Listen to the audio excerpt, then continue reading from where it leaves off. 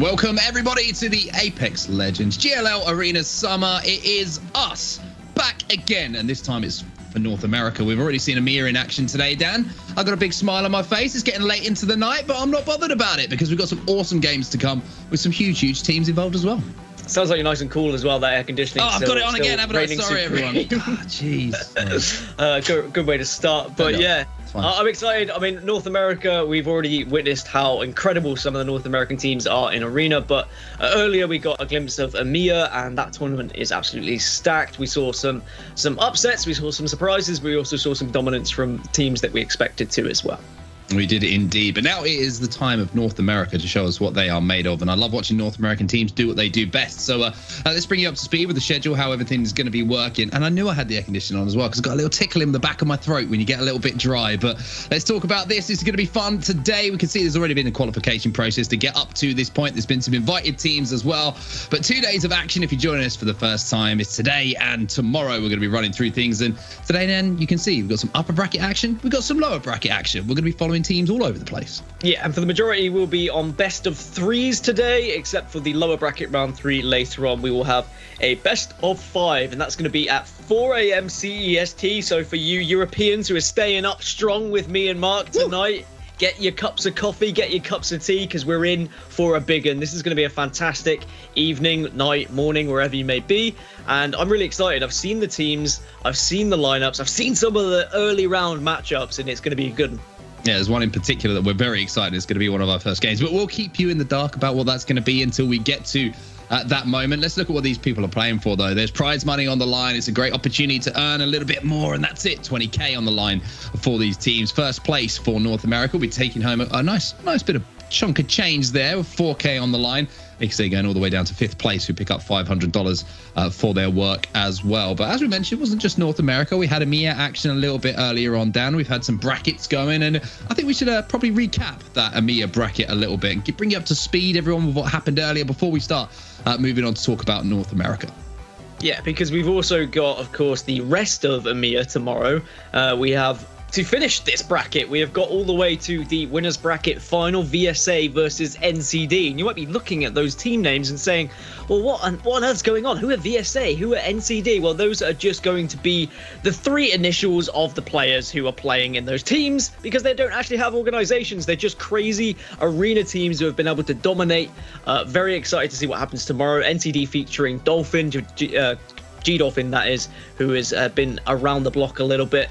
And in the lower bracket, we've seen a couple of surprises. Scars Europe were eliminated in round 2. New Esports taken down by Kungana. Aqualix still alive. They'll face off against Gambit. And Na'Vi versus Kungana in losers bracket round 4. That's going to be a rematch from the winners bracket. So very excited to see that one tomorrow. That lower bracket looks terrifying. I think some of the best teams in the world down in that lower bracket. And congratulations to VSA. Very impressive from the Controller boys to get into that upper bracket round 4. Although we'll take on NCD, as you noticed. But I mean, some of the recaps, some of the standout performances from you today, I would say, in my opinion, the Kungana performance against New Esports. It was a great series, but some really big clutch moments there as well.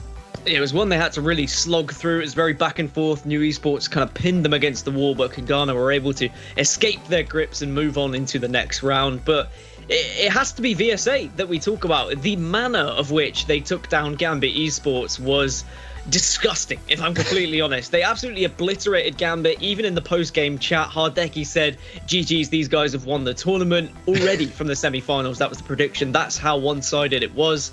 So it'll be a case of, can they carry on that fine form into tomorrow and take down NCD, who have also been running a steam train through the bracket? They certainly have. Well, that is the recap of EMEA. That's what happened earlier, but let's bring it to now, Dan. Let's talk about the present. Let's leave the past in the past. We've got that to look forward to tomorrow, the rest of that bracket. Let's talk about North America. These are the teams that are going to be playing today. You've got Alpine Esports. You've got Benchwarmers. That new lineup led by Madness, of course. You've got Complexity in the bracket as well. You've got Star, Premier GG, Space Station, Mojo Jojo. We found out earlier that Dan is more of a Powerpuff Girls fan than maybe arguably he should be. But here we are. My Little Phony in there as well. Aim Religion, Dudes Night Out, Monas, Sentinels. That is going to be a banger of a game, by the way. Ghost Gaming, G2 in there as well, who have obviously won arena tournaments before. Noble Esports and Arena Demons 2, the imposters to Monas. They are the imposters, but any team that has Arena Demons in their name has to be good. We found that out in the last time we casted Arena Tournament, so already the pressure is on Arena Demons. And remember, they've got here by qualifying. It's not just a case of invites coming through. There was a whole qualification process. There was like 200 blah blah teams that were able to try and fight their way through to get to this point. So every team deserves to be there.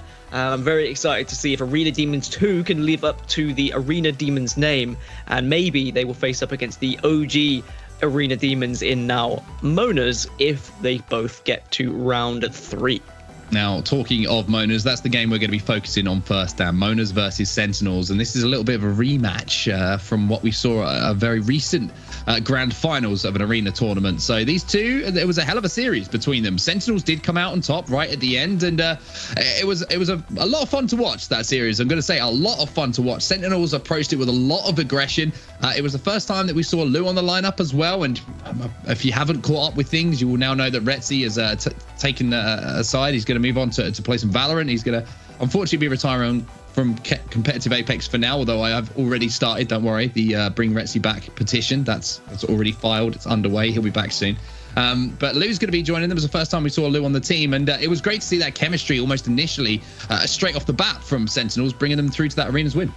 Yeah, and Monas, previously Arena Demons, they surprised everyone, I think. Even to the point, I'm going to be completely honest, I was like, are these boys legit? There is some, like, this is disgusting the way they're hitting shots. They are not missing, but they were completely legit. They were incredible. They were taking down some of the best teams in that tournament, but they just couldn't quite get over that finish line. I think a lot of that came down to experience. Sentinels had been in that position before. They knew what it was like to be in a final. I think the pressure maybe got to the original Arena Demons, but now going into their kind of second tournament, I'm expecting a little bit more from the Monas, and maybe they can get revenge here where the pressure's slightly off in round number 1 in the winners bracket. They have the lower bracket to work with if they do lose, and perhaps we'll see them progress and maybe get to another grand final. And what way to start it would be for them, not only to get revenge, but to knock Sentinels down to the lower bracket. It'd be the perfect way to start things off, to just remind Sentinels that maybe they got lucky last time. Maybe we didn't have the experience under our belts, but this time we're coming for you, and this time we're knocking you down to that lower bracket. Well, we'll have to see what happens in that game. We'll get into it as soon as we can, but let's talk about the bracket a little bit more. Any other teams that you're looking forward to watching there?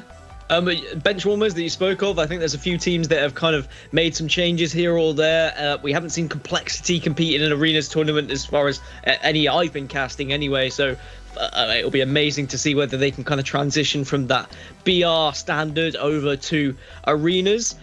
Ghost Gaming have performed well in previous arena tournaments. Ghost versus G2 in the first round here as well. Exactly. That's another previous final, may we add. It's not going to be from the previous arenas tournament that we casted, but if we go way back about 3 arenas tournaments ago, then it was Ghost Gaming versus G2 featuring in that. So it really has worked out quite nicely, or not nicely, depending on which way you look at it. Who else? Jojo. We can't go against them. They are probably my favorite team in the tournament. And My Little Phony, I mean, they are not a team that you can really go up against and have any sort of confidence, because they pull out some disgusting things when you least expect it. I mean, this is a stacked bracket. At first glance, I just didn't recognize some of the team names, or I overlooked some of the team names, but the further you look into it and you realize who's playing who, this is just equally as scary as the EMEA bracket was, if not more so. I agree. I think one thing I'm really happy to see is Complexity playing in these tournaments as well. You saw Monsoon's tweet yesterday. I spoke about it early on the EMEA show, but for some people who are watching for the first time now and joining us, welcome along. But he was saying this is a change in mentality now for Complexity. Ahead of ALGS Season 2, they want to play in every tournament. They want to get any experience under their belt, build that chemistry back up to be the powerhouse team that they know they can be. I really feel like missing out on that ALGS Championship final really affected them and kind of made them reassess how they want to approach things. So really looking forward to seeing how Complexity play. And another team I'm looking forward to seeing play as well is going to be Space Station Gaming. You know how much they want to do well in this tournament, Dan? You know how much they want to really make sure that they were in this bracket?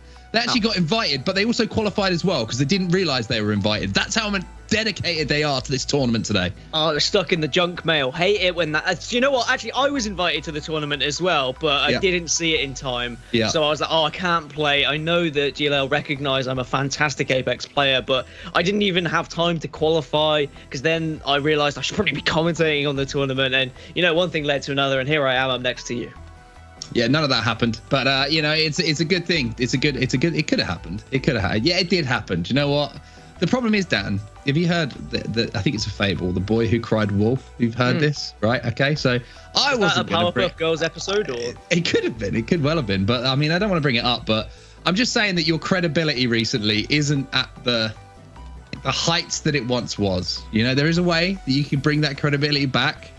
Everybody who's watching knows what I'm talking about. I'm just saying that this thing right here, you know, you just walk in, show them a picture of me, things could change for you. But until then, credibility is still down here, okay? You have to build it back up through the next day of action. I'm sorry. Any opportunity I can, I'll bring it up. And do you know why? This is your fault. Look, it was a piece of commentary that will go down in the history books, right? Because it was something that was outrageous, that was said, that was just so unlikely to happen. There was probably a 0.0001 chance of it happening. It involved there being a clutch situation from the one player remaining. We know. A massive throw from the other teams that were there. We know. We watched it. Exactly. So we all watched it. If you watch it back, plus that commentary, you're like, well, of course it's not going to happen. He's just said he's going to shave his head. But then it did happen. Yeah, it did happen. Yeah, and that leaves us where we are now, with me scraping your credibility off the bottom of my foot. That's where it is. Right. But I believe in you, Dan, is what I'm trying to say. You can get it back up to where, you know, it once was. As a trustworthy, you know, honest, good man, you can get it back up there. I don't know how we always get sidetracked onto that, but I'm not gonna lie, I love it. So let's talk about this game a little bit more. Let's talk about some of the maps and the rules as well, because you know, we've got some legends banned down. We're not going to see Valkyrie today. We're not going to see Seer. We're not going to see Bloodhound, and we're also not going to see Loba, which is the pick that's, I think, in my opinion, is most influential. The most controversial as well. I know there's some players that are probably a little bit unhappy about that ban. A lot of teams that were playing a lot of Loba, very much their playstyle featured around Loba, stealing those resources away from other teams, getting that advantage, and then pushing up to the map. There were kind of counterplays against Loba, and some people had kind of found ways to do so, but it was decided that it would be a better tournament without Loba. So now people are going to have to adjust. They're going to have to find different legends to go with.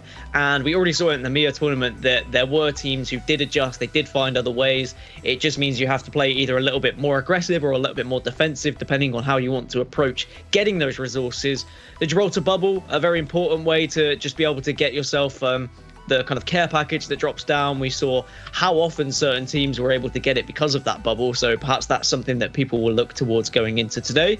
When it comes to legend composition, I mean, with our first game being Monas versus Sentinels, we have to talk about how Monas really redefined the meta of arenas in the previous tournament. Every map, they had a different composition. They knew exactly what legend they wanted to play. They knew exactly why they wanted to play that legend, and there was always a method to the madness. It wasn't just for no reason. It wasn't for a gimmick. Every single time they knew why and how they were going to beat their opponents, and it was fantastic.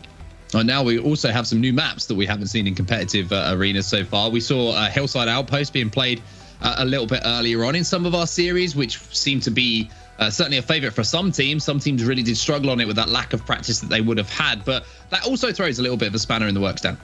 It does, and I think that those teams who are more arena focused and those teams who haven't necessarily been in the spotlight of BRs and maybe won't get the chance to win prize money throughout the BR tournaments and throughout ALGS Season 2, e.g. maybe Monas, I don't know, maybe they will compete, maybe they will find a way through, but at the moment, arenas is going to be their focus, and they know full well they could potentially be taking away $4,000 here. And even though you can't really split $4,000 between 3 people perfectly, that's still a lot of money to be taken home, 1,333.3 recurring. Is that true? Let me work it out. If you've worked that out off the top of your head, by the way, then that's going to blow my mind. Hold on. He's a genius. He's a genius, everybody. What you don't see is right next to Dan is he has a massive abacus, and that's how he works out all of his statistics. Doesn't do electronics. He's all about that hardcore manual, you know, mathematics. He's a man of the math, is all I'm going to say. Dan Gaskin, man of the math. Full of lies, but man of the math. Sorry. I'm sorry. Do you know what? I apologize. I went too far. Do you forgive me? No, but the point I was making is that basically, so let's take Monas for example. They've said, all right, well, there's new maps being introduced to the pool. Most people aren't going to be picking those new maps. Maybe we could practice those new maps. They are very much matchmaking gods. They just dive into the playlist. They got pred very quickly, and they'll be saying, look, let's just make sure we have the advantage on every single map possible. And maybe, who knows, they'll bring out a legend that we're not expecting. Maybe they found a map that Caustic really kind of just changes the game, and we'll see a Caustic come into the equation or something like that. Yeah, it's going to be interesting to see for sure. I think G2 are going to want a word with some of the teams in this bracket as well, because they kind of made their name as the original, pro arena team who really kind of took to arenas, to be honest with you, and put a lot of time in and showed that they are a very, very difficult team to beat. And they don't like losing tournaments. I know that might sound like a really strange thing to say, but, no team who's a professional team likes losing tournaments. But G2, I feel like if things don't go their way, then it annoys them. It fires them up. They want to get back into the next tournament and prove everything right that they think about themselves and everyone else wrong who might have doubted them for a few seconds. Yeah, and I think that kind of encouragement can spur you into practicing more, and especially when there is going to be rule changes, and whether that be legend changes, whether it be map changes, that is a chance for you to get a step up on the rest of the competition. Because let's be honest, there are teams here who play predominantly Battle Royale who won't be as focused on arenas, who will just see this as, well, you know what, we'll be good enough at arenas because we're a good Battle Royale team. And those teams have been punished, but they're here just kind of to try and enjoy themselves a little bit. It's a chance to relax, let your hair down, play some of the legends maybe you wouldn't be able to play in Battle Royale. Whereas we'll get the hardcore arena players who say, no, we're here to win, we're here to prove a point. And I think G2 will definitely be looking at that last tournament saying, well, we got shown up a little bit, we got taken off of our home turf, so let's make sure we bring things back here and assert our dominance once again. And we'll also be having players jumping on for some interviews as well, which is something that I've loved about these shows recently. We've got to speak to players. I made a point of it. We haven't had LANs. I say it all the time. I think I can't even. How many years ago was Poland now? I mean, you didn't even have a beard. I'm pretty sure I might have even. No, I didn't have hair still then. That was a long time ago. But it just feels like, we haven't had the opportunity to speak to these players, to meet these players, to some of the people at home, to actually put, a voice and a face to the names that they watch all the time. So it's great to speak to them. We'll have some of the players on. I enjoyed the interview earlier with Grace 4 as well. I thought he was gonna wind me up again and say that I've been mean to him, but he didn't. He's too nice for that. He's too nice. Shout out to you, Grace 4, for being a wonderful person. But we got a really good behind the scenes look at the likes of Na'Vi. We got some good questions in there asking them how they couldn't quite get over the line in a few tournaments. And, Strafey was saying that, it's a case of getting closer and closer and just maybe just taking that deep breath in those final moments where they need to clutch up. So little things like that, hopefully we can bring to you all at home. Hopefully you're going to stay with us for the entirety of it. But I think we're getting pretty close to our first game now, Dan.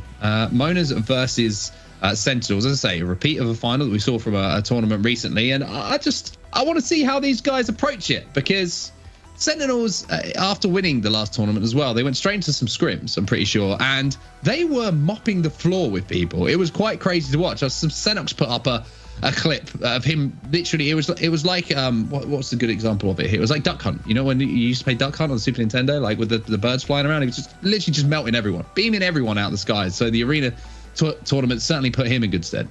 You are showing your age a little bit. I do fortunately know what Duck Hunt is, but people in the chat are probably like, what is this ancient old man talking about? What is a Super Nintendo, a SNES?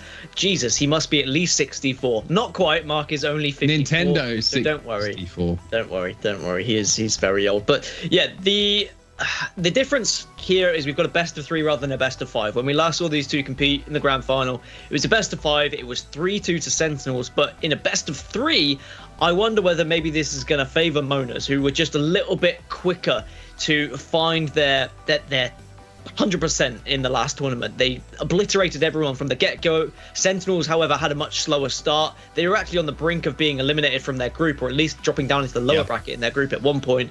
And then they came from the depths and they showed us what they were made of, and then suddenly they were the winners of the tournament. So perhaps a best of 3 might suit the Monas a little bit more here, who are just far quicker out of the blocks, whereas Sentinels might be a little bit slower to adjust. But at the same time, it will depend on maps. I think map selection is going to be very important here. I'm excited to see which maps we're going to find ourselves on, especially with the map pool that has been presented to us by GLL. So this will be interesting. And just to quickly go back to kind of LANs and seeing people in real life and stuff, do you know how sick I am of staring at this camera? I thought you were going to say staring at me. Like, I don't even get to stare at you. I thought you were going to say I'm so sick of being able to sit and like having to listen to you. I can't wait to get back to LAN and just like, do you know what I mean? I'm going to scrap it out. I would gladly get sick of staring at you, but I can't even look at you right now because I have to look at the camera here to try and talk to you, even though realistically it would be much better if I looked at it this way.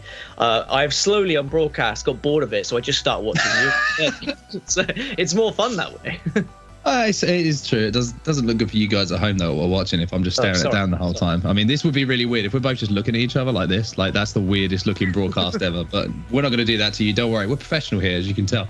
But yeah, I mean, we're moments away from getting into our first game. Just waiting for a little update from the back to see how long that's going to take us to get into it. Hopefully, we can get into action as soon as possible. But the new maps were certainly an interesting point. I wonder if we're going to see any more today. I'm pretty sure the Dome was in the rotation, which it's going to be interesting to see if we go over to there. Another World's Edge bit. Dan just a little raise of the eyebrow now. He doesn't want to go there almost as much as he doesn't want to go to Gardens. But I thought a Hillside Outpost was interesting. It certainly gave us some different pace to the game that we haven't seen. Yeah, it was another map that it looks bigger than it is. There's just a lot of buildings that you can reside in, you can hide away, but for the majority, it's all fought on the top of the buildings. You feel a little bit like Spider-Man. If you're Pathfinder, definitely feel like Spider-Man, swinging from building to building, trying to take advantage of any high ground that you can find. And then there's the ultimate high ground when that circle does go that way. That's the one thing I enjoy about the arenas is how the different circles make a map play entirely differently depending on where you're going to be going. Like for Gardens, for example, even though as much as I dislike it at times, it's a huge map, but you only ever see two positions played, right? Yeah. You've got one high ground, you've got one low ground bit, and apart from the circle sometimes transitioning to the building down at the bottom where people hide down by the door, for the most part, you're just going to see people fighting in those buildings. You never really see people on the east or west side of the map, and that's just because of where the circles pull. And some maps are quicker than others because of that, because you know where those circles are going to be, you know those power positions to play, whereas some are going to be a little bit slower, some you can go for flanks a little bit more often, and there's a lot of variety now as more maps are being introduced, and that means that we get a lot of creative ways for some of these arena teams to look at legend compositions, to look at tactics, look at strategy, look at weapons that have changed. The meta has been ever evolving throughout all these arena tournaments, and I'm just waiting for the next innovative thing to come through.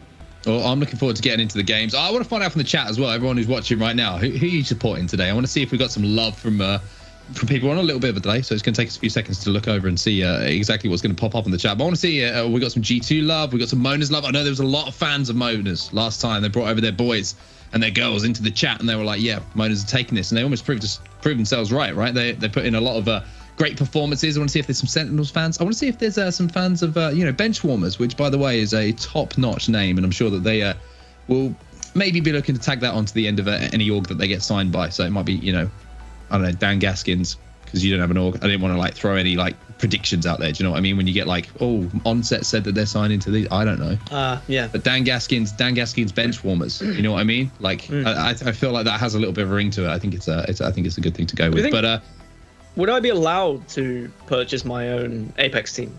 Would that be a conflict of interest? Yeah, conflict of interest. Do you think that maybe I wouldn't be allowed to commentate on the tournaments if I was definitely biased? If you were a man of your word and trustworthy, then quite possibly there might be a conversation to be had. But I think unfortunately you've made your bed there, and you're going to have to. I presume you as a human being, everything you've ever said, you've always never sworn told by. You've 100%. Never told a lie. No, never. Okay. All right, no, that's fine. I'm glad that you can be honest about that, and you are more of a human being than I am. You are a perfect man, and I wish I could be as good as you. I am as pure as they come, Dan. Is all I can say. And I'm going to leave it on that, because I'm sure that someone is probably filing through my Twitter right now looking for something that doesn't say that. But let's talk about, I don't know, let's talk about some of our other teams in the bracket. If we could bring the bracket back up once more, just so we can file through and just highlight some of the teams we haven't talked about as much. For example, G2 we've mentioned, Ghost Gaming, again, a little bit of an underdog, you would say, maybe, which is crazy to say. When I say underdog, by the way, I don't mean underdog out of everyone. I mean potential tournament winners. Definitely Ghost Gaming have shown they can get the job done in arenas. Can I give you Powerpuff Girls facts about the fact we've got Mojo Jojo in there? Because I'm a big Powerpuff Girls fan. Did you know, Mark, that it had the highest debut in Cartoon Network history? It was the most watched show ever on Cartoon Network at the time. On its debut, Mark. No one even knew what the Powerpuff Girls were, but just seeing Mojo Jojo, everyone knew that this was going to be the next primetime television kids show that was going to change everyone's life, so much so that when we get to an Apex Legends tournament, someone renames their team after the famous villain in Powerpuff Girls. Do you want to know a Powerpuff Girls fact, Dan? You think you're the really real clever one? Do you know what it was originally going to be called? Wasn't it Whoopee or something like that? Whoop-ass girls. That's what it was going to be called. You call yourself a fan. Ugh, this guy claims he's a fan. Well, look, good news, everybody. We can stop speaking about... No, we can't. We can't stop speaking about the Powerpuff Girls because we got teased, Dan. We got teased with some gameplay, unfortunately. We can give you some more facts if you want. I mean, I'm not going to lie. I'm just looking them up to the left. Mojo Jojo was inspired by a character from a Japanese live-action sci-fi series. Was it Spectre Man? It was, and we were produced in 1971. I mean, it's almost like I've read that same page or something. or maybe the first link on Google that we got to. Yeah, maybe. I'm hoping, to be honest with you, that maybe it is a Google search, and we both went for the first one. But I'm looking at. I'm seeing the chat right now. I'm seeing some fans of Space Station. I'm seeing some bench warmers fans. Love to see that from you, legend. Ambury. If I've got that one wrong, I apologise. You can see the Space Station logo popping up. Who else we got in here? Let's be honest. We've got some fans coming through there. That's what we want to see. That's what we love. Let's take a look at some map picks, though, Dan. Let's leave the Powerpuff Girls for the side. Let's leave all Powerpuff Girl-related stuff until we see Mojo Jojo play. And let's talk about Sentinels versus Monas. Our first map pick is going to be for Sentinels. And this is going to be a best of 3. So it's only going to go up to the first 3 here. And what do we got? We get a little reveal here, and it always gives. Oh, there it is. There it gets a little change from 5 to 3. And what do we got first? What? Guess, Dan. Come on. Gardens. Have you seen? An honest man would have said, unfortunately, I can't guess because it's appeared in front of me. Have you seen on the social media app that sounds like Hickok, where you guess what color the paint balloons are going to be, but then the trend is that you guess afterwards and really annoy your partner? That's what I'm going to do. I guess that map number 2 is going to be Party Crashers. Okay, all right. Well, you're not getting asked anymore. It's as simple as that. We'll just talk through it. So map number 1, Gardens, which is going to be Sentinels flying at people. It's going to be Monas flying at people as well. Monas did a really good job with those Skynades. Party Crashers going to be a little bit slower, but Sentinels do like to up the pace. And I think that could be a really good map too, actually, for Sentinels. Artillery is one that Monas have looked very, very strong on those. So I feel like map 1 is going to be vital. Whoever takes that home, Gardens seems to be a little bit of a coin flip at the moment for some teams. Party Crashers, I feel, probably favours Sentinels a little bit, but Artillery going for Monas. Do you agree? Yeah, I was trying to look back to see if I could find the best of 5 and what maps were played and who won what, but I can't find the notes. I can only see the result was 3-2 to Sentinels. If I remember correctly, I think Sentinels did beat Monas on Gardens, so I can understand that pick. Artillery was a good map for both of these teams. We saw both of them try out Horizon, and that legend really can shift things in your favor, just being able to regain that high ground. Both teams were very good when the circle was focusing on the higher side of the map. They really knew how to transition from one side to the other. We also saw snipers come into play a lot for both teams. For Gardens, though, I feel like this was the one map that really Monas got surprised by Sentinels on, if I remember correctly, and I hope I do. I know I'm getting old and my brain's becoming a bit mushy, but I think it was Sentinels who really were kind of like bringing in the grenade tactics to try and take them off high ground, and both these teams were just nading each other out, and it was an absolute slugfest on the map where it wasn't playing how we were used to seeing it playing. Instead, it was just both teams saying, actually, let's go for low ground, let's nade the other team off, and then we just ran them off the map. And if it's anything like that series that we saw just a few weeks ago in the previous arena tournament, we're in for a treat, even though it's just a best of 3.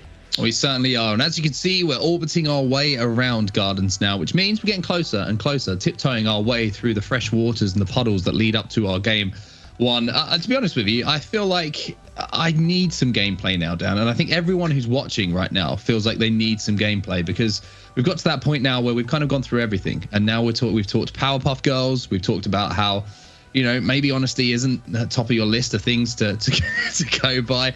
And, you know, at some point, I'm going to talk about how I still want to put my hand in that lovely fountain, because it just looks like it would be an enjoyable thing to do. But where would you place your hand on top of the fountain, or would you just trickle the fingers? I like to restrict myself. I think I'd try a lot of different things and see what's best, and then kind of feed back after that.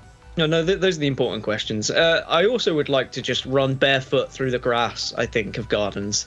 It looks like Bermuda grass, doesn't it? Like, yeah, you know what I mean? It would be soft. Yeah. It would almost be like cotton on your feet. I don't think there's going to be any prickles in there. No stinging nettles to go against you. The gardener of Gardens ensures that everything is pristine. Right, let's get into the game. Oh, here we go. Or do we? Or do we? Don't do this to us. Come on. I'm gonna, can I cast a spell? Yes, there it is. We're already in the game, and Aim the Destroyer is going down to the low ground. Thank you for sticking with us, everyone, and it's been a pleasure to bring you up to speed with everything that's been going on today, and of course, what will be going on in front of us in the next couple of hours. Sentinels, though, down on the low ground. Looks like Monas have managed to get that high ground, and we're down at the lower side to start with here on Gardens. No real damage being exchanged between the two as yet, as Dimmy has a little look over that shoulder, and you can see Rani is going to be on Octane, and we have a Horizon in the lobby. Sentinels with that classic lineup that we know they love to play in arenas. Yeah, whereas Mona's going to be really trying to show what they did in the previous tournament. The aim that they had was absolutely phenomenal, and it was only Sentinels that were able to overcome them. So Sentinels will try and find that same form, just looking to try and engage in this fight after they've done a little bit of damage. As it's round one, we're not going to see too many resources available for these teams. So once a bat or two is gone and those shield cells have been depleted, then suddenly you're going to have to take that fight when you're able to get a chunk of damage, push in and take advantage of any sort of really situation that finds yourself in any kind of scenario where your other team is struggling against you when they've used up all their bats. We got trouble, really close. Well, no real shots being exchanged between the two teams at the moment. Monas have a complete advantage with height, and I don't think that there's any utility really for Sentinels to try and fight their way out of things. The circle will pull slightly away from these buildings down to that low ground as Crust has a little poke, but will take some damage on his way as the gun shield gets destroyed almost immediately. But you can see that Sentinel's kind of in a position now where they don't really have any meds to play with. Crust doesn't look like he has any shield cells. Lou doesn't really have anything to work with. So Sentinel's in a little bit of a tough spot here. And you feel like if they get any kind of damage done, that maybe they're going to try and pounce. They do have a bubble to work with, though. That could be the saving grace for them here, as both teams just a little bit of a standoff. There's a little bit of a peek here from Monas. Dimmy trying to get some sight lines, get some information, make sure that no Sentinels members have managed to creep out and are on the flank. Information is absolutely everything, especially in a meta in arenas where you can't use Seer, you can't use Bloodhound. There's no legends to really give you that free information.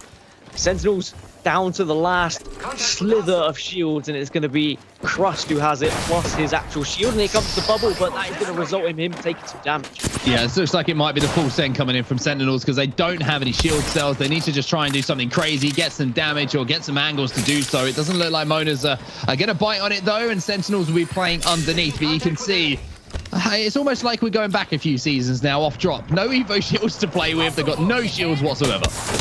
And I think this could be a very different game if either of these teams was playing anyone else in round one, because they're both so confident, but they know what each other are capable of. And eventually, Monas will get the dub there. It was very easy after they had depleted all the resources of Sentinels, and they go 1-0 up here on Gardens. But as I was saying, I mean, there's a lot of respect, I think, for these two teams from one another. Maybe a lot of disrespect as well. Probably some teabagging. I think we did see some teabagging in the previous series with them. But at the same time, they know that they're going to be going up against someone who knows how to aim, who knows how to hit shots, who knows how to play the game. So it's not a case of just running at one another. There has to be strategy to the madness. Well, now we're going to the opposite side of Gardens. We'll go up to the extreme high ground here, and Sentinels will have the advantage with the zip line being bought by Lou here on Pathfinder, so they'll be able to get up to the high ground first. But the question is, will there be grenades there to meet them, as Monas will also hit the zip line, but down to that lower ground. There is Dimmy with that frag grenade in hand, and as he swings round, we're looking to get some shots. 45, and another is going to break the shields of Senok, so early HP damage being done by Monas here, and Sentinels have to get in a position to once again just buckle up and look to reset a little bit. The Monas, they just don't miss. I mean, it's terrifying how good their aim is, really. I'd love to have been on their team for any sort of game, whether it be VR or arenas, and they could just carry me through with the sheer amount of gun power they do have. But Sentinels still have this high ground, but here come the nades now. Crust, his shield's absolutely ripped away from him. Now he's been bounced down to low ground, and this is when Monas take it back.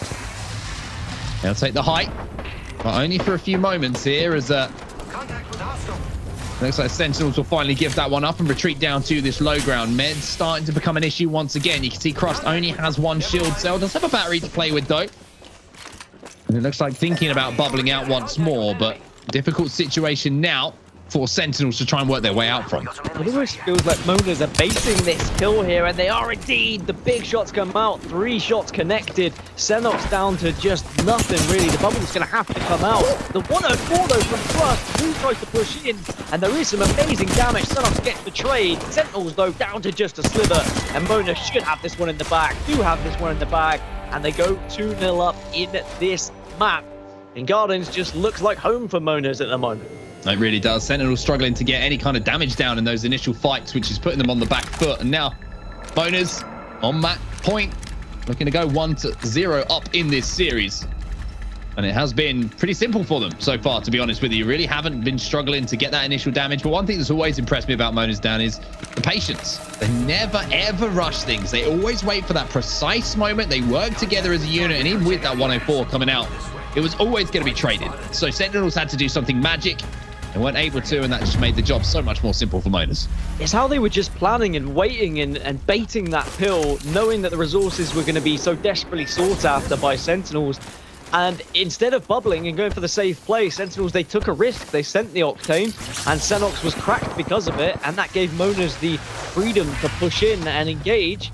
And they're going to have high ground again here. The Horizon being pushed on and just utilized to ensure they get enough of a high ground advantage that they can just be patient about the game. And once again, you can see they tried to bubble up here, Sentinels. They tried to launch a few nades up as their first knock will come in from Lou. Rani on his own now. This is the answer that Sentinels needed. They needed to at least show a little bit of fight here as they get their first round on the board. And if we know anything about Sentinels, it's when their back's against the wall down that they find themselves the most dangerous Sentinels you could ask for. 2-1 now in the series, in the map, I should say, not in the series. And Sentinels finally showing a little bit of life. Yeah, Mona's almost giving them a path to the high ground there. The Horizon Q coming down, the grav lift was there for Sentinels to use, and they said, all right, well, you know what, we'll take it. We'll throw a few nades, and we're going to join you up there. And I think we can get the jump on you. There's enough angles we can come from. And Mona's maybe a small mistake coming out from them, and they're going to have to reassess how they want to play this next round, because as soon as this goes to 2-2, then this map becomes a lot longer, and there's going to have to be a lot more strategy as you go into round 5 and round 6. All on purple armors now, of course, so these fights become a little bit more difficult than they were before. Oh, Crust is in trouble. The bubble will be forced. Now you have to wonder, are Moden's going to drop? Are they going to give Sentinels a chance to recover and stabilize? It looks like they will for now, but they will have complete high ground control once more. Sentinels this time playing down in that small room underneath. 45 damage is going to slow that player down. I think it was Lou just peeking with the flatline. And that's Crust now. And watch some of his point of view on Gibraltar, maybe thinking about peeking with that gun shield. And as we spoke about recently, Crust Sentinels trust, but there comes the ultimate from Horizon. A couple of nades here as well. Lou desperately trying to avoid the damage, but Ronnie's going to get one. Xenox is in all sorts of problems, and this is looking like it might be that point. Indeed, going to Monas. And that is Horizon coming into the equation. The ultimate pop, the grenades. It felt like there was about 84 grenades there. It was unavoidable. Sentinels just had to witness the madness and just accept the damage that was about to unfold in front of them. Monas take map number 1. And again, it's down to that difference in legend composition for me. The Horizon just offered a little bit more than the Gibraltar did, but this is certainly a little bit better than what we saw from EMEA. There was a little bit more stubbornness coming out from the EMEA players where they wanted to stick with just the legends they were good with. But I feel like here with Sentinels and Monas, both of them are going for a little bit more strategy in their composition picks. Yeah, it's a little bit disappointing from Sentinels. Really didn't... I think if you were to look at the damage statistics across both teams, there's only really one team who would be standing out. Yes, of course, it's pretty obvious when you think about it, you know, with the result the way it was, the 3-1 win, but it was the initial poke battle constantly getting lost by Sentinels, it felt, and very difficult for you to fight back, especially in those early rounds. And that's one thing about arenas, right? I feel like if you lose round 1 and 2, then it's so difficult to fight your way back in round 3 and 4 because, you know, economy's not going your way. You've got the little, you know, psychological edge going to your opponents, being able to pick up that initial damage. And I feel like before you know it, that round's gone. The map has gone as we now move on to Party Crasher. It also gives you the freedom to play around a little bit against the grain. Going for that Horizon ultimate maybe isn't something they would have gone for if it was 2-2, for example, but it played right into the hands that Sentinels dropped. They went down low. They were going to play for the late game circle. It's that circle that kind of finishes right on the door, but they weren't given the chance to because the black hole came through and really annihilated them alongside the grenade. So a perfectly strategized moment there for the Monas, and they'll move to map number 2 with the advantage. And actually, Party Crasher was their pick. So if Monas are able to turn this one in their favor now, they'll be progressing and getting the revenge on Sentinels very early in this tournament. But it is just a best of 3. It was a best of 5 previously between these two teams. Very, very true. Now we're going to see the 30-30s come out if we know anything about Monas and the way that they played. Love to hold the angles, love to hold the head glitches. And I just wonder how Sentinels are going to approach this, because if I know anything about Sentinels, when they lose, they like to increase the amount of aggression that they're playing with. They don't like to sit back. They like to really try and take it to their opponents. So it wouldn't surprise me here in round 1 to see them really try and close the gap as quickly as possible and maybe just put the pressure back onto their opponents, or at least try to in this first game. The only flaw in that plan is you're going up against 3 controller players, and the more aggressive you are, the more likely you're going to be going into a close engagement, and I think that's going to play into the hands of Monas, previously Arena Demons, also known as controller mad, crazy hooligans who know how to hit every single shot in the world. And you can't just get too aggressive. You can't play into their hands that way. There has to be strategy behind it. You have to be planning when you get aggressive. And Sentinels did do that the last time they played each other. They didn't get involved in too much of a poke-off, but as soon as they did initiate enough damage, that's when they just jumped. They tried to be a little bit more surprising onto the Monas, but these 30-30 repeaters, as you say, they're such a nuisance, a thorn in the side, very difficult to play against, because it seems like as soon as you try and transition any sort of way across the map, you're just being drilled from all angles, and it is just hitting you so hard that you're having to sell, you're having to bat, and then sooner or later, you're out of resources, and you're just going to have to push with no shields. And it's very difficult to play against, and there's something that we saw from Monas, previously Arena Demons, like you mentioned, the last tournament we saw them really did surprise us with some of their strategies, and really, really sound strategies as well, with the way that they did pan out and the way that they did manage to play. And they actually used Valkyrie when they were on this map last time. Now, Valkyrie is banned in this arena, so we'll have to see how they do approach things with their composition. Wouldn't surprise me to see them going with something like a Pathfinder, Gibby, Octane, something a little bit more traditional, as you would imagine maybe would be effective here on Party Crasher. But for me, I don't know. We're going to have to see how things go. But oh my word. Well, get the heirlooms out. Get the sides out, ladies and gentlemen, because this is going to be a little bit of Revenant coming to the party. I don't think we've seen much Revenant in Arena, which I guess is quite surprising considering the Revenant plus Octane combo has been so prominent throughout the Battle Royale meta for quite some time. So I'm interested to see how Monas play this one. Well, they're getting aggressive here. Oh, my word. Dimmy, I don't think he's missed a bullet yet with that wingman. And that 76 headshot is really going to be damaging the economy. And once again, Sentinels, I think, are just heavily losing this poke battle. As Aiden the Destroyer maybe feeling a little bit overconfident with the side out as he tries to maybe think about putting the pain onto his opponents. Mona's now thinking about a drop, but once again, great patience from them, Dan, just holding this high ground as Lou is going to be taking some more damage, and Lou will be the first one to fall as Cross can't quite hit those shots. He'll go down. Ronnie has been popping off. Last player alive will be taken down here as well, and it will be, once again, Monas up by 1 and just savage in the way they went about it. If there's one thing we learned watching both of these teams compete last time, is that they know how to get a job done quickly.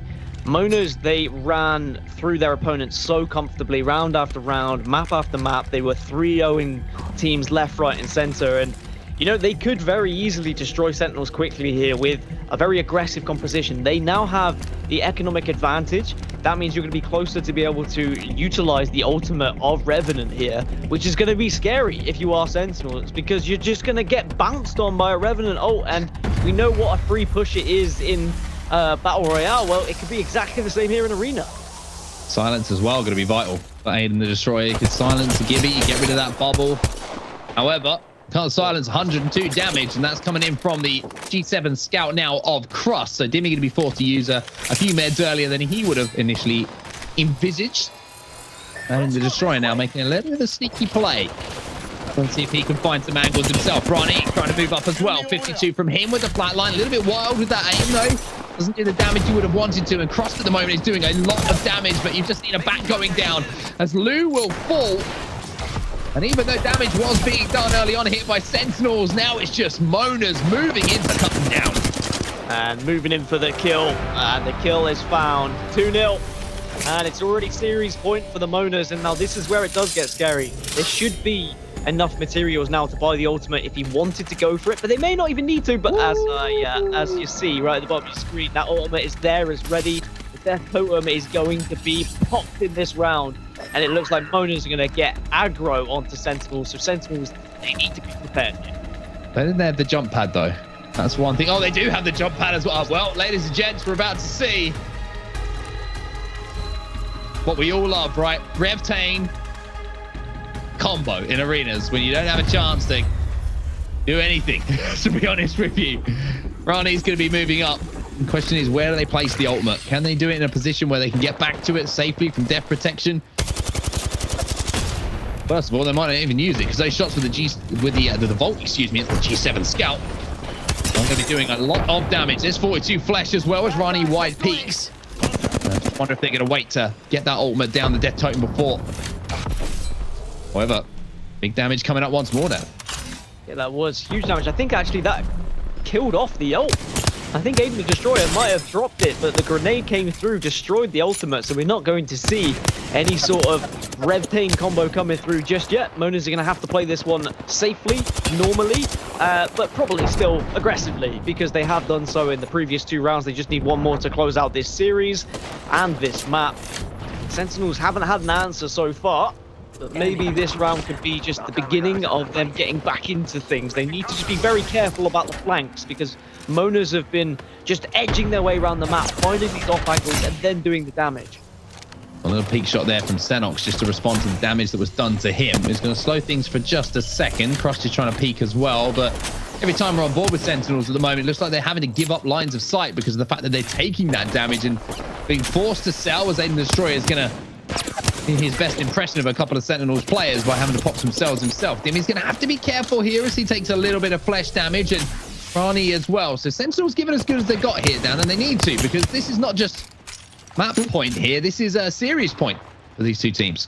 Look where this circle's going, though. Both teams going to have to move ever so slightly, and you'd argue that Mona's in a slightly better position. Sentinels having to back out. Blue's been cracked.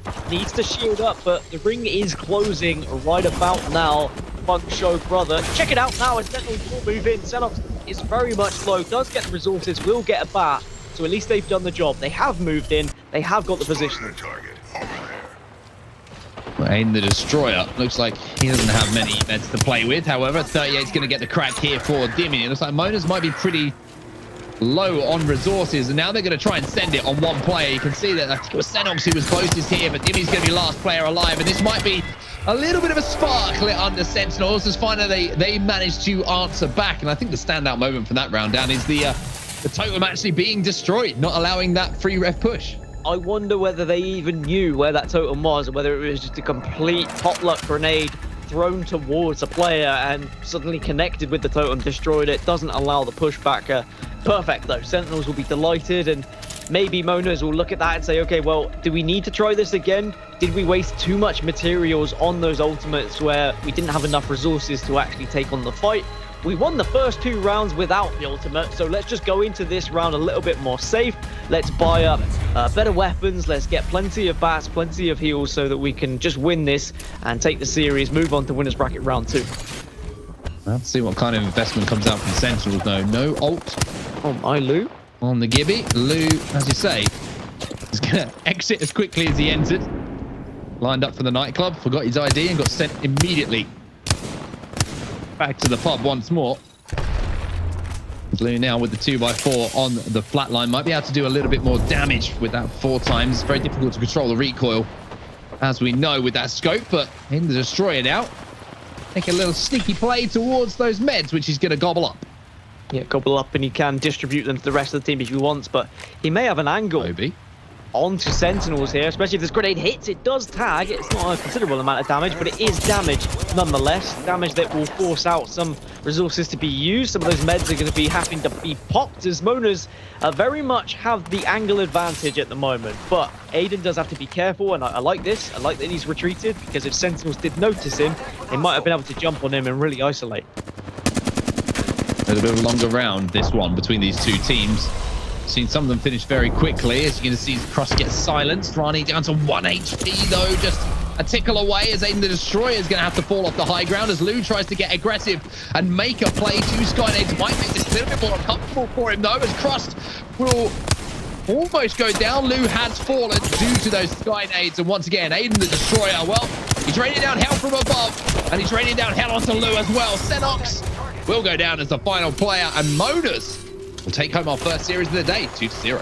Well, they get their revenge from the previous Arenas tournament. It was probably a little bit quicker than expected. It is a best of 3, so maybe Sentinels will be thinking, well, perhaps we can get our revenge later on, but it's going to be a long old road through that lower bracket, and the last laugh very firmly is going to be in the court of Monas, previously Arena Demons, previous runners-up of the last Arena tournament that both Mark and I commentated over.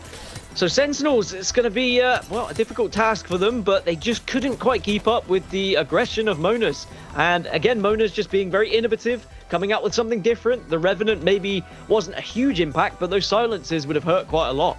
I mean, you look across the statistics here and you can see, I think map 1 was the standout for me. Initial damage, right? We talked about that and you can see that Sentinels doing a good amount of damage themselves, but nowhere near what was actually done by their opponents. It was a clear victory for them. A little bit closer in that second, but dear me, look at that damage dealt on our second map on Party Crasher, and I think a lot of that came from the Wingman, so big numbers from him. Yes, Sentinels just... They couldn't compete with the damage, and they didn't have the ability to kind of snag any resources away from Monas either. There was just a kind of trade-off for who was getting the bats. At times, Monas even baited those pills, baited those resources from Sentinel, said, look, you can go for that pill that's in the open, but what happens if we shoot you? They did shoot them, and then they would push on them, and Sentinels had to take the fight because they were being swarmed by 3 players. A shame, kind of, that we didn't get to see the Revtane really kind of performed at its brilliance, but at the same time, we all hate Revtane quite a lot, so that grenade was kind of a grenade for everyone, really, wasn't it? We all enjoyed just seeing that ultimate blown to smithereens. Yeah, we'd all put our signature on that grenade. I think unless you're a Monas fan, that is very true, and I'm sure they would have loved to see it, and it certainly would have been some fun, but at the same time, I think you summed it up more than I could need to say to put on the matter. But very impressive again. And I love seeing that. Again, the innovation coming in from Monas. You know, they used Valkyrie last time that they were on Party Crasher to use that Skyward Dive to get into position and reposition with a jetpack, to use the Q. You know, all these different things that come into different legends being effective. And they found another one there. You know, the silences being important, being able to get rid of gun shield with the silence. There's just so much that could be talked about. That was just impressive about that performance. But the final thing we need to say about it is it was 2-0. It was very comfortable. And now it's time for us to take a look at the bracket, see what was going on elsewhere, Dan. So not just Sentinels who will be falling down to the lower bracket. There will be some other teams joining them as well. Take us through it, my friend.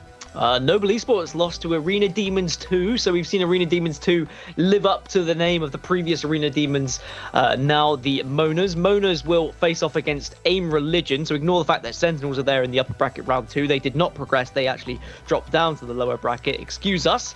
Premier GG took down Space Station Gaming, and then a few of the upper bracket round games are still to be played, so looking forward to seeing who will move through. Yeah, a little bit of surprise to see Space Station fall down so early. Premier, very good performance from them. But as we talked about earlier, you know, Monas, I think they're favourites, man. I'm going to say it right now. It's early to say it. I've only seen them in one previous tournament, but taking down Sentinels in that kind of style, I'm making them favourites, Dan. Argue against me. I dare you.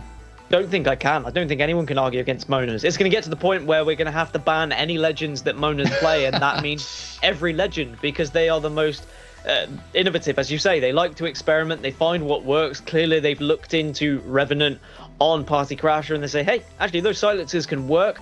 There is usually predictable angles on Party Crasher. You know where people are going to be standing, usually on top of Mirage Voyage. That also is poke damage. There is usually, it hits for 10 each time. You get 2 of them, maybe 3 of them, and then you can really just damage your opponent slowly but surely, as well as annoying them, stopping them from having those abilities. Well, it's time for us to go to a break. In the meantime, of course, while we're having our little break, head over, as I remember how to speak English, to gloot.com. That's GLOOT.com. And sign up for a free account so you can start competing and tracking your stats in Apex Legends. Some awesome stuff to get involved with. So head over once again. That site for you to check out in this break is gloot.com. But as I say, time for us to jump into a quick break. When we get back, it's going to be our second game of the day. Welcome back, everybody, to GLL Arena Summer, and it's time for us to get towards our match 2. Very impressive performance from Miners in our first match of the day, getting a little bit of revenge on Sentinels, although it isn't the ultimate revenge, Dan, because they might match up a little bit later with the losers bracket run that might go down from Sentinels. All these stories might unfold over the next day or so of action, but it was an incredibly impressive performance from them, and to be honest with you, there's not really much fault you could put on it. No, Miners played pretty flawless. Can't really argue against how they played. They had strategy behind everything. Their shots were on point as expected, as they were in the previous tournament as well. Sentinels might be a little bit frustrated with how they played some of the rounds. Perhaps they feel like they could have been a little bit more aggressive. They almost were hiding and cowering away from the Moners, knowing that Moners just hit shot after shot and the poke damage is going to be there. But by just allowing Moners to have too many angles, it meant that Sentinels then were forced into a corner where the damage was coming from far too many directions to be able to handle. So Sentinels will need to look at that. They need to have a good losers bracket run now to try and come back through to the tournament. But we have seen them already in the previous Arenas tournament we commented on. They did struggle in the early stages, but then came bouncing back and won the entire thing. So I wouldn't count them out just yet. That's very, very true. Well, the next game that we're going to be bringing you is going to be Premier GG versus My Little Phony. And we'll show you the bracket now just to get you up to date with all the games that are going on, because there's been games going on everywhere. You know what I mean? Complexity have moved through, though, Dan. That's pretty exciting for everybody, as Complexity make what I would describe as a grand return to the grind after ALGS Championship disappointment. The Alpine Esports versus Benchwarmers is still going on at the moment, but you can see the Dudes Night Out took down AIM Religion, and they will be playing Moners in their next round. Arena Demons, you mentioned it earlier, Arena Demons 2, will be going up against the winners of G2 and Ghost Gaming. That game is still going on at the moment, but unfortunately, Dan, Mojo Jojo fallen down to that lower bracket. Sad times. Oh, Jojo. It's a shame. I don't think I'm going to get the chance to cast them. I'm going to be completely honest. We won't commentate on the losers bracket until round 3, so that's going to be a long way for Jojo to get there. Credit to Noble Esports, by the way, getting to losers bracket round 4 already. That's impressive for them. But sorry, that is of course just an error. But yeah, maybe that's a prediction from the production side. I like that one. Confidence in Noble Esports. It's like when you get to a theme park and you get the what's it called, the fast track. You get the fast track ticket. It's like you get that's what Noble Esports have done. They've moved their way through. Congratulations to them. But as you say, a little bit of a graphical mistake. We'll get there. We'll make sure that we drag them back. They're in there twice, to be fair. So as you say, it might be a prediction. But Complexity moving through, very, very impressive for them. That'll be an exciting game, to be honest. The winner of Alpine Esports and Benchwarmers taking on Complexity. That'll certainly be one for us to keep our eyes on, and we'll keep you up to date with the scores as we get them and as they come flying in. But as I say, the game we're going to be focused on, Premier GG versus My Little Phony, two very talented teams that have also had decent runs in arena tournaments now. They have, and I think Premier GG taking down Space Station is going to be a nice confidence builder for them. It was hard to decide who was going to be able to progress to winners bracket round 2. We didn't see in how they were able to conquer their other opponent, but judging by the speed of which, you'd presume it was probably a 2-0, and the same can be said against their opponents in My Little Phony. So I don't know which way this one's going to go. I think both teams have the ability to win maps comfortably. It could be one of those where we see it go right down to the wire. We see kind of round 9s coming into the equation, or it could be one of those that just is 3-0 after 3-0. If one team gets rolling, if one team has a little bit more confidence than the other, you have to give a certain amount of respect to the other team, but you also have to disrespect the other team sometimes by being aggressive, trying to catch them off guard, trying to be that kind of surprise package that the other team's not expecting. Because if you suddenly, all three of you, turn up out of nowhere with Devos or flatlines, it's very difficult to respond to that if you can just jump on one player, isolate that one guy, and then you've got a 3 versus 2 fight. But on the other end of things, you've got to make sure you're not in a position where you can be jumped on by a 3. So that's why you get those standoffs at times where it's just kind of poke damage versus poke damage. As soon as one player gets cracked, that's when usually the IGL will say, all right, now we go. Well, one thing I'm enjoying at the moment, and it is the slightly sadistic side of me that's enjoying it, is when I look over to the Twitch chat and I see the classic argument is already broken out. Miners go through, Mouse and keyboard versus controller. It's already started. Everybody just pick a lane and stay in it. You don't have to fight. It's all good. You know, we know the controller aim assist is there. You still got to be good to hit your shots. You know, it's the case of things. But these guys are pretty damn good, you know. But if you do want to fight, I am enjoying it. And one thing... we can provide you with mouse and keyboard and controllers so that you can fight fairly in the battlefield. This is true. And one thing that one of my favorite comment that I've seen so far is imagine playing shooters with a glorified TV remote. So that's, I'm not going to encourage it. Everybody just calm down, right? Everybody calm down, respect the players, inputs, whatever it might be. We're all here for a good time. But it still makes me laugh.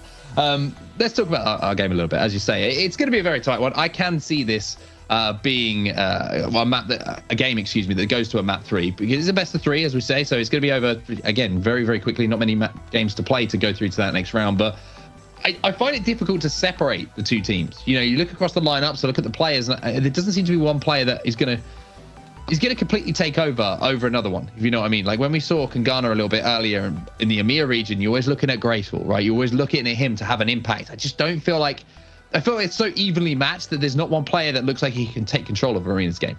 They certainly aren't star-studded lineups compared to some of the teams and players we've seen from Battle Royales that have been highlighted, that have been kind of at the front of everyone's brains when it comes to being a good Apex Legends player. But we've already learned from Monas, for example, today that it doesn't necessarily mean that you're going to be a good arena team. And even though we have seen both My Little Pony and Premier perform well in Battle Royales and in some arena tournaments, it just takes a little bit of practice, a little bit of effort, map knowledge coming into it, legend knowledge as well, knowing which compositions to go for, that you really can make a difference. And sometimes all you need is that slightest edge. So it's going to come down to who's put a little bit more time in, for me, if I'm completely honest. It's not going to come down to raw skill. It's not going to come down to aim. It's not going to come down to chemistry, about who's played together more in BRs. It's about who's played more arenas together, knows the maps, and knows which power positions to play.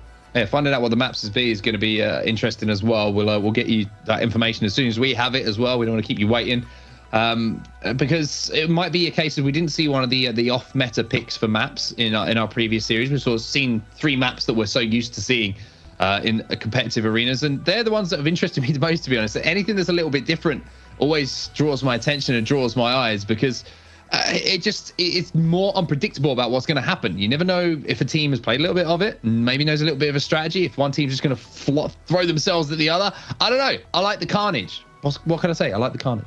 Yeah, we see 2 different ways of playing, especially in EMEA earlier anyway, when we had Kangana, who were very set with, we are playing with these legends. They're the legends we're comfortable playing with. We know that there are better legends to use on certain maps, but we want to play with these. We don't want to have to play a flex role where someone is constantly changing from legend to legend, something that Aiden the Destroyer does very well, may I add, from Monas. He looks so comfortable on whatever legend he plays, but sometimes just knowing those legends, knowing those abilities, and having that muscle memory is not going to be there for certain players. Like, they don't have the time to experiment and play with every single legend, even though the majority of players at this level play a ton of Apex, and they probably have played the majority of these legends time and time again, whether it be through pub matches, whether it be through arenas or whatnot. So it shouldn't be too much of a problem, but again, it comes down to these minuscule and minor decision-making skills, muscle memory that comes into it, the mechanical ability, and it can all just be just one tiny thing that can really change a game.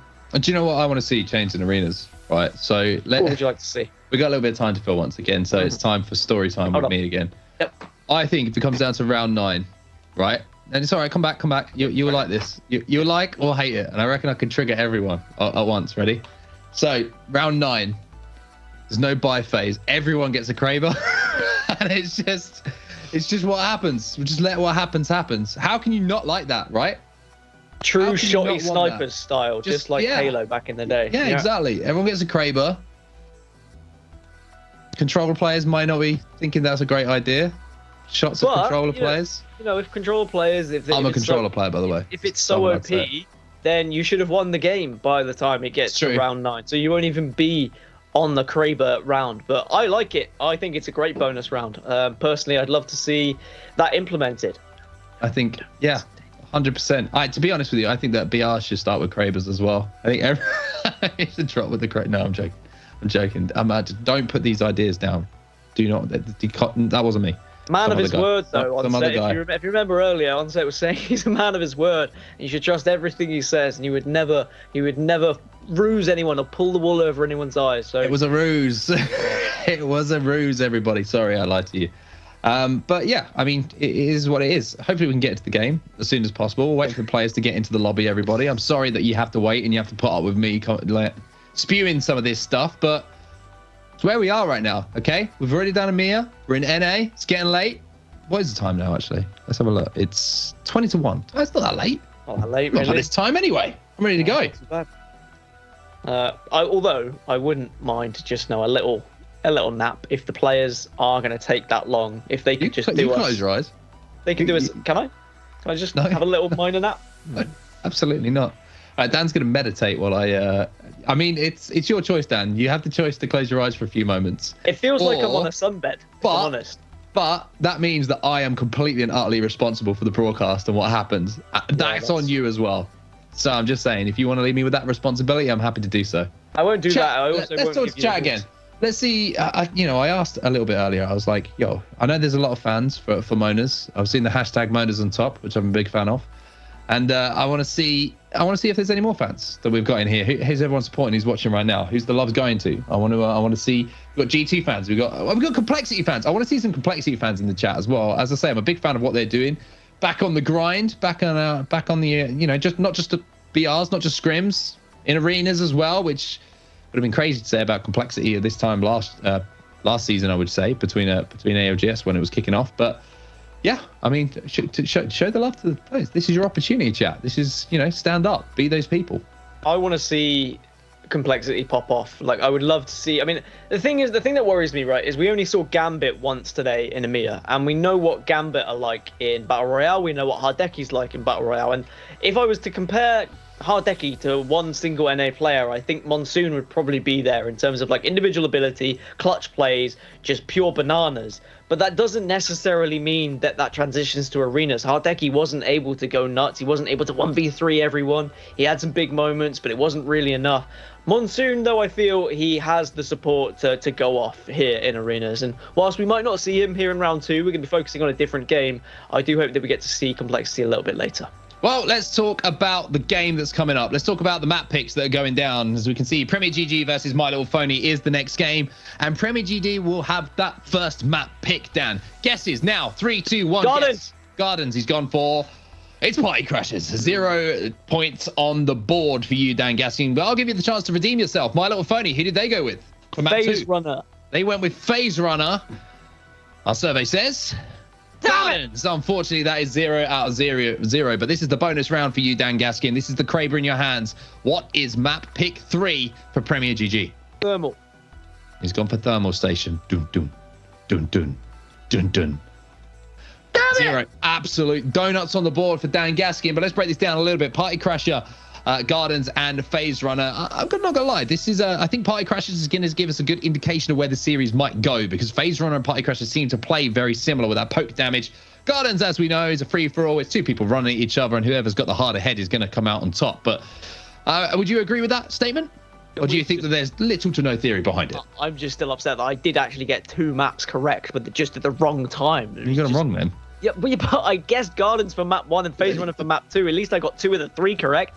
Do I get anything? Do I get any sort of prize? Any sort of love? No? Nothing? Okay. You didn't get it right. Yeah, but it was almost right. It's like going on Who Wants to Be a Millionaire and going, oh, yeah, but I knew it was one of the 4 answers. Yeah, but I feel like production that did me in there. I feel like actually I got it correct, and they just put it in a different order to spite me. So yeah, but I'm excited anyway. These are three maps that I think is going to provide for some entertainment here in Winners Bracket Round 2. As you say, the poke damage is very much here on Party Crasher. You know the angles that people are going to be playing at this point. You know where to be throwing grenades. You know the kind of general area where you're targeting. But you are going to have those players who are going to try and play those off angles. They're going to try and be little sneaky beavers, kind of marauding their way across the map, going for those resources, and then emitting some damage from the other side. But you have to be very careful that you don't get caught out on your own. Otherwise, then we know what happens. You find yourself in a 2 versus 3, or you put your team in a 2 versus 3. But I love Party Crasher. Again, you said earlier you'd like to go with Party at Party Crasher. again, I don't really see it. There's not really much to do there, if I'm completely honest. Vibing with a Pathfinder on top. You see those lights in the background? How could you not want to do that? Standing on top of Mirage Voyage, the lights and the music blaring. My kind of place to be, Dan. That's all I'm saying. You can go and sit. You can go and sit on the little chairs outside, all right? And just enjoy the views. Is there free tea? Different people. I would probably choose gardens, if I'm honest.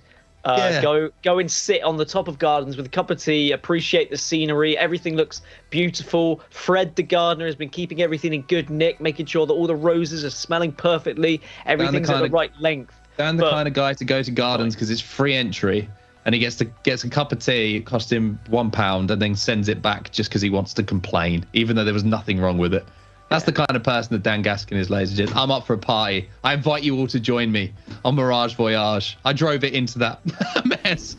It's fine. Hey, we've got some gameplay, everybody. Thank goodness for that, because I apologize for having to listen to us Babylon, but here we are, Premier GG, taking on My Little Phony. Dan, we've got some Apex on our screens. I'm excited, my friend.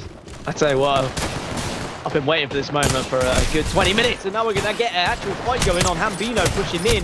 He's going to be taken down for a considerably low amount of health, and there's going to be a trade for trade, and just like that, we wanted Apex Legends. You're giving Apex Legends Premier GG in one of the quickest rounds we've seen today. Well, they absolutely obliterated My Little Phony. That was over almost as quick as it started. I'm slightly concerned now. If we keep up this pace, Dan, that we're going to be showing Apex Legends for around 1% of the show, which is not what we want to be doing. We want to be bringing you action.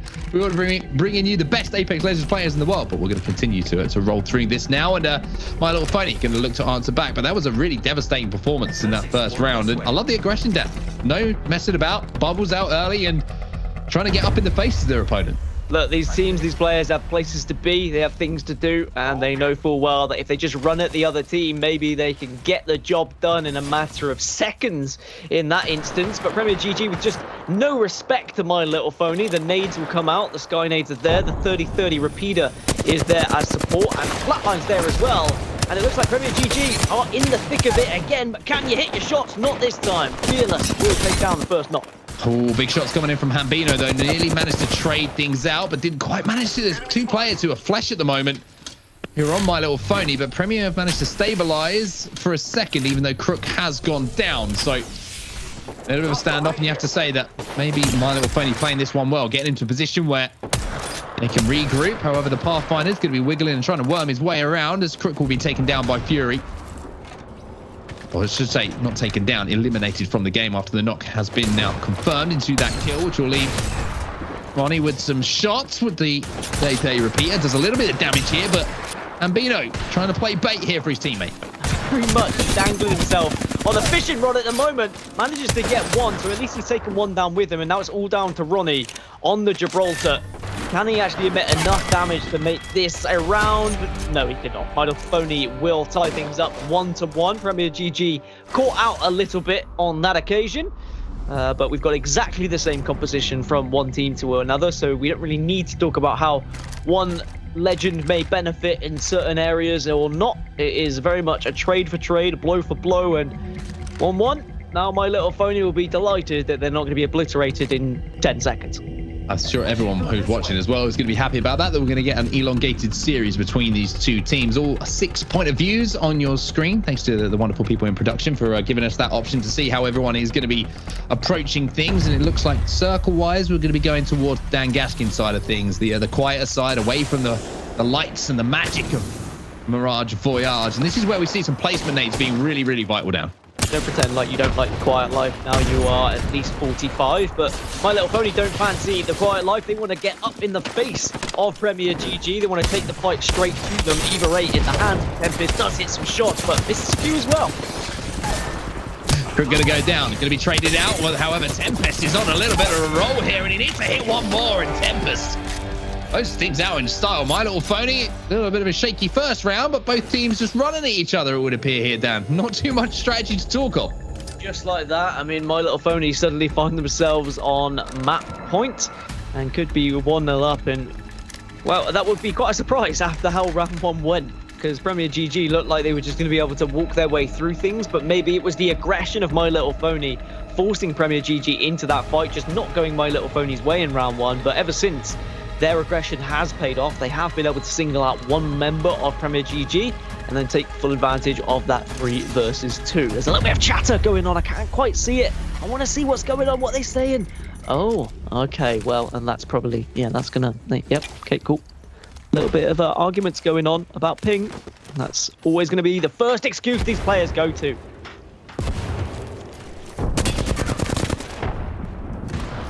A couple of shots going to be exchanged. And Vino, once again, trying to get aggressive. And at the moment, we talk about strategy, we try and break things down, but this is just two teams trying to flex their muscles on each other. And defensive bombardment is going to slow things down for a few moments. As Ronnie's going to throw yet another grenade into the distance. He's going to have to be careful. As his teammate is alongside him, he's going to launch one more. Hey, there's another one in the back pocket. He's got deep pockets, this man, and they're all full of frag grenades.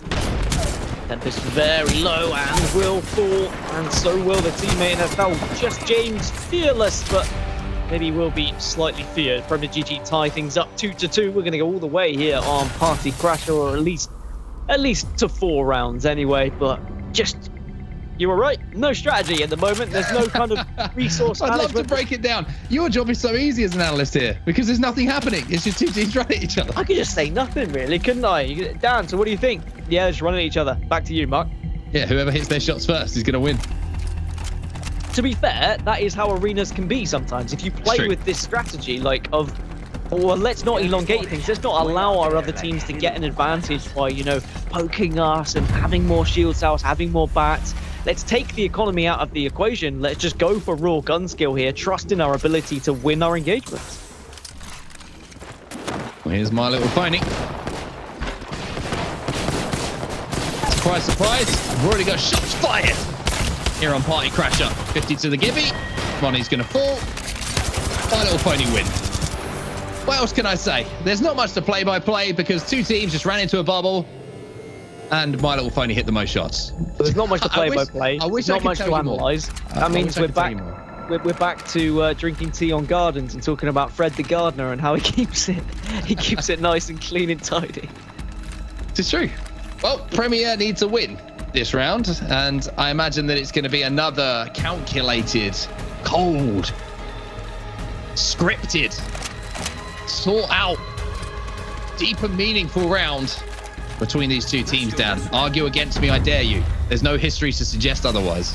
No, I think you're completely right. There's a lot of strategy going on here. Both teams are very much analysing exactly the placement of heat maps, their oppositions. They know exactly which kind of area they want to hold down. Spreadsheets.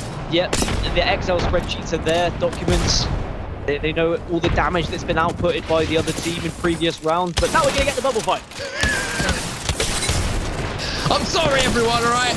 This is kind of the apex I love to see. Ronnie with the longbow is going to hit one. Hambino, where are you? There's a fight going on, my friend. There's Hambino. There goes Hambino. My Little Pony win it. That was entertaining. That's all I'm going to say. That was entertaining. I mean, if it was nothing else, it was definitely entertaining. But neither team fancied playing that with any sort of strategy whatsoever. It was purely on fighting ability. Who can hit their shots? There was one round, actually. I think it was the second round where everything slowed down a little bit, and then one of them went, you know what, screw it, and they just jumped at the other team. Like, it was almost like they just had no patience whatsoever. Their mum's got their dinner on or something. They've got places to be. I don't know, but clearly neither team fancied any sort of strategy. Maybe they just don't really like Party Crasher as a map, and they don't feel like they need strategy. But the worrying thing is, on set, map number 2 is Gardens. Yeah, I was going to say, you know, maybe we'll have a little opportunity to slow things down, but Gardens, these guys are going to be smelling each other off spawn. They're that close, so it's going to be, you know, much of the same. It could be even quicker. Do you know what? I might start a timer because, you know, we were talking about a record for Gardens. This might be the one that breaks it, to be honest with you, because that, in my opinion, has to be the record for Party Crasher, surely. Like, speed of rounds per round. And it was a 4-2 as well, right? I think that was probably a quicker 4-2 than we've seen some 3-0s be on Party Crasher, even with like the round buying extra time you will have just by playing those 2 extra rounds, 3 extra rounds even, excuse me. So Yeah, certainly a quick one. Certainly not really too much to dive into, except My Little Phony hit their shots better. They bubble fighted a little bit more successfully, and Premier GG were just caught out. They were just pants down at times. One player was singled out, was eliminated from the game, and then the other two had to fight in a very difficult struggle. But now we'll move across to Gardens. You know, me and Gardens, we have a love-hate relationship. You know, I didn't really like Gardens, but then when you look at it, it's just beautiful. Isn't Lovely vistas. Lovely vistas. Manicured. Look at those roses. Landscape. Are they even roses? I don't know. Are they roses? I don't know, but they look wonderful. Fred's done a great job. Shout out to Fred, the gardener of Gardens, keeping my holiday retreat at its very finest. But yeah, this is going to be my holiday retreat in Gardens. Go from a luscious, calm, beautiful landscape to obliteration and probably manic diving on one another and just killing one another as quickly as possible. I hope both teams zip line to the top building. You know what I mean? How one usually takes a little bit of the lower ground. I hope we see a full-on, because this is what I think is going to happen right now, by the way. I think both teams are just going to throw themselves at each other like we did on Party Crasher. And I hope we see, like, shots being fired at each other as two teams converge together. Do you know what I mean? And someone falls before they even get off the zip line. That's the kind of aggression I want to see here. I want to see how aggressive two Apex teams can be on Apex. On Gardens, I should say. Obviously on Apex. Yeah, we're not playing another game. I mean, we say it in jest, but to be honest, when we first used to see Gardens, that's how teams played. Because they knew that the power position was up top, so they both would just zip. And they didn't necessarily know which kind of area was quicker, and they just felt like they could probably do enough damage or grenade whilst they're on the zip that they did just meet head on, literally nose to nose, and then you'd have a punch out on the top. And people didn't really have respect for Gardens because they felt it was slightly unbalanced. But as we've developed the meta of arenas and people have worked out that you're not at too much of a disadvantage now if you're on the low ground because of grenades, because of Horizon being able to help out as well, Legends really coming into play, that it does mean that Gardens can be a playable map. And I have slowly learned to enjoy Gardens. And maybe the teams here will be able to show us the quickest game you've ever seen on Gardens. Maybe. I mean, we've seen Party Crash as the quickest 4-2 we've ever seen. Maybe it'll just be a really slow. Maybe everyone's going to play Sentinels. Who knows? At this point, between these two teams, I don't know. I don't know what to predict. I'd love to talk strategy. We've talked strategy that you'd expect to see on Gardens, but the way these two teams have been playing, Dan, I don't know. I don't know what to say. You know what I mean? I think they're just going to run at each other. I don't think I can give you any more than that. Everyone who's watching at home, I think they're going to run at each other. I think whoever misses is going to lose. And if there is more strategy to it, I'll be happy to talk you through it. But until I see it, I just don't believe it's going to happen. So the one benefit of playing kind of the low ground game here is you will get more resources. Like zipping to the top, you're not going to get all these pills, right? You're not going to be able to get bats and whatnot. But for the most part, it's not really a poking map. Once you're up there, you're up there. You don't really have a back and forth trade-off. There isn't really a chance to elongate it if you're on the lower part, because as soon as you are cracked, or as soon as there is a bit of damage from the team that are above you, they will probably push you, or at least just get an angle that they can take you down, get a knock, and then it's 3 versus 2, and then they push you. We do see sometimes Gardens go right to that final circle where like it's just under the door at times, or it's a little bit further on the other side, right in direct center of the map, where it's just a massive standoff and it is a slight poke damage war at the very beginning. But it's rare that that happens on this map. So for most part, even though you get more resources when you get low ground, you really want to be competing for that high ground. Grenades are going to be very important. You have to be buying them up. I don't know how many grenades you want. Fuse could be a decision if you want to go really kind of gung-ho. We saw how Horizon was really beneficial earlier. The black hole just being able to suck the enemy team in, and then the grenades just exploding in their face, and there was nothing they could do about it. I'm trying to give you strategy, but to be honest, I don't think much of that's going to happen because these two teams just seem to want to run at one another. Yeah, I think zipline or jump pad, see what happens. That's, I mean, both these teams have actually employed specialist analysts and strategists to put together these, you know, these. This is what they've worked out. You know, they crunch the numbers down, put it all together. It's not just, you know, two teams running at each other here. There's more than that. It's deeper than that. And this is how both teams think that they're going to have the most success. It's as simple. It really is. You know, we think it's simple. More to it. Thousands of dollars have gone into this, millions almost.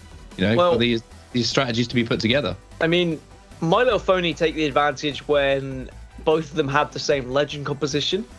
Are we going to see a different legend composition for both of these teams? Is there going to be one legend that will just kind of allow Premier GG to propel themselves back into things here? Or are My Little Phony just going to take a 2-0 sweep and march on to winners bracket round 3, where they admittedly, I think, are going to face a team that will probably play very differently to their current oppositions, and they might have to switch things up ever so slightly. But you can only play what's in front of you, right? Both of these teams are saying, well, they're running at me, so let's run at them. Or they've pushed us, we have to fight them here. You can't play a slow, methodical game if the other team is just full on going banana at you. So it's a difficult one. It's tough. And hopefully we'll find out the result of what's going to happen as soon as possible, as we're still waiting for the game to get underway. And I mean, one thing we could talk about a little bit is the importance of care package in round 1 and 2 is something that has swung the games. And we'll maybe talk about this a little bit more about what might happen later between a couple of other teams, because these two teams, as we say, we predicted what's going to happen.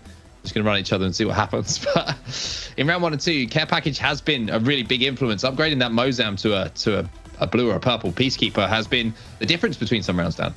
Yeah, we heard it in an interview earlier, right, that just it can be a little bit scary when you're going up against an opposition who really does control that care package. The Gibraltar has been a big focus for some teams, just to bubble down, secure that gun. It means you can spend your materials elsewhere in rounds 1 and 2, whether that be on, ultimate abilities, or whether that be on just batteries, health packs, whatever.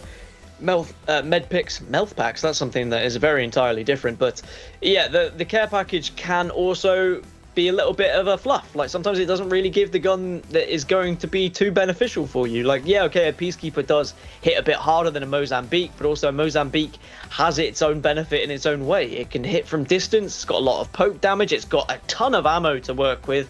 So sometimes the care package won't necessarily work out too well, but for the majority of times it's going to be at least a little upgrade if you can work with it properly. Well, good news, everybody. We're loading into the game now. The players are in the lobby. We're ready to go. So it's just a few moments away from actually seeing some more Apex on our screens, which is incredibly exciting for everyone involved. And thank you for sticking with us. We know it's been a little bit of an arduous journey to get into these games today, but we'll get into them as soon as we physically can. You know, players have got to jump out and back into lobbies. There's all this sort of stuff that has to go on behind the scenes. We want to show you gameplay as quickly as possible. It's just how these things work in arenas, okay? So thank you for bearing with us. And yeah, we'll get into this in just a few moments. Players are loading in, Dan, and we're moments away from seeing two teams run at each other. I mean, it could be different. I could just be feeding Powerpuff Girls facts to you all at home. It's probably best we moved on from that. Exactly. Yeah, like, you don't want to be hearing about how much I enjoyed watching Powerpuff Girls as a kid. How I think Mojo Jojo is arguably one of the most evil villains to grace our screens since Dr. Octopus in Spider-Man. So maybe Mojo Jojo will make an appearance in the new Marvel films. Who knows? We have seen the recent trailer in Spider-Man. I'm very excited for that. A lot of old villains coming back. Mojo Jojo in the multiverse. Who knows? Hey, we can speculate as much as how much craziness is going to go on in this next map. Speaking of Mojo Jojo, did you know he was voiced by the Scream movie killer? Did you know that? Was he actually? Oh, there we go. There you go. So there you go. A little bit of a fact for everyone right now. Yeah. Want to throw up to some of your mates at home? Sure, that'll definitely impress them. You know what I mean? Did you know? If you start any sentence to a friend to try and impress them, if you start it with, "Did you know in the Powerpuff Girls?" then you can't fail. Whatever follows after that doesn't matter. Yeah, they're there. The focus is going to be on you. If you're in a party and you start a sentence with that, then everyone is going to surround you and they are going to be eagerly awaiting what is about to come out of your mouth. So, yeah, start your night with that one. Not going to lie, if you were at a party, right, and someone turned around and said, "Did you know in the Powerpuff Girls?" whatever's happening, you listen. I'm just saying, you do listen, don't you? Do you know what I mean? Anyone who starts anything with that kind of sentence, you're like, you're right. But you'd listen and you'd be interested. You'd probably use it later on. Hey, we got some Apex on our screens, everybody. Woo! Let's get into this one. Premier GG versus My Little Phony. The WG wars continue. My Little Phony have a 1-0 lead after map number 1, and it actually took longer to get into this second game than it did for them to play out party crashes. Here comes the bubble fight, number 1. Please get some good damage, but it's not going to be enough just yet. Premier GG down to a very low complement of health. Ronnie happy to try and help out Hambino, but it's not going to be enough. My Little Phony takes round 1, and I hope you've got that timer on board on set, because this could be record-setting time for how quickly we get through a game of Gardens. One of the smartest things Dan Gaskin has ever done is play-by-play an entire round fully in the knowledge there would be nothing to analyze afterwards. And quite rightly so as well. Both teams just ran at each other again, Dan. It's as simple as that. My Little Phony won the fight, much like they did earlier on. What else do you want me to say? Got into that bubble. The bubble went down. Both teams went in. That was the end of it. But now we are going to see both teams go towards that high ground, and we are seeing the zip lines, Dan. Honestly, these teams just duke it out. Straight up the zip line. Fire those bullets. No nades. Give me a zip off. Premier GG have advantage in this zip off. They'll get the high ground, and the other team is probably just going to toss some grenades up towards the high ground here. You have to be very conscious of what's above you. Damage trying to be transitioned from one team to the other, but this is going to be a slightly slower round because Premier GG can just hold on to this high ground for a short while. A little bit of a slower round. This might be the longest round that we've had so far. Yeah, turn it off. Don't like it. And Bino taking the time to pop the syringe. They have to get some meds off as well. Let's try and get back up to full HP. It's almost as if these guys have been listening to us. They know that what we want to see, and they're refusing to give it to us. There's a crack coming in from the flat line of Fury, though. And now Premier GG with this high ground, having to avoid these Skynades. So we're back to a little bit more traditional Apex Legends arenas, Dan. Well, My Little Phony can have the low ground. They should have more resources than Premier GG. So Premier GG are going to have to take advantage of this high ground at some point. They need to be looking to try and poke ever so slightly, but at the same time, they don't want to give up their position, nor do they want to deplete their own resources. That's going to be a nice 76 crack, and that might just be time to go. A little dome tickler for sure as Crook goes in now and tries to bubble fight with the Gibby. Goes for the little flick round the corner. The Gibby will hit him with the right hook, and that thing's got a lot of power behind it. That will be another round now going to My Little Phony. So now they find themselves not just one up in the series, Dan. All of a sudden, we've sped ourselves along, and even though the round was slow, we find ourselves on match point. It was slow, but Premier GG kind of threw it away. They got the crack, they pushed in, but they just weren't able to get the shots done. My Little Phony, despite having the low ground, still able to close out the round. And Premier GG, they're probably kicking themselves a little bit because that might be them throwing away the entire series. My Little Phony now just one round away from winning the entire thing in this best of 3. I think there was a Gibby ultimate purchased on the side of My Little Phony, so we'll see how influential that will be. It doesn't look like they're going to be diving towards the high ground, though. No ultimates purchased aside from that defensive bombardment. And maybe this could be the final round of the series. Could well be. My Little Phony one round away. And for all of the little jibes we have to say, maybe we've been making about this, it's been very effective for My Little Phony, the way that they've approached things. There's a Skynade, and there's a Gibby sliding backwards off of the high ground, showing the moves at there. You know, he's a very agile man, even though he's got that strength and that power as well. Trust me, Gibby can move. You get him back on Party Crasher, the man knows how to break it down at the dance floor. I mean, I've seen him perform the hacker in quite an effective way, so I certainly wouldn't want to be on the other end of a dance-off because I feel like he probably has a little bit more up his sleeve, and he's got a big shield on his sleeve as well, and at the moment, that's going to be what's being utilised on top of that building to get a little bit of poke damage here to My Little Phony. They're on the low ground again, but of course that defensive bombardment is there to try and force them off top. Right here.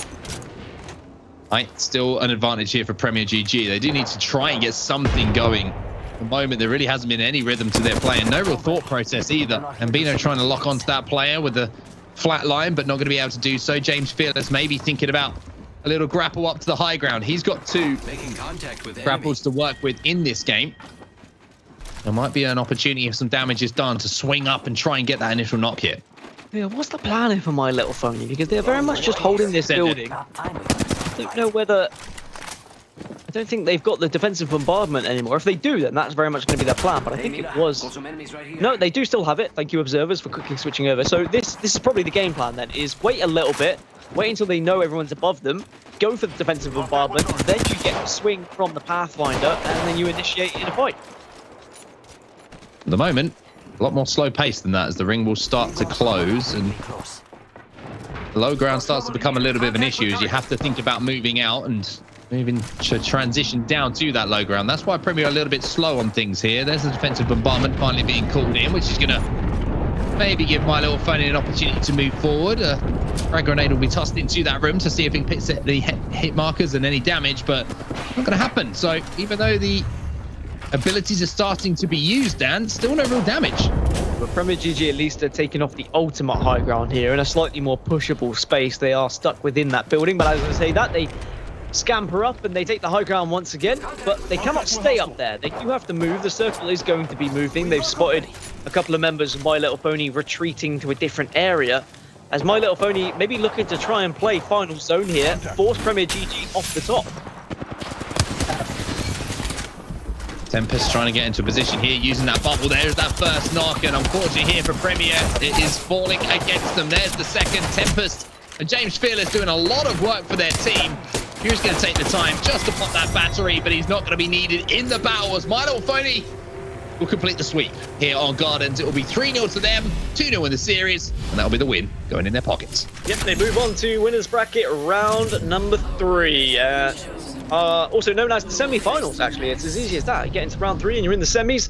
You are guaranteed at least, top 6 by that point. So My Little Pony performing very well in this bracket. Premier GG, even though it was fast, it was explosive, they just weren't quite able to do the same amount of damage, and that's ultimately why they lost. There was a little bit more method behind the madness in Gardens, a lot more strategy implemented. I say a lot more because it did seem like there was no strategy whatsoever in Party Crasher. It was just run at one another. However, there had to be a little bit more thought process here on Gardens. Both teams styling it out, playing that bubble effectively, and ultimately My Little Pony, they just fought a lot better, and the bubble fight's very successful from them. Yeah, really good bubble fighting from them, and you have to say that maybe they did a good job of just separating the final players alive in that last round that we saw on Gardens, to use that bubble to isolate the players inside the building and kind of cut off their escape. So a good job for My Little Pony. They'll move into the semi-finals, like you say. Impressive from them, but again, I worry about both those teams moving through. I don't know how effective that strategy is going to be going against some of the more experienced arena teams. Yeah, I think a team like Mona's, a team like Sentinels. Yeah, but I think you're right. I think they would probably mop the floor with them. Maybe you might get a few cheeky rounds here or there where you catch them off guard and maybe the aggression works out. You get that first knock, you take them down. But I think with a little bit more strategy, you can hold off aggression like that. You can be prepared with it, whether it be grenades, whether it be bubbles, whether it be other abilities. There are always counter strategies to aggression like that. All right, well, it's time for us to go for a quick break. And when we get back, we're going to have plenty more Apex action coming your way. But don't forget, in the meantime, to head over to gloot.com, GLOOT.com, and sign up for a free account so you can start competing and tracking your stats in Apex Legends. Go and check it out in these few minutes that we're going to step away. We'll be back in just a moment. All right, everybody, welcome back to the GLL Arenas Summer. We are recharged. We're ready to go. Dan's had some food. He's got some calories under his belt, and we are going to start off in the best way possible by having an interview with one of our amazing players who's involved with the tournament. We have James Fearless joining us from My Little Pony, who have just come through a war with their opponents. But James, if you're there, can you hear us? Yep. You good? Yep. You good? Awesome. Yep, I can. Great to have you on the show. Congratulations on the win in the previous round. I want you to get your insight on what just happened, because that was a war between you two teams. They were just running each other. There was no holding back. Yeah, so basically, like, what the game plan is, at least whenever we play, and this is like our third time playing in an arena tourney. So basically, like, what our plan is to just relentless aggression. Any opening we get, take an opening. Literally anything that any of us see, we all, like, one of us will call it and we'll just go, and we'll just bubble up on somebody. We'll just fly at them. Just because it's simple, you know, it makes the rounds quick, and also people are probably used to like the little poking damage and stuff like that. And what happens if a team does try to play kind of the poke damage against you? Like, let's say they're just constantly back-footing away from you and just trying to go for poke damage, saying, no, we're not going to allow you to jump on them. Is that when you then bring out ultimates, bring out Octane's Pad, for example, Pathfinder Zip? Do you literally just dive on people at that point? Well, pretty much you can do that, and we also try to like use our throwables methodically. Like, we won't like just all waste them at the beginning of the round. Like, we'll try to hold on to them, and then like just get them out of position so we can push them and stuff like that. So we just kind of like, that's like our gameplay when it comes to that. All right, well, we're going to have to see if that works in your next round, because you move on now to play against Alpine Esports, who a team we know a lot about, and we've seen do a lot of crazy things. I mean, are you going to keep that same strategy here? Are you going to bring the vibes? Are you going to bring the aggression? The W key going to start to wear out a little bit on the old keyboard? Absolutely, we're going to keep doing the same thing. I ain't going to change nothing. The only way we'll change something is if we see something, you know, like in-game adjustments. It just depends on what looks they give us. Yeah, and I've been asking a lot of people like on legend composition and stuff like that. Do you have a game plan for different maps, or is it very much the same? It doesn't matter on the map. You stick with the composition, you stick with the aggression. Usually same composition. Gibby, Pathfinder, and Octane work on pretty much every map. It depends, like on the new map on Dome, kind of like that's more of like a lot more vertical characters like Valkyrie and Horizon. So if we play that map, we might like switch up the comp for that one at least. For the rest of them, pretty much the same.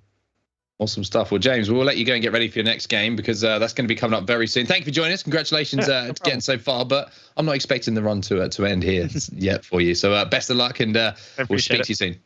All right. Thank you. Thank you guys for having me on. Later. Awesome. Great to hear from James, and a perfect way to set up our next game, Dan, as well. Thank you for rejoining us after the break as well. I'm sure that you've all got renewed energy like we have as well to get into some more arenas action. Dan's got his serious face on once more. You can see that. He's sat up in his chair. He's puffed his chest out because he wants to get into the next game, which, like I mentioned, is going to be Alpine Esports taking on My Little Phony. So the perfect way to set things up, Dan, really. Just a little interview there with James Fearless saying that he's going to be bringing the heat a little bit like we are.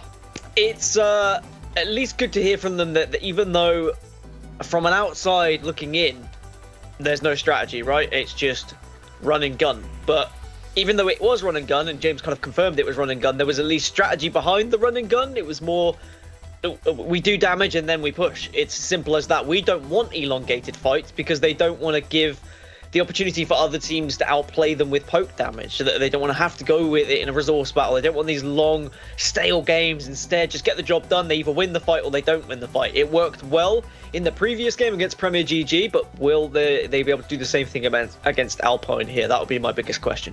Well, let's check out the maps they're going to be playing and see how the map picks have gone down. Dan, a chance for you to redeem yourself here. Number one, what you got? Overflow. Overflow. Dan's read the Discord. Congratulations to Dan, and we're going to take that point off for cheating. It is going to be Phase Runner, actually. We have been stitched up by production, and I respect that from them. Oh, that's impressive stuff. So we're starting off on Phase Runner. So you're still 0 out of 4, Dan, so far. Let's give you a chance to redeem yourself. My Little Phony's pick. Where are we going? Overflow. Overflow. He's gone for Overflow again. It's Gardens. He's 0 from 5, everybody. He really is struggling here. And for all the marbles, Dan, I'll let you get back onto an even footing if you guess map 3. Overflow. He's gone for Overflow. It's Overflow. He's got one right. He's managed to get himself back onto even keel at least, and Overflow will be our final map. So this one, you're looking at My Little Phony and the way they play the previous maps. They like to get aggressive. They like to get those close quarter encounters as quickly as possible. Gardens and Overflow gives them the chance to do that. Yeah, we may not even get to Overflow, if I'm completely honest. If My Little Phony have the same success that they did in the previous matchup, but Alpine Esports maybe might be able to combat them a little bit easier. Legend composition is going to come into it. Do they have a Gibby to combat the Gibby? Will we get a double bubble fight, double bubble trouble? Is there going to be anything that might just kind of throw a little bit of a spanner in the works? We saw a Revenant used a little bit earlier. Granted, it wasn't on Phase Runner, but it is something that could come into the equation. A silence could be very much the downfall to a Gibby team, not allowing them to Gibby when they're perhaps in a scenario where they need to. So all these different things do come into the equation. I'm excited to see whether My Little Phony's aggressive take on arenas will continue to play off. And once they do get to the late stages, I guess this already is the late stage of the tournament, but maybe if they go up against another team who doesn't play aggressive, it's completely the opposite of that. It's very much slow-paced, methodical, strategic. We are going to go for poke damage. We're going to get out the 30-30s. That is going to be a pure war of, hey, stop pushing us. Oh, wait, we're going to have to push you back. Okay, we're going to get pushed again. Like, it's just going to be a complete back and forth, like a little tug of war. Yeah, the one thing I like about the way that My Little Phony plays, it forces decisions to be made by your opposition, right? It doesn't allow them to settle down. It doesn't allow them to feel comfortable and kind of feel their way into a series. You're constantly being forced to hit shots. And if you're the team who are constantly forcing that, you're used to that position. You're used to being putting yourself under pressure and finding yourself in those gunfights where you have to hit the bullets. So I kind of like it, to be honest with you, from My Little Phony. We'll have to see if it continues to work here. And Alpine, it's the first time we're going to see them now, Dan.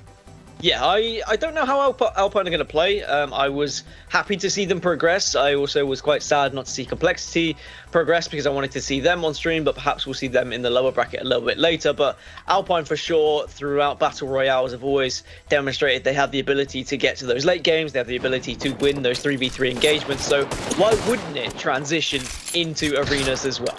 There was something very, very poetic about the way that this game started, which is James Fearless, the man we just spoke to, running forward, the boxing gloves out on the Pathfinder. I love that. It says everything you need to know about how this game is going to go. But My Little Phony here, already pushing up, trying to get in position to get the meds, but looking to take those fights as early damage is actually going to be exchanged between the two teams, but nothing really too significant so far. My Little Phony, though, still pushing up, still getting the angles, forcing back the likes of Alpine, Staniaki, and Yuris, who have all shown up when they need to in Battle Royale scenarios. But I miss Hill. I'm just going to say that right now. Hill not on the team today for Alpine. I'm sad about that. But are they going to be able to turn up here? Like, I mean, regardless of composition, regardless of who's actually playing right now, right here, is there going to be an option where they are able to win against a team who is constantly just W-keying and constantly on their backsides? But hit shots like that, then maybe.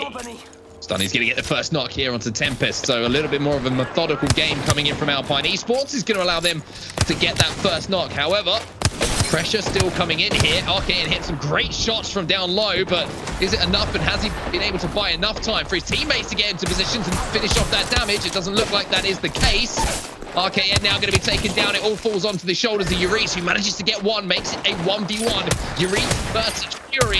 Fury has the advantage with the HP, and that is what is going to make the difference here as My Little Phony take home the first round. 30-30 repeater doing its job again. Didn't have the shatter caps, but it doesn't matter. Just connecting with those shots close range.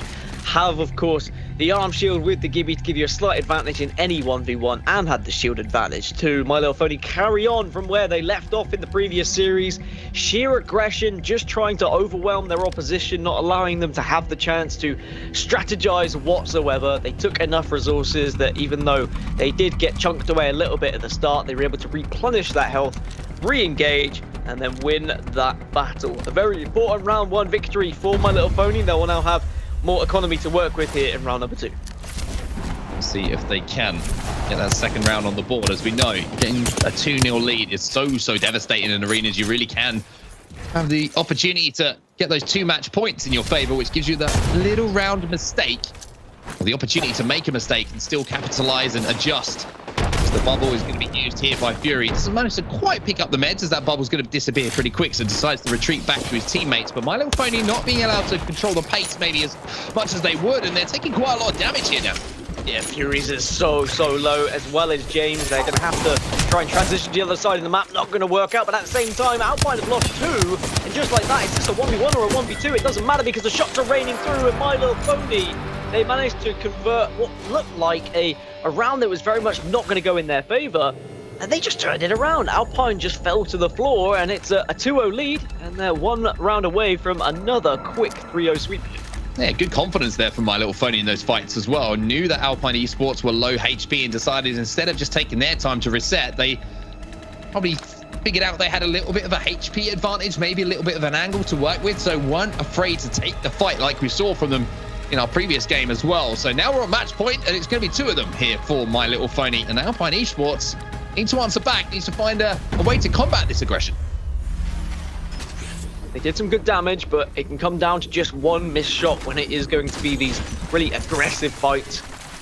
Not quite the bubble fights that we saw previously. Instead, the bubbles have been used to grab resources. So My Little Phony, there is some strategy here. It's not just about running at the other team. They're instead picking up Bath, picking up the shield cells and Phoenix kits to ensure that they at least have a way to get back up to full health after that happens, after you take a little bit of damage at the start of the round. Alpine Esports now are going to reposition, try and get an angle here to do the damage, but got to be very careful, because My Little Phony, once they do get any sort of damage, any whiff of an attack, they will push you. James Fearless showing no fear. Defensive bombardment coming in. Yuris was taken down to pretty much 0 HP, and now RKN's going to be there to try and support him. But once again, the bubble fight opportunity. You don't have to ask these boys twice, as My Little Phony will close out map number 1 inside of the bubble, which they now called home.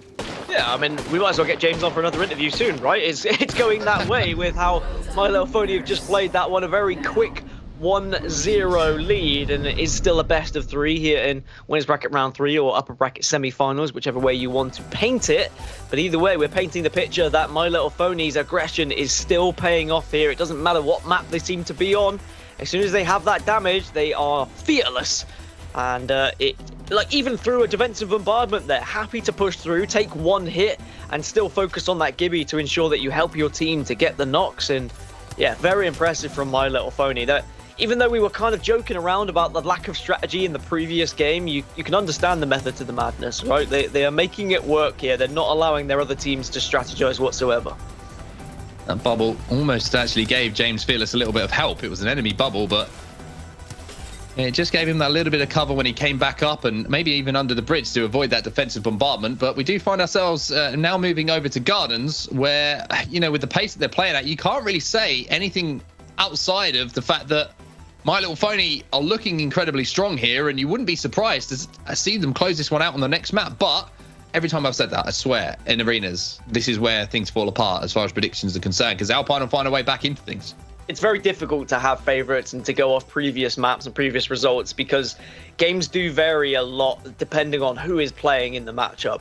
Yes, okay, we saw My Little Phony dominate Gardens earlier, but they weren't playing against these three players. We might see Alpine just be far more comfortable on Gardens than My Little Phony's previous opposition, Premier GG. So even though, yes, okay, history would suggest this is going to be a comfortable one for My Little Phony, you've always got to have that but what if it's a good map on the other side for Alpine. But considering from map number 1, it was very much My Little Phony dominating, getting aggressive, winning their 1v1s, winning their 2v2s, 3v3s. They had it all there. The recipe to success was very firmly in their favor. So yeah, it would suggest this should be a map for them. They should take the whole series 2-0. I would like to see Alpine get back into it purely for a viewer's point of view, purely for a neutral's point of view, but it's hard to go that way. Yeah, it certainly is tough, and especially with the sub as well, it's going to make things a little bit different for them. But as we say, things can turn around very, very quickly in arenas. As quickly as that map was over, could find yourselves with the same kind of pace. Alpine Esports tying things up a 1-1 here. So a lot of work for them to do, obviously, in front of them, and probably a little bit shell-shocked with the way that first map did go. However, as we say, only takes one Skynade in this first round to get your first round on the board, and all of a sudden you're back into this, and a little bit of confidence, a little bit of momentum starts to roll your way. It has been impressive, and I wonder whether the kind of grenades that we see in Arena is helping people going into Battle Royale with their grenade placement, because you do have to be far more accurate in arenas. It's kind of not the kind of lob and hope that we see sometimes in Battle Royale, where you kind of know the general area, you know the building where people are going to be. Of course, you've got the line which shows you where you're going to be throwing things, but with the Skynades here, you need to have an element of muscle memory. You need to know where you're going to be aiming things. You need to have a little bit of knowledge about where to be tossing these grenades. So it certainly will help transition, I guess, into Battle Royale. It always adds something to your game. You're always going to be improving, learning, and who knows, maybe you'll be playing a BR game and you'll find yourself in that exact position on the map and be able to throw the perfect grenade because of arenas. Yeah, it's very, very true. All of these little scenarios which starts to get ingrained into your brain the more that you go through these routines are certainly something that players are going to be, you know, more than aware of after a couple of tournaments here in arenas, and when they find themselves back on, whether it be World's Edge over at Thermal, they're playing some Olympus, whatever it may be.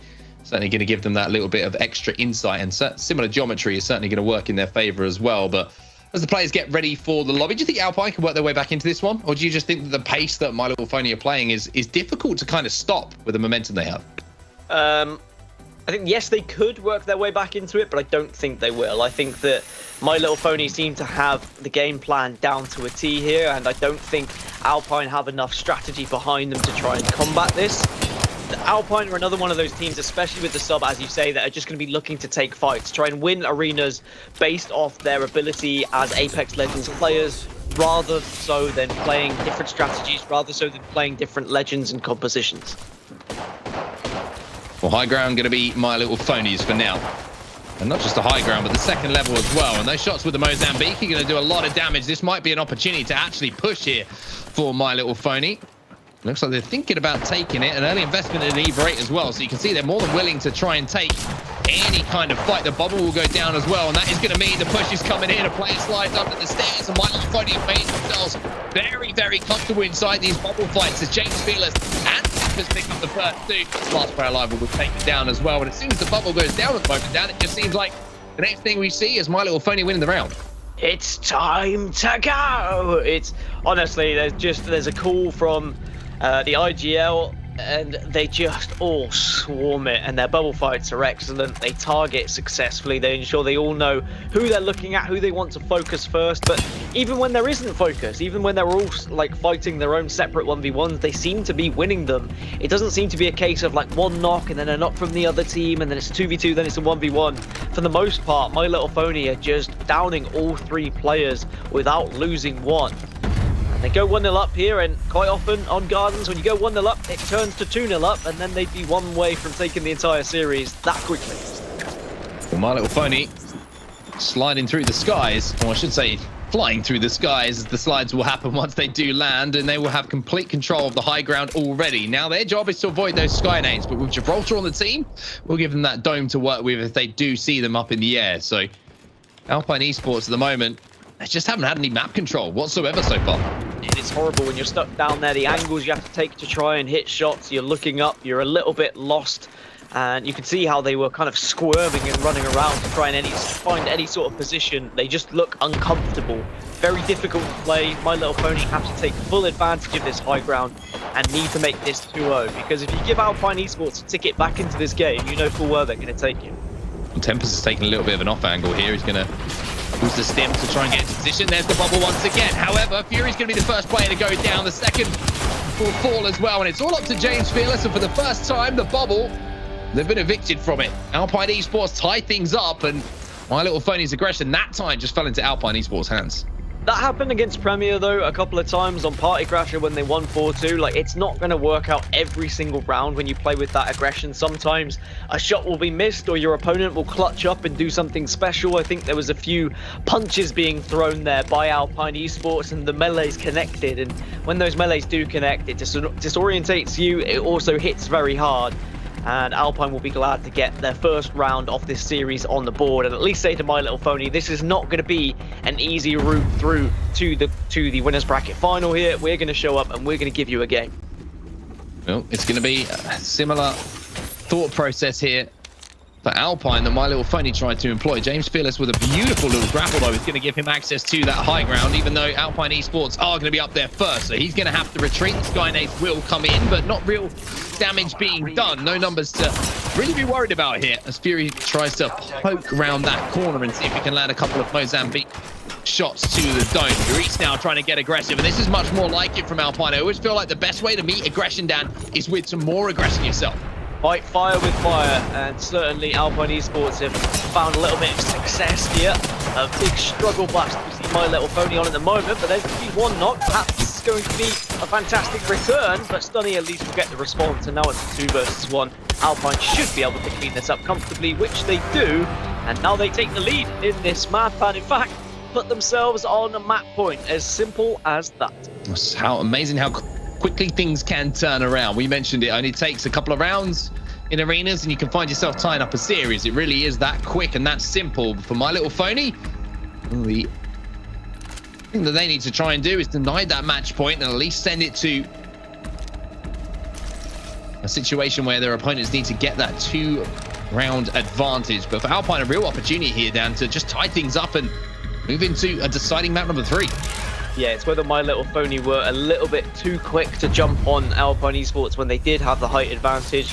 A lack of judgment, perhaps, or just sticking to their guns of, we're going to push when we get a crack, and it just didn't pay off for that one situation. But now we're going to get that battle that you wanted to so desperately see. Two teams just diving on one another at the playground. James Fearless needs to hit this shot. Oh my! What has just happened there? James Fearless managed to do a huge amount of damage, and now we're just seeing a rumble with the jungle. And who's going to come out on top? It's going to be My Little Phony. They tie things up at 2-2.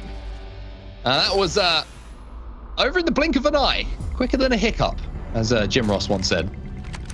Has to be down to James Fearless hitting those shots. I'm going to be completely honest. If he hadn't connected with them, then that could have been a very different round. That could have been Alpine Esports taking the map.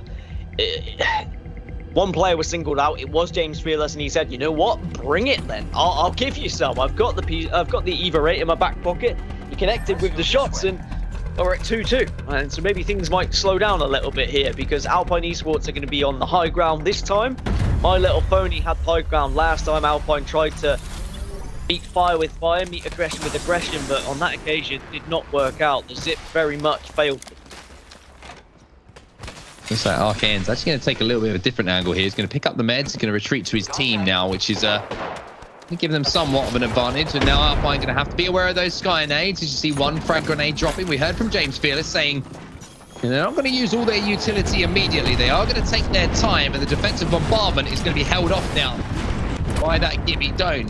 Alpine Esports also have one to work with themselves. Arcane thinking about throwing that down, but maybe wants to work a little bit more of a position. But there's the numbers, and there's the cracks, and this is the signal for My Little Pony to fly in. What a shot that was from James Fearless, the first off. What an execution that was from My Little Pony, by the way.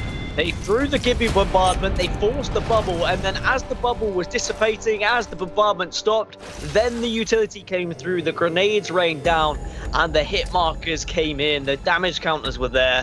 My Little Pony back onto match point, back onto series point. It's easy as that.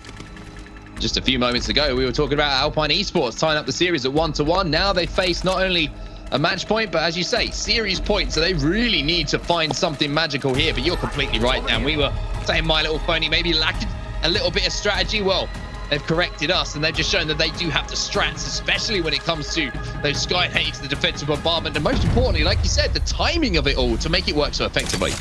Now they're going to have the advantage, they're going to have the high ground, and look at that perfection with the movement into the jump pad, and you can get that arc star down instantly to ensure you've got the high ground. These nades could be huge if they connect. Bubble going down, that is good for My Little Pony. That means that Alpine Esports are having to reset here, having to burn through some meds. James Fearless is going to take the time to do it as well, so he needs to pop a battery, but Alpine Esports now in this difficult position where they know there's going to be some grenades coming their way. They need to try and find the angles themselves to get some decent Sky nades down. And their backs are against the wall here. It's a must-win round, otherwise they drop down to the lower bracket. They won't be out of the tournament. RKN, though, will be out of this round. It's down to Stunny and Yuris to go big and hit their shots, but it's Yuris falling. Stunny is the last remaining player. My Little Pony win 4-2. They win the series 2-0, and they will be in the winners bracket final here. And, well, Alpine, they gave it a good go. They almost had to come back. They almost took the map, but My Little Pony had a response. They had a plan B. They certainly did. Very, very impressive from My Little Pony as well. They felt a little bit of pressure as well in that series, which was impressive from them to see that they can bounce back from that. And they also showed they got some strategy and a little bit of timing, and most importantly, some shot calling to go alongside it. But I think it was only one bubble fight they've lost so far in the series. And when you have that kind of record as a team, when you get that bubble down, it's only going to serve you well. Yeah, it's only a matter of time before you progress and get a couple of more rounds on the board and then win the entire series, to be completely honest. This was the one that didn't go in their favor. They did a lot of damage, but they weren't able to get those knocks, so there was just annoying damage coming from their enemies, whether it be from melees, whether it be from the automatics. But ultimately, My Little Pony do seem like the real deal. Jokes aside, and I know we were poking a little bit fun at the previous game. This one was a little bit different. Alpine forced them to have more method to their madness, and certainly My Little Pony have shown up, and they deserve their position in the winners bracket final. Guaranteed top 3, of course, so that's guaranteed prize money, which I'm sure they'll be delighted with. Oh, 100%. It was that play from James Fearless as well, the man that we spoke to just a few moments ago, that was really, really impressive. Getting that much damage done when you put yourself in a disadvantageous position on the map, and you've already taken some damage yourself. And every single clip that we're seeing at the moment, very impressive from My Little Pony, whether it's the close range fights, whether it's the coordination, everything just worked their way. Yeah, I love the kind of defensive bombardment, wait for it to disappear, then throw the grenades, and then push. It was all timed to perfection. A lot of strategy was there. It was all implemented correctly. So My Little Pony will be delighted with that one. They will now be done for the day. They won't play their winners bracket final matchup until tomorrow's show, so they can go and rest. They can watch how everyone else is going to be playing, but for the most part, I think they know how they're going to play. They play the game and they play arenas how they want to. They don't let anyone else dictate the pace. They don't allow anyone else to change their style of play. They are going to focus on their own game rather than their opposition's, and it's worked out for them so far. That's going to be interesting to see when, like you mentioned, a team like Mona's, who like to play a little bit more methodical, slow pace, pick you apart, almost surgical in the way that they approach arenas.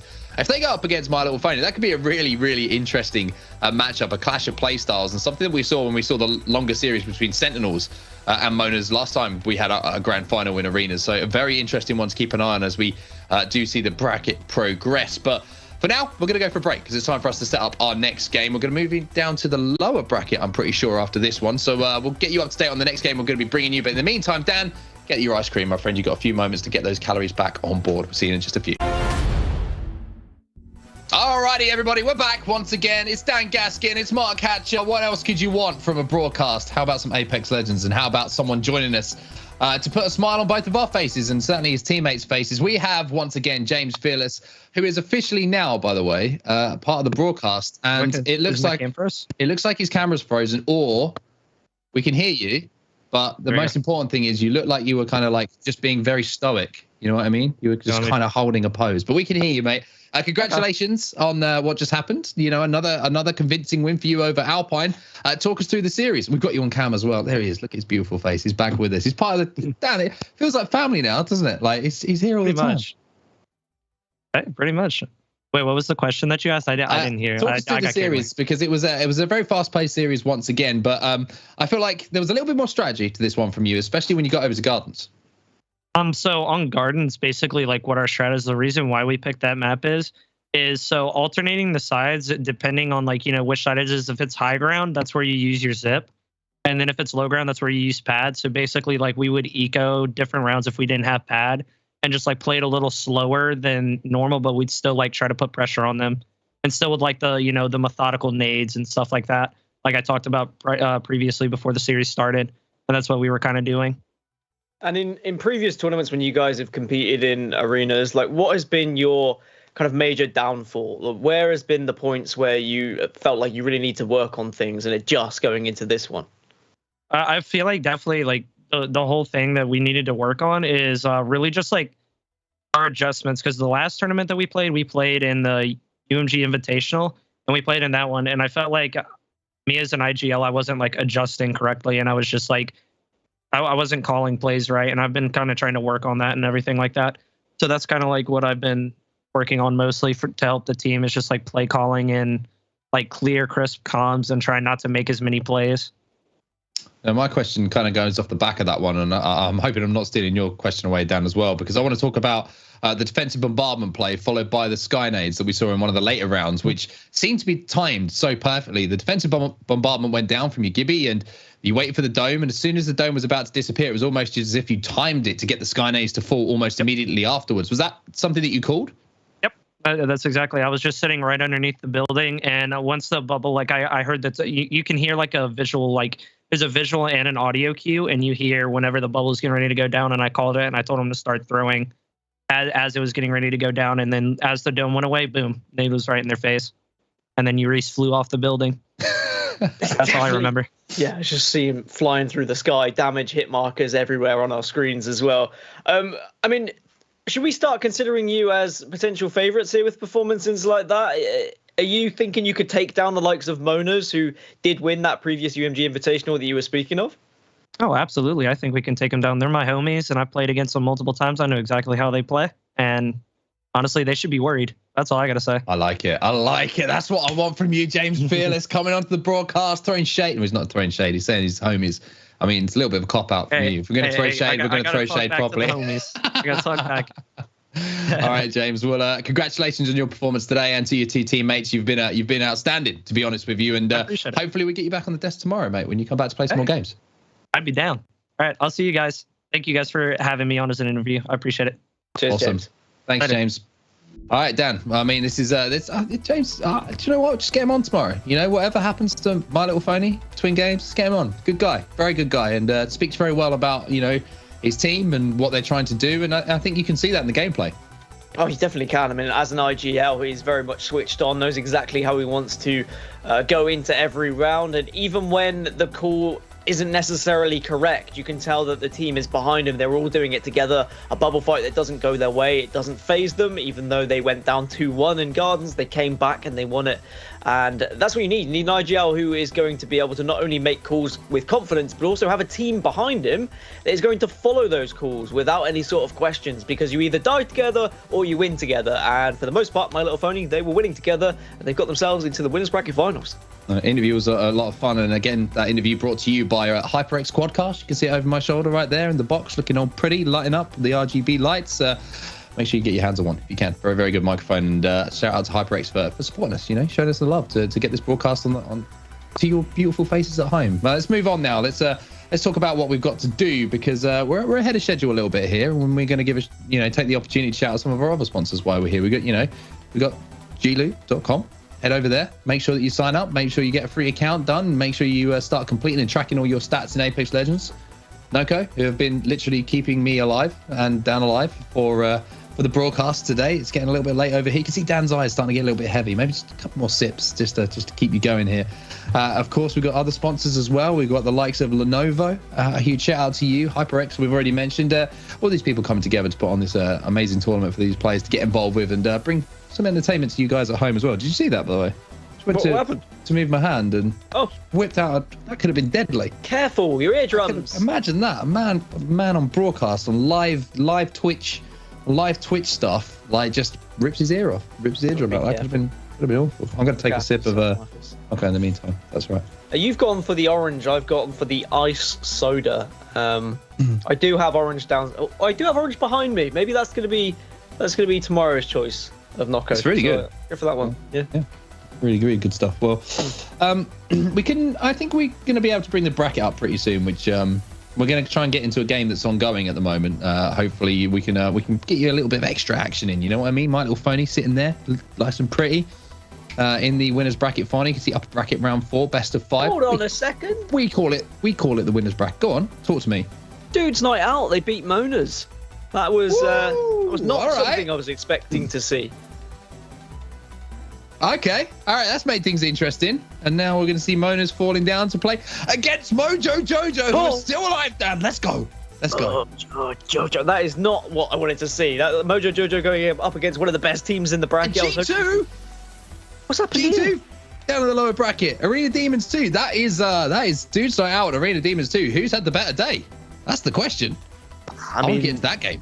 Previous champions, Monas, they certainly will be pretty angry that they've been taken down by Dude's Night Out. But again, this just shows that we can't go off previous form of a tournament that was a few weeks ago, because the meta is developing, teams are practicing, people are getting better and better, people are changing their strategy, and it seems like it's almost a curse when you win the tournament, because you go into the next one and you seem to get taken down by a couple of new boys.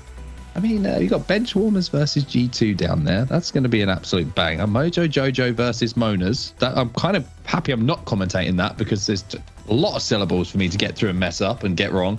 Sentinels versus Premier. I mean, that's going to be nuts.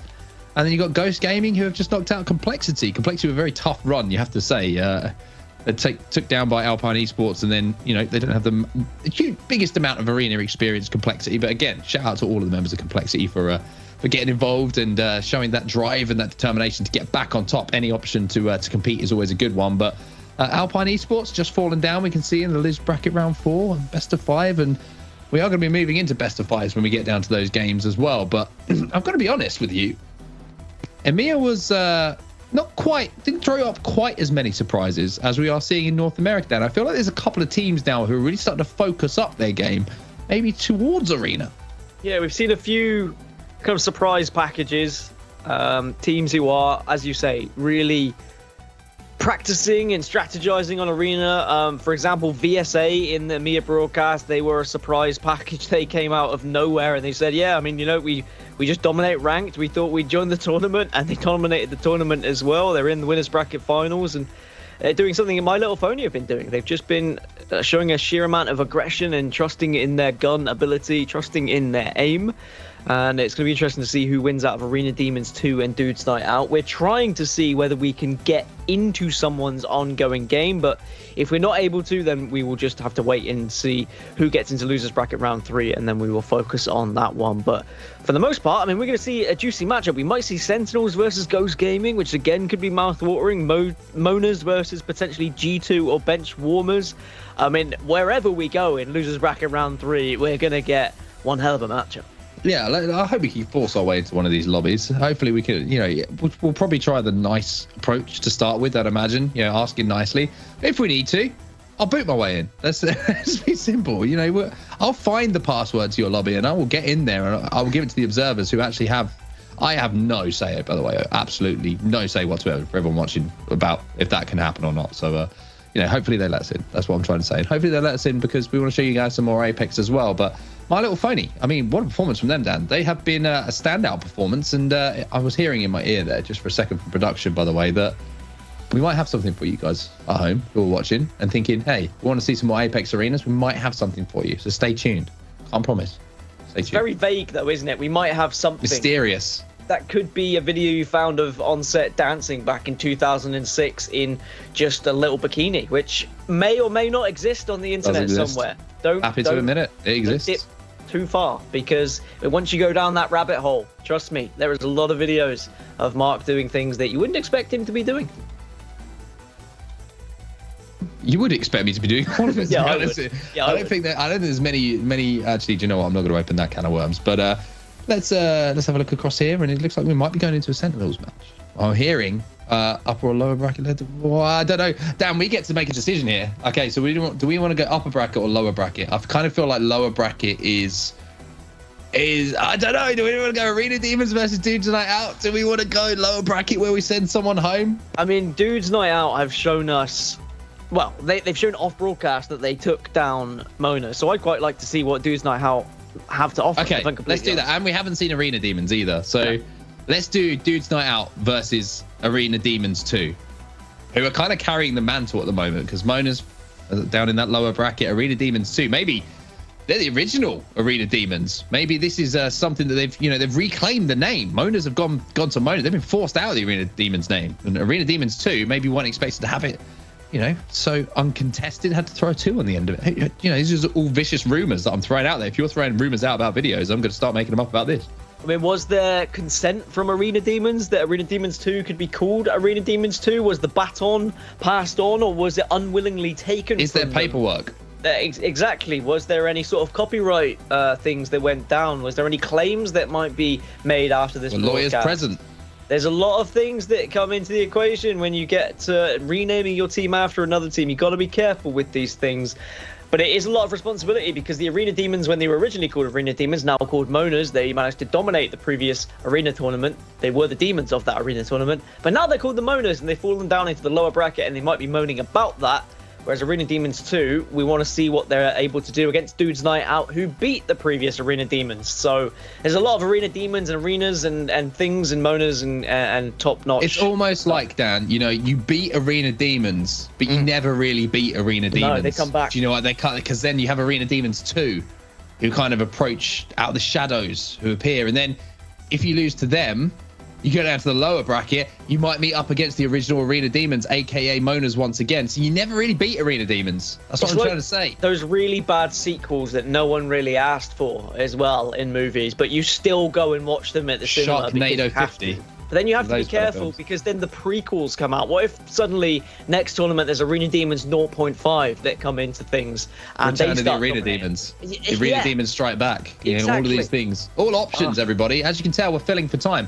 We're going to be jumping into game 3 of the series, though, between Dudes Night Out and Arena Overflow Demons, which is going to be Overflow. It's tied up at 1-1. Can Dudes Night Out banish both of the Arena Demons down to the lower bracket, where Arena Demons could face against Arena Demons 2? Who knows? I've said Arena Demons more than I thought I ever would in my life in the last 3 minutes or so. Just the word arena in general, I think I've said more than I've ever needed to in my lifetime. But alas, here we are. Arena is a very important thing nowadays. And the Arena Demons are going to have to show us what they're made of. Arena Demons 2, excuse me. Whereas Dudes Night Out, who took down the Monas, the previous Arena Demons, are here for a reason. I thought Monas would comfortably walk their way through to the grand finals, if I'm completely honest, with what we saw from them in the previous tournament, especially after they took down Sentinels, the previous tournament winners that they went up against. But alas, it seems like Dudes Night Out were their kryptonite, and now going into Overflow at 1-1, this is a fantastic chance for both of these teams to push themselves into that winners bracket final, guarantee themselves top 3, guarantee themselves a nice slice of that prize money cakeage that is there waiting for them. But we don't know really how to call this one because we haven't seen these two teams play. Yeah. We don't know what they're going to be doing. That's why I wanted to see these two teams compete, these 6 players, because then at least going into tomorrow's winners bracket final, we can now give you something. We can see something on these teams. And we're going to see them take on My Little Phony in that winners bracket semi-final, or winners bracket final, I should say. So it's going to be very, very interesting to see. And I'm sure that My Little Phony are going to be watching this right now and thinking, hey, all of a sudden we're watching the stream, we're paying attention quite closely to what goes down, because this might give us a little bit of information to play with. So as you can see, we're heading over to Overflow. And this is a map that I thoroughly enjoy watching teams go up against each other. You have that initial little standoff, but it doesn't last for too long. You're always forced to engage. Yeah, and when we were in EMEA earlier and we had our interview, we learned that people get pretty frustrated with Bangalore, right? Because the smokes come in, the poke damage is then there with the Mozambique and the Digi threat, and it's all a bit annoying. Just someone repeatedly literally just jabbing you in the side over and over until it becomes a bruise, and then that bruise becomes a wound, and you have to go to the doctors. You need to sort that out. So it's not a situation you want to be in. You need to clear things up before it gets to that stage. You need to take them out of the equation and make sure you push them effectively. But here we go, our first look at Arena Demons 2 and Dudes Night Out in this tournament to see just why they are in this position. 1-1, and the winner of this map will go through to the winners bracket final. You got Oxy Aries, you got Luxford and Reed. So welcome to the broadcast, gentlemen. The first time I've heard these names myself. Straight up, honesty, something that Dan Gaskin knows nothing about. But early on here, you can see playing these head glitches. And this head glitch here is so difficult to try and play off against. So very good positioning from them. And you can see that Luxford has got the Bangalore as the legend pick. So no surprise to see that. The smokes are going to be in there. And on the other side of things, Dudes Night Out, a little bit more of a traditional composition, shall we say. Hey, catch that. Dudes Night Out, a team that we have seen compete in Battle Royale tournaments as well, so a slightly more familiar team name and names featuring on our screens. But the Arena Demons, I mean, if they are following suit from the original Arena Demons, they are going for a composition which is more tailored towards this map. This is when Bangalore seems to be at her very best. Now, Arena Demons just going to dart out of that one, make sure those smokes are down so they can give themselves the best way of escaping, cut off those sight lines, and just watch through with those digi threats.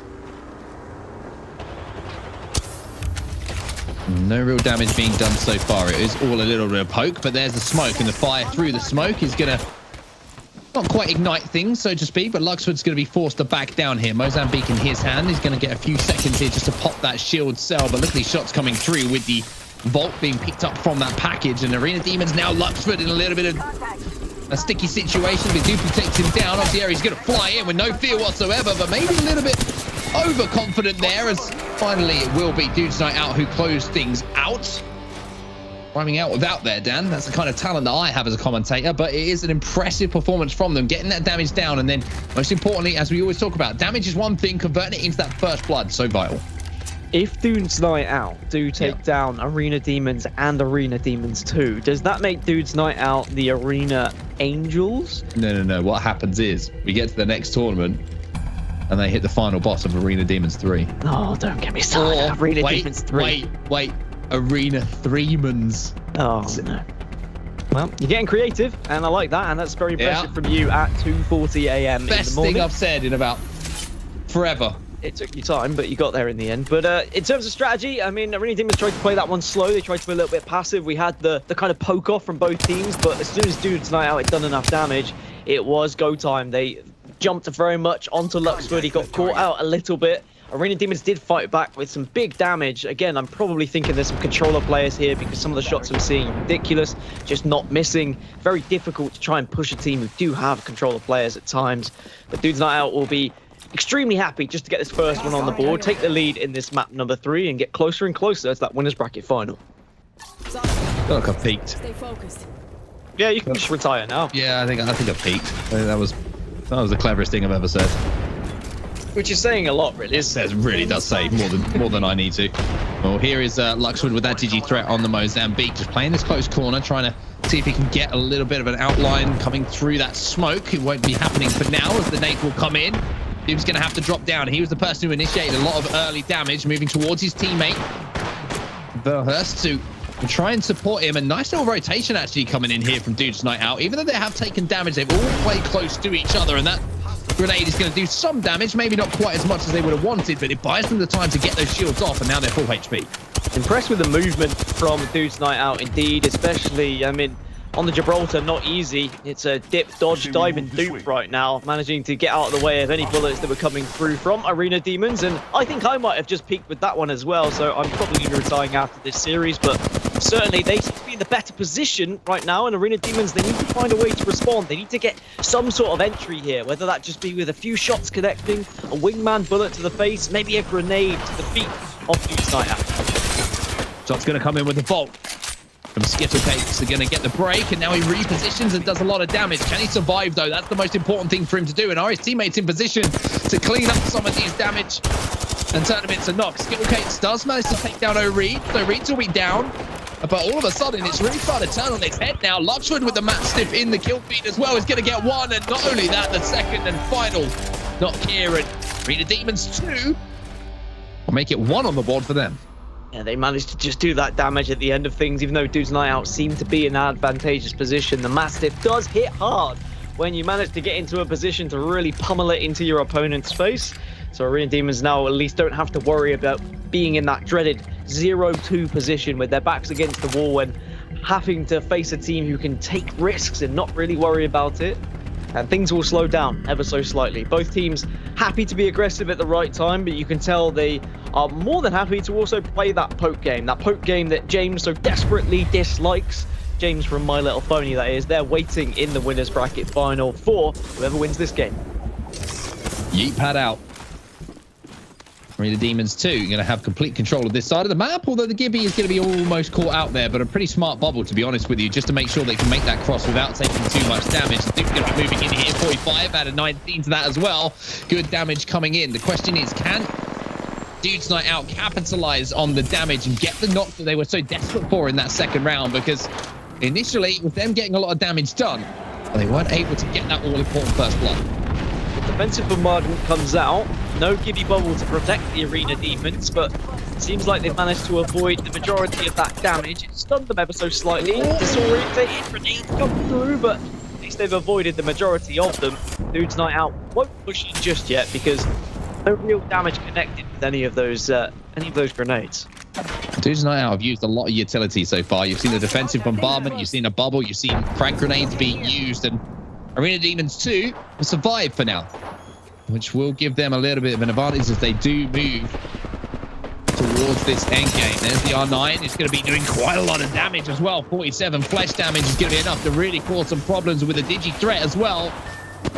All of a sudden, this is starting to turn on its head. Obviously, Ares is going to go down. Luxford now is the last player alive, and even though the initial damage was done, it was his 2 teammates who unfortunately got singled out by Dudes Night Out, and now Luxford's just firing through the smoke, hoping he can connect, hoping the fireworks will pop off. It's not going to happen, though, as 2 players slide in. And Dudes Night Out managed to convert into a 2-1 lead. Dudes Night Out put themselves on match point, series point now. A ticket to the winners bracket finals is there if they want to. Luxford trying to take advantage of one player being on a slither of health, even dropping the smokes, but those smokes almost gave the enemy the chance to really dash across and take advantage of maybe other players that are out of position. Luxford just not able to do the damage from a distance with the R99, even though it does shred from a close distance. Sometimes it just can't do quite enough from long range. As we go into round number 4, which could potentially be the last round of this series. We did join it at 1-1, remember. Very, very true. So match point, series point for Dudes Night Out, and what a run it would be for them towards a matchup with My Little Phony in our winners bracket final. But they've got to get the job done. Arena Demons have shown that they can hold their own, and they will be looking to claw this back here and make Dudes Night Out work even harder for it. Good damage coming in from Holst with that bolt. But one thing I've been impressed with, Dan, is there's been a little bit of variation actually in some of the weaponry we've seen used. We've seen the bolt, we've seen the R9, not just wingman, not just flatlines coming in from these players. A little bit of comfort being important to them in the weapon they choose. Yeah, something that they would have used a lot throughout the Battle Royale of Apex Legends. If you're not a wingman player, you're not a wingman player. I mean, I personally I don't mind it, but I'd certainly be more comfortable on an automatic, and maybe Skittlecakes feels the same. Does some damage with the Bolt, will retreat. Arena Demons, they have to win this round, otherwise they drop into the lower bracket. Don't forget, Lux will back up the full shield, smoke up down, and they will now push up. Really try and surround Who's Night out here. Try and supplement. Well, Aries is going to be in a little bit of a sticky situation. He manages to get one, but it's going to be traded out. Reeds is trying to get the knock himself. The Pathfinder's still alive, I think, for a second. Although, no, Aries will get the knock as Luxford now moves in. Well, going to be the last player alive. Can't even finish off the Bangalore. And they stay alive here. Arena Demons, it's 2-2. And now we have to have one of these two teams get that 2-round advantage to take home the series. Yeah, I think we saw it going this way as soon as we noticed that they were both pretty evenly matched. I mean, not just in the series 1-1, but they were kind of going blow for blow with each knock. There wasn't any two clean fights to go by. I think we've got two teams who are very similar in terms of their skill level, in terms of their ability here in Arena. So it is just going to come down to sometimes that one extra wingman shot or that extra little bit of damage you're able to find from some utility, whether that be grenade or whether that be ultimate abilities.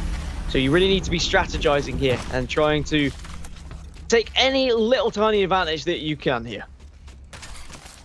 I just feel like this is going to be somewhat of a slow-paced, methodical round, because it is going to be extremely stressful for these players, knowing that it's upper bracket live on the line. It won't be tournament live on the line, but going in that upper bracket and not having to come from the lower bracket is so vital for these teams. Get that little bit of an advantage. Know that you've still got a mistake in the bag. Arena Demons 2 are taking a little bit of damage from those grenades, and that's going to be even more damage. However, utility being used and not getting that shield crack, you kind of don't mind that too much as a team. Grenades going back and forth, but no damage, so no information as well.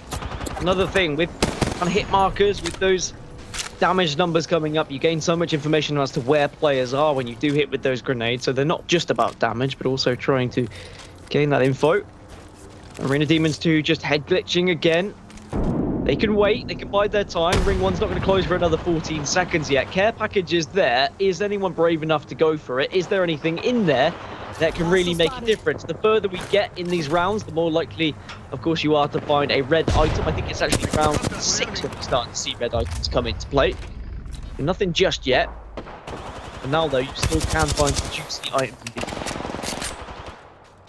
No real damage being exchanged, and it's still that touchy-feely approach between the two teams. The frag grenade's kind of been exchanged, although Bohorst has taken a fair bit of damage himself, but teammates in a good position to back up the player, trying to get the angle to convert that into a knock. And speaking of knocks, Luxford has gone down. Skittlecakes gets that first opportunity to do some real damage.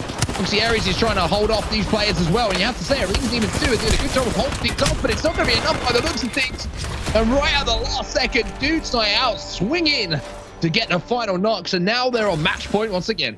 They moved so quickly when they got the knock on Luxford. Didn't allow Arena Demons to kind of replant themselves whatsoever and strategize about how they wanted to go into a 2 versus 3. They forced them into a quick gun engagement. Credit to Arena Demons, they did hit their shots. They did very nearly turn it around, but they weren't able to turn that damage into knocks and get the numbers game back in their favor, or at least on an even playing field.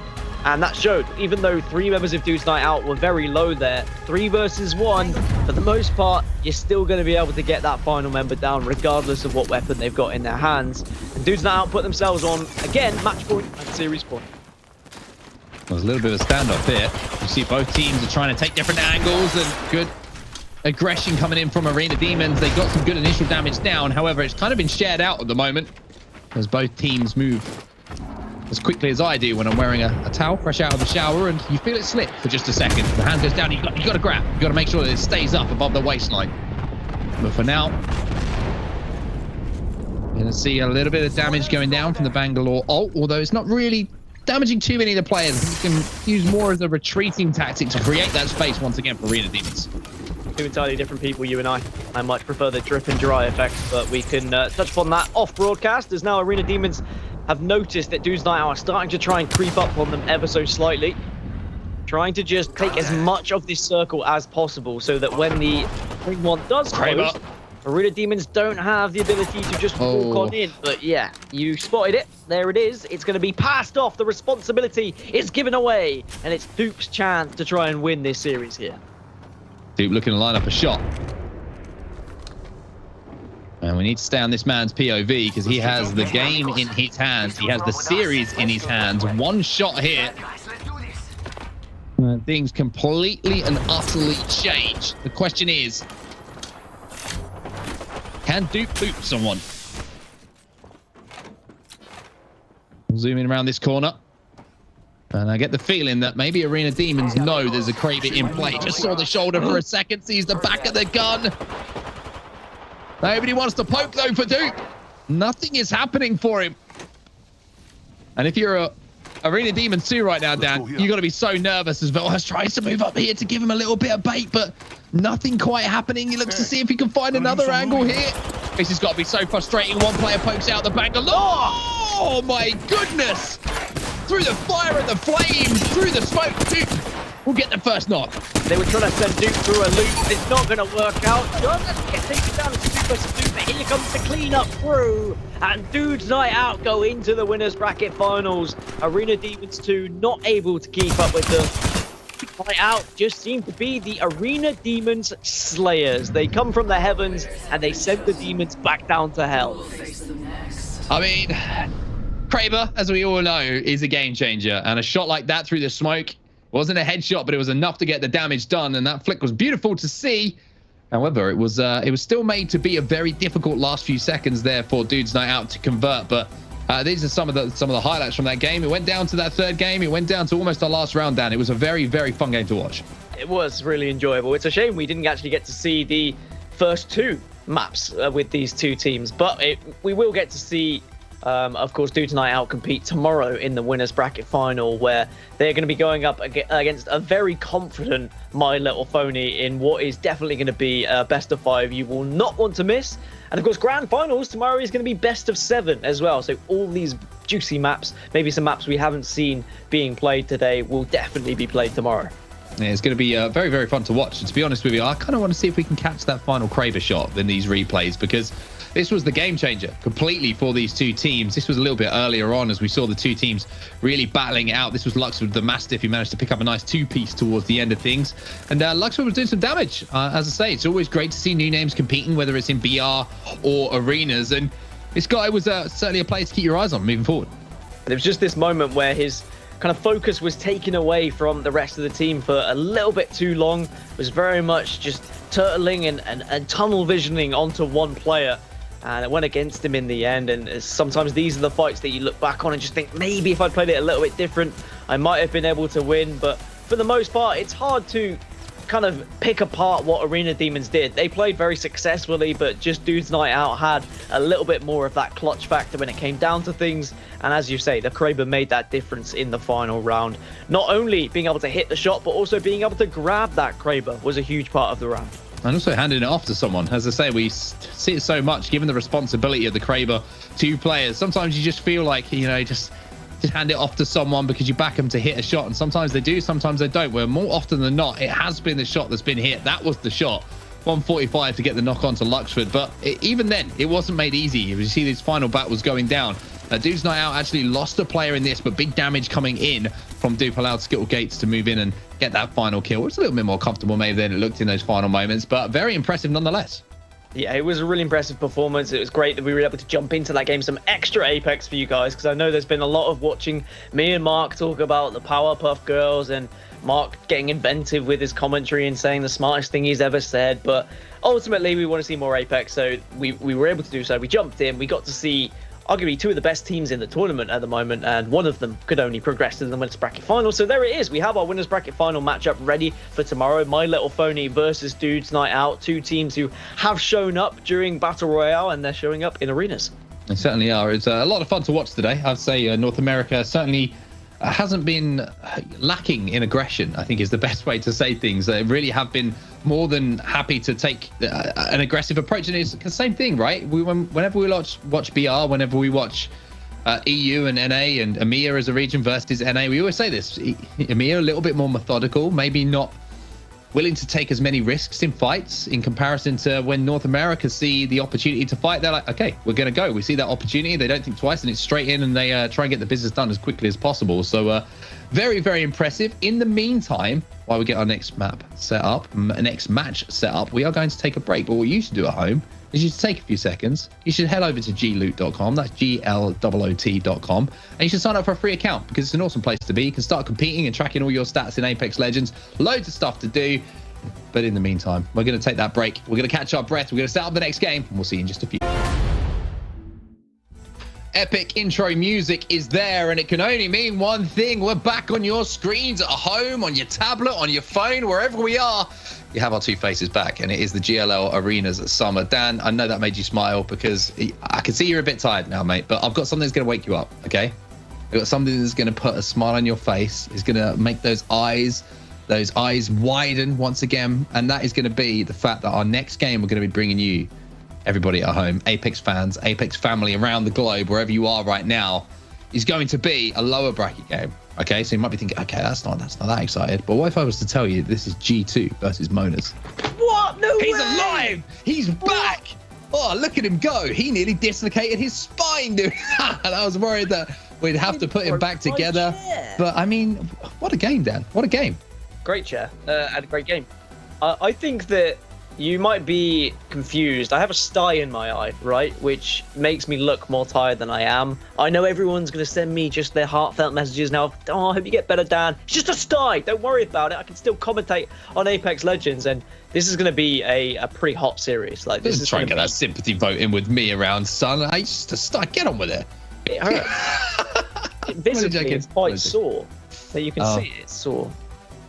Have some sympathy.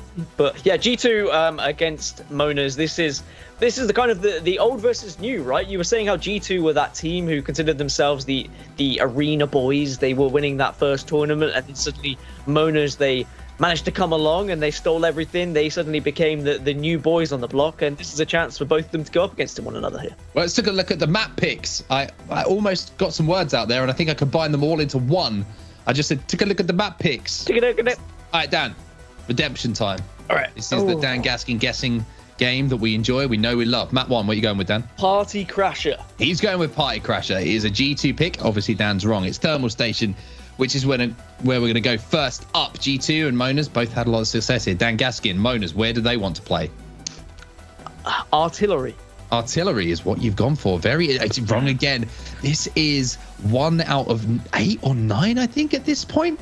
Okay, so Party Crashers, you're surely going to get one of these right because we're running out of maps, Dan. Where are we going next? G2 Esports have picked? Phase Runner. Phase Runner is what G2... It's Overflow.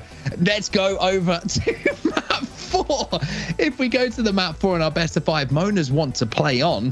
Gardens. They want to play on Gardens. And let's see if... It's Phase Runner. Of course, it's Phase Runner. And our final map, Dan, surely you can get this right. Most of the maps have been eliminated. G2 Esports want to play on... Gardens. They want to play on Gardens. He got it right. He saved the best till last. Look at this man go. 2 out of a lot. But, you know, it's unfortunate, Dan, but you redeemed yourself towards the end there.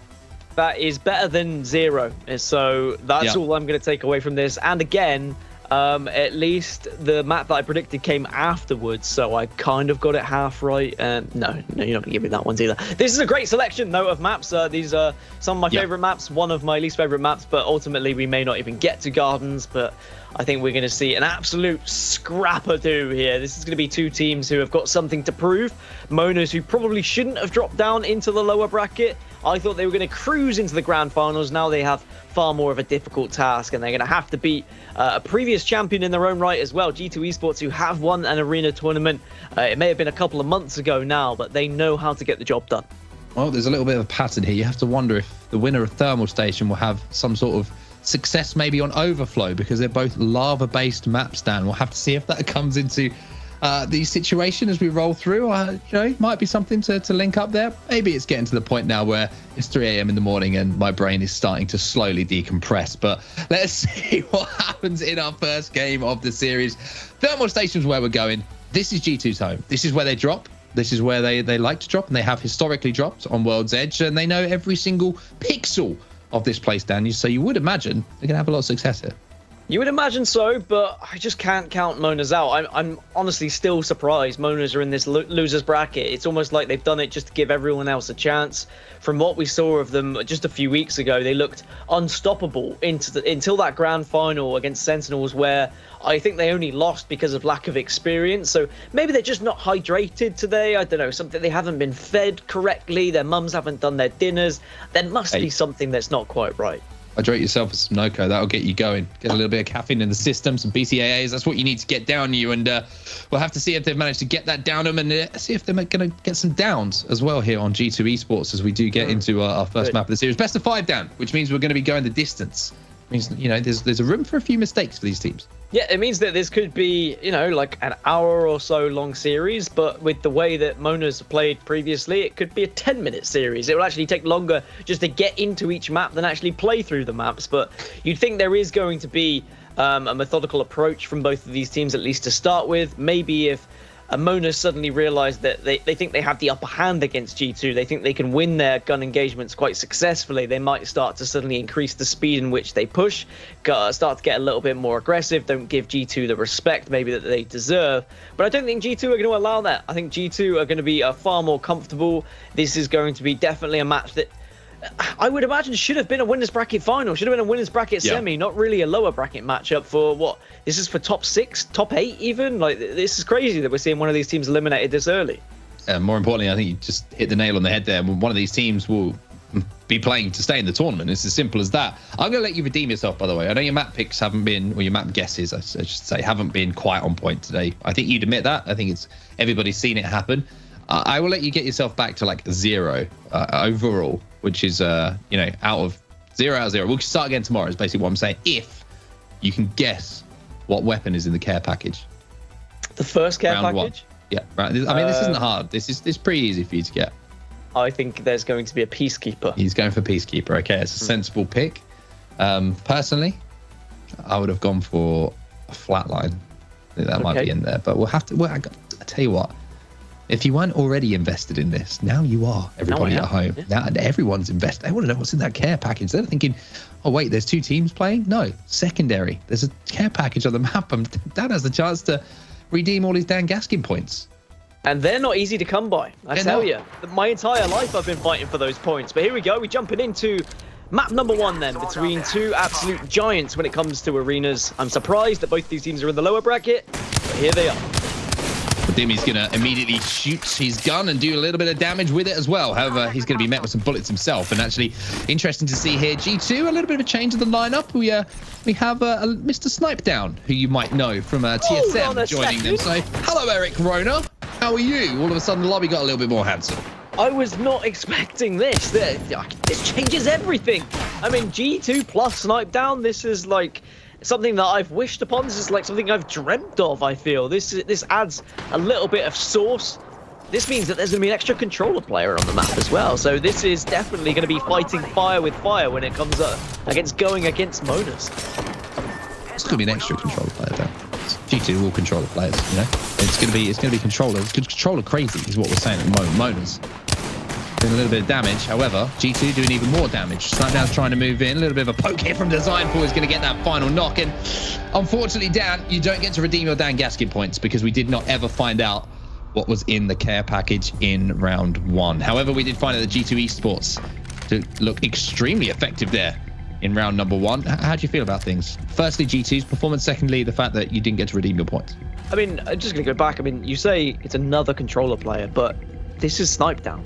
This is Eric. This is the controller player of Apex Legends. I mean, this is not just one in each hand. It's not just adding another controller player. This is adding someone who uses a remote control for a controller, right? That's what I heard in Twitch chat earlier, and he certainly could make that work. He could make anything work as long as it's in the palms of his hand, like a gaming god is Sir Snipedown. All right, I'll stop praising him now, but G2 plus Snipedown, they take the 1-0 lead here. And certainly Monas weren't able to respond to the early aggression and sheer amount of damage output that we saw from G2 there. Yeah, Dimmy's not getting the best of his wingman battles at the moment, which is something that has been a secret to success for Monas when they do manage to get rounds on the board. He's going to have to look to reset a little bit here, even though it's only just one round gone. Here's some nice shots with the wingman, though, coming in from Ronnie. He jumps back up. He'll get the 45 with a little flick and almost managed to get the damage he needed to get that first knockdown. Dimmy, once again, going to be taking a little bit of damage himself, but Ronnie doing a really good job playing this off angle and hitting these shots with the wingman. I was going to say a nice flick of the wrist, but it's not. It's a flick of the thumb, isn't it, when it comes to playing as a controller? Maybe you could flick your wrists as you flick the thumb to try and get that analog stick into the right position, but certainly both teams just having a little bit of an ego battle at the moment, standing out in the open, hitting as many shots as they can with the wingman, and then quickly turtling away to heal up. As now we're going to see Dimmy flying towards the opposition Pathfinder on Pathfinder, who can actually get the connecting shots, though Rani is low as well. Yeah, really, really close, these two players to going down. Result is going to get the first knock. However, Designful will be taken down almost simultaneously by Rani. So it's a 2v2 at the moment, and 45 damage isn't going to be great here. Aiden the Destroyer somehow manages to hit a huge amount of damage onto Snipe Down. Now we're down to a 1v1. Resulta doesn't have much HP to work with, and to be honest with you, G2 had the advantage for most of that fight, but Mona's come out on top, 1-1. Let the auto aim flow through you. The controller players just destroying one another at this point. Yeah. Aim assist. No, in my line of work, where I'm a mouse and keyboard player, I will always know it as auto aim. Okay, I'm just going to correct you there. But yeah, honestly, like, I used to play controller, right? Back in the day when I was a competitive video game player, I was a controller player. I transitioned to mouse and keyboard. I wish I could do the things that these controller players do now on a controller. I cannot even touch a pad. My thumbs feel broken when I do so. The aim they have is incredible, and you could take away the aim assist, and I tell you what, they would still do the same thing. They would learn, they would adjust, they would adapt, because the skill of these players is absolutely fantastic. And we're really going to see it in this particular matchup, where it's just controller players galore. Mona's taking a little bit of damage. Ronnie is going to have to pop some meds to get himself back up to full HP. Snipe Down, looking to try and find a little bit of an off angle here. 45 damage from Designful, just trying to line up these shots and need those bullets. And maybe create the opening here for Snipe Down to move up. Aiden the Destroyer is trying to move up himself, and Snipe Down going to get the call out from a teammate now just to retreat ever so slightly, as it did become a momentary 2v1 situation. So Snipe Down a little bit of a difficult position here. Aiden the Destroyer taking some damage himself, and here comes Snipe Down, and there's the opening created now as Dimmy tries to slide in. The rest of G2 are going to approach as well. Snipe Down, oh, he gets two, and that is Snipe Down doing Snipe Down things. Yeah, sometimes you have to keep Snipe Down on a leash. It was something that Imperial Howl has struggled to do across the years, but certainly in this particular environment, you let him loose, you let that boy off the chain, and you send him towards the other team.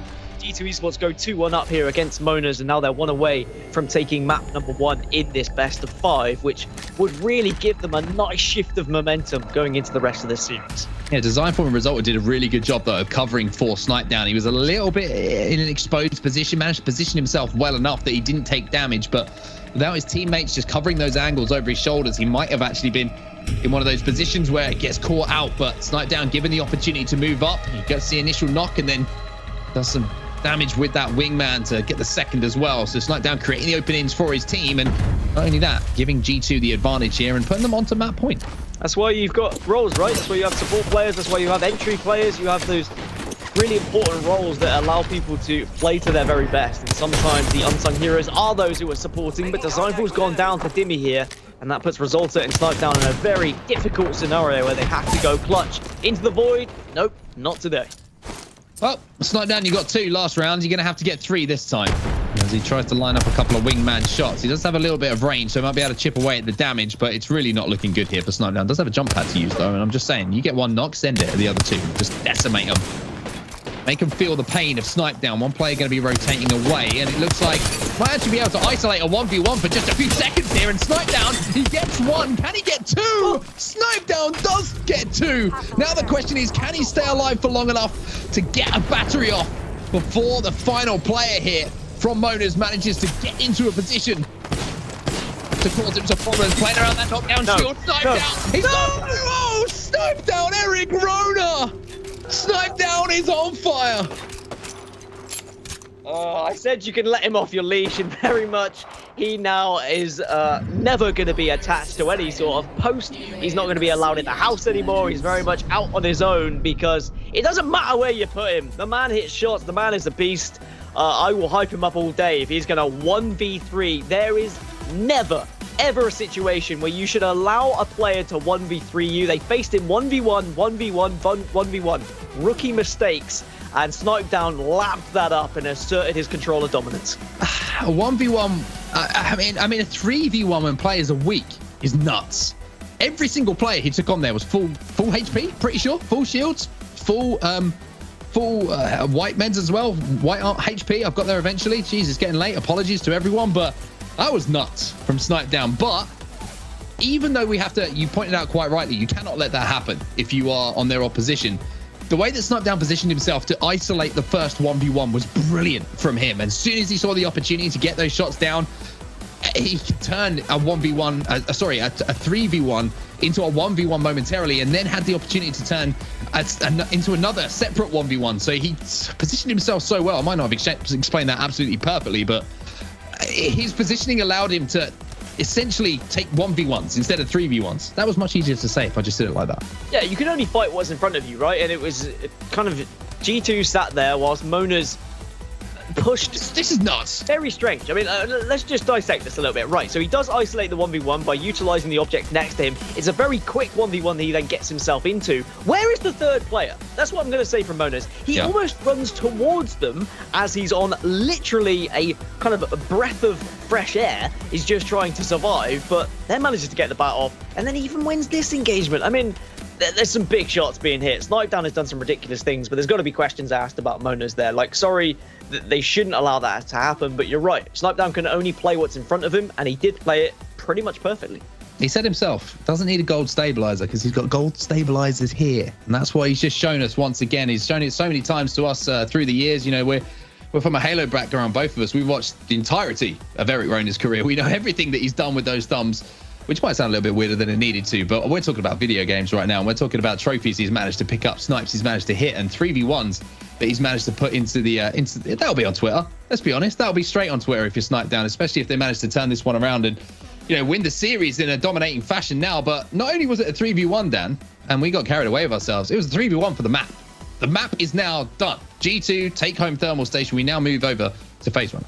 Phase runner? No, we don't. We move over to party crasher, Dan. That's the one. One of the other good maps, though. It certainly is very different finding yourself winning the map than going 2-2 and then having to go slogging it out and try and get to that fourth round, maybe go to 4-4, and then you get the fifth round, and then suddenly you're tired going into map number 2. As even though it's very late here, it is starting to get later and later in North America as well in this tournament.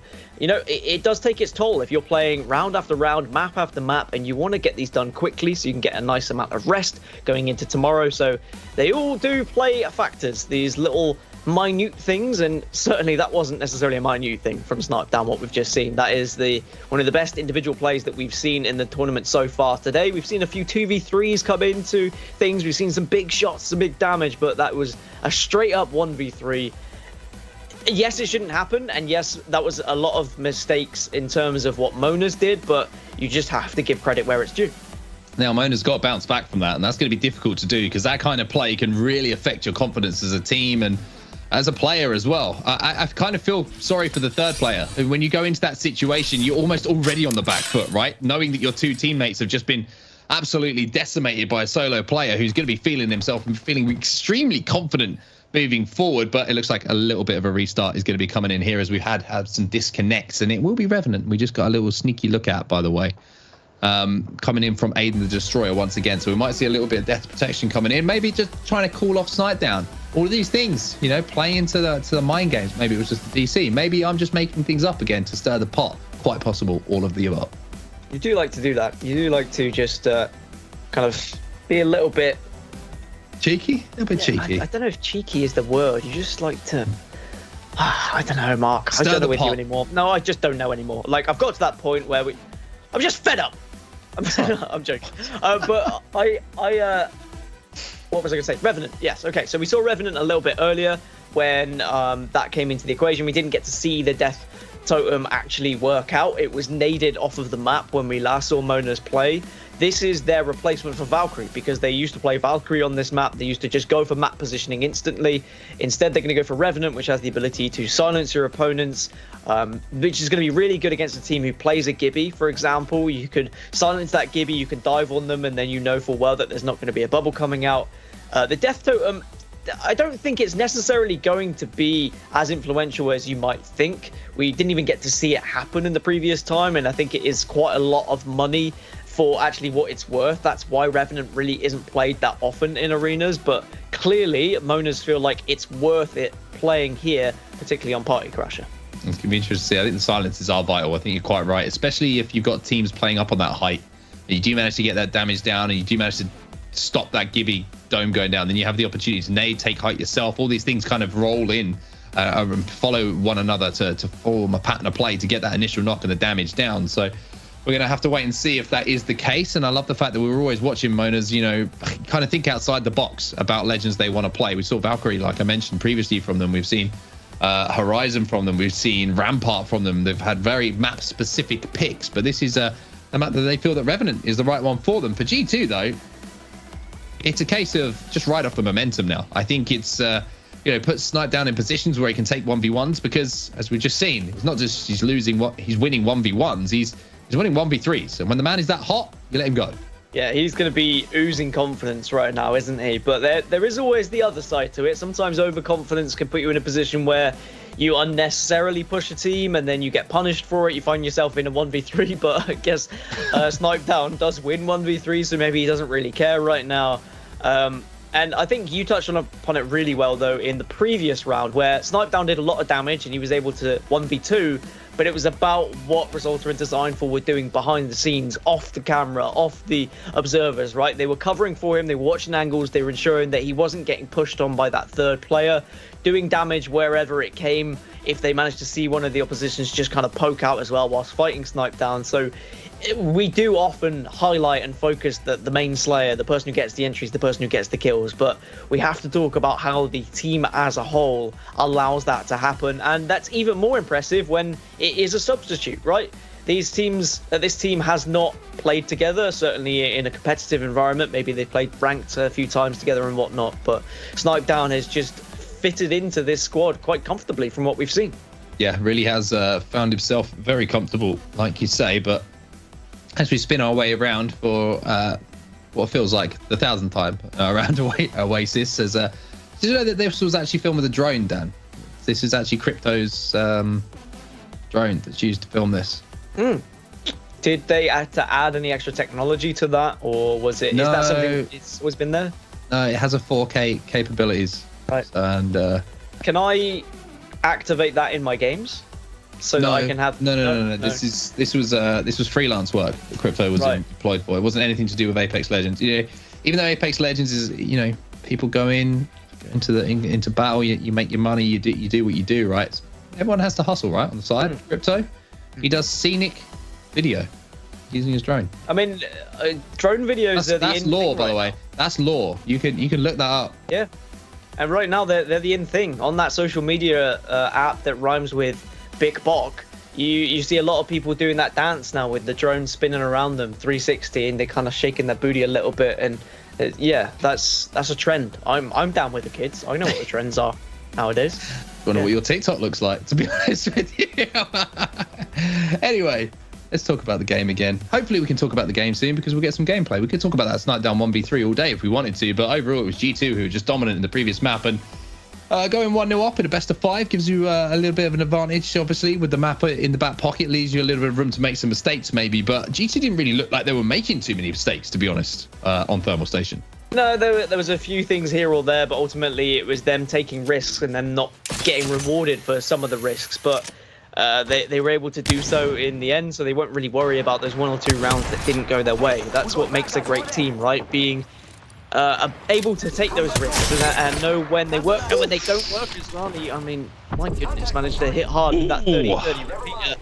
You know, that's what it can do. That's why the 30-30 repeater has been the weapon of choice, especially for Monas in the last few tournaments. It made me like squeal, you know what I mean? Like that full body like recoil headshot. However, Aim the Destroyer going to be the first player to pick up a knock here. Snipe Down's going to be cooled down after that 1v3. Now Resulta's going to move in. However, not really connecting with some shots, and that's not very Resulta-like, to be honest with you. Designful, if you win this one, I'll shave my head.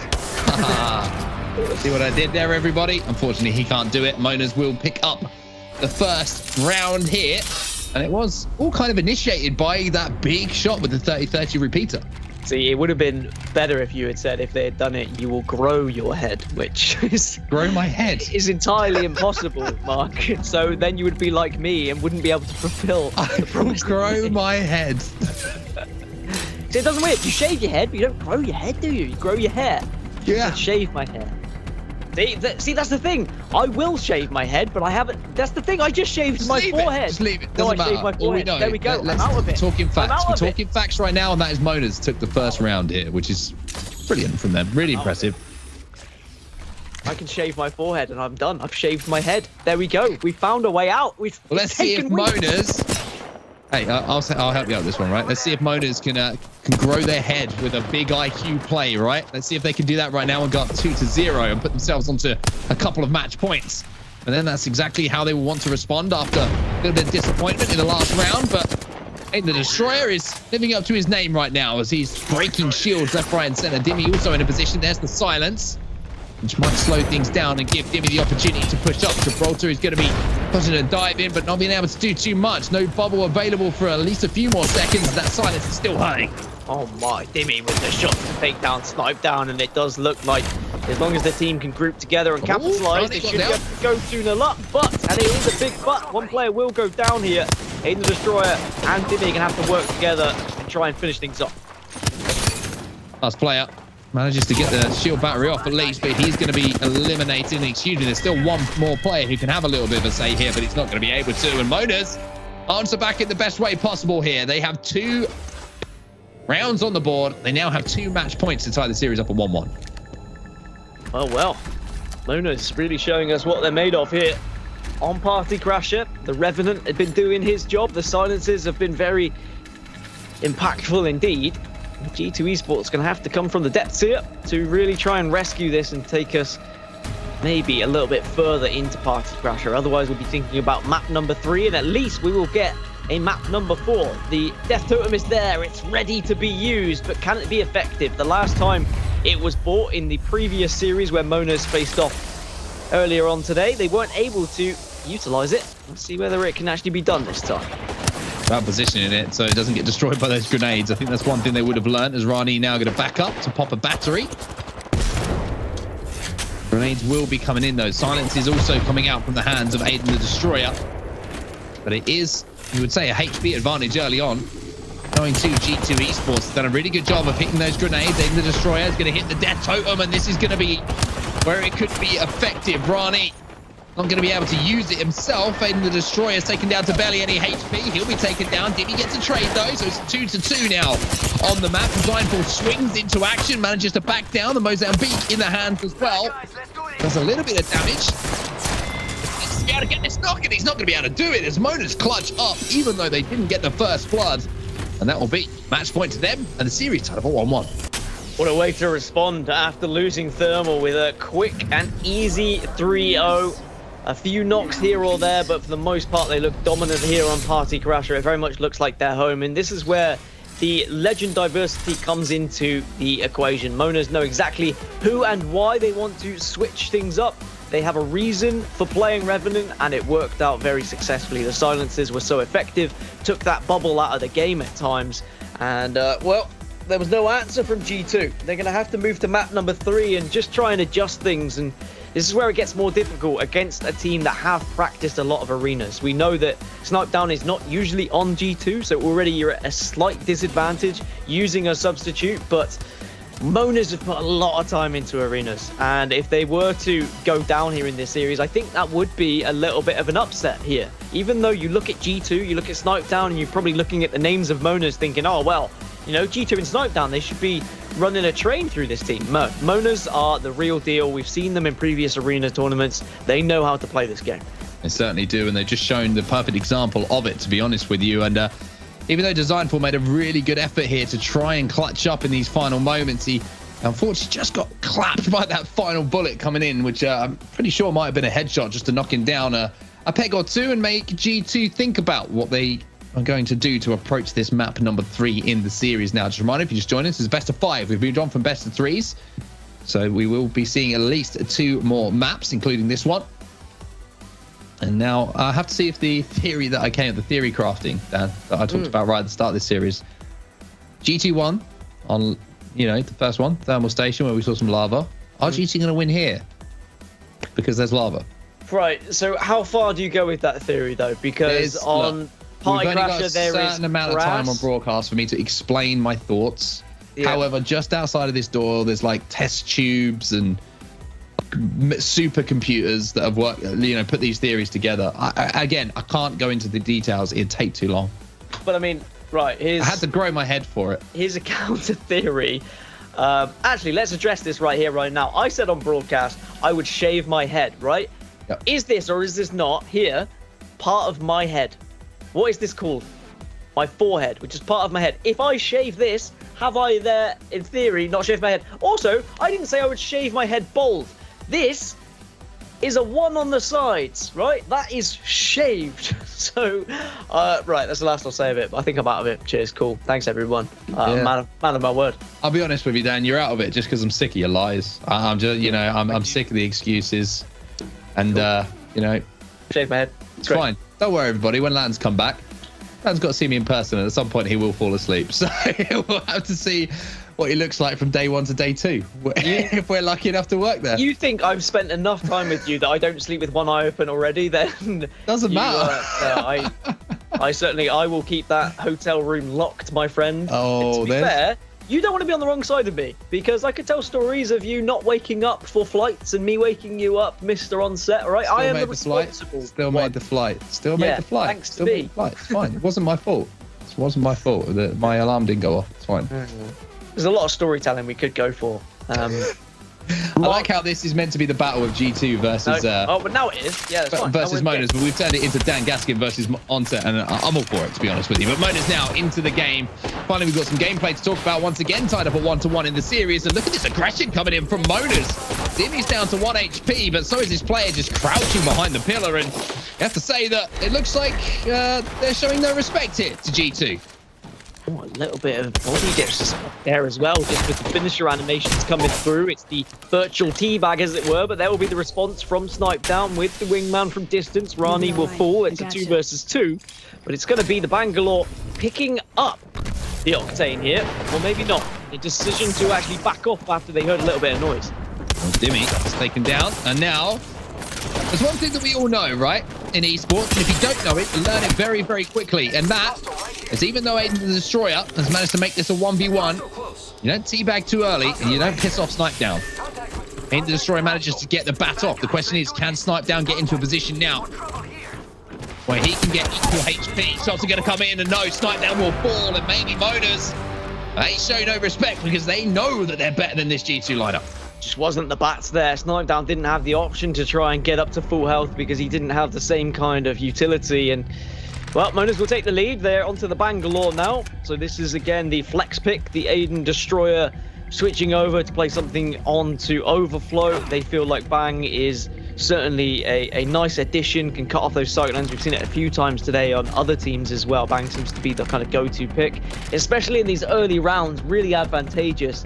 The Mozambique with the Digi threat and the smoke, it means that you can have such a good power position in the middle of the map and really assert your dominance over the other team. And especially when, you know, maps can be won within the first couple of rounds on set, it makes sense. It certainly does, and Dimmy once again just snapping onto targets with that Mozambique and dropping shields. Designful having to find a place to heal. Designful's trying to move around to just find an angle to help him out, but he's not able to get there quickly enough. And now look at the cover fire coming in from the players who are left up for Monas. It really has been impressive from them. There's a grenade as well, and I tell you what, Monas, they run Overflow. It really is as simple as that by the looks of things.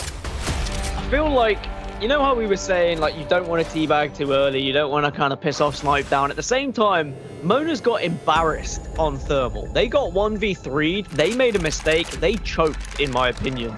And they're probably feeling that, because ever since, they've looked like a different team. They've switched on a little bit more. They seem to have a point to prove against G2. Monas 1 round away now from taking this map and going 2-1 up in the series and really kind of flipping the bird at G2. If I'm completely honest, they'll be teabagging, they'll be body disrespect here. Oh yeah, certainly will. And I think it's one way to get themselves motivated. And Some players get fired up by that competition. Some people crumble, but it looks like Mona's, well, they want to get fired up, and it's certainly working for them. So hats off to them for taking the challenge.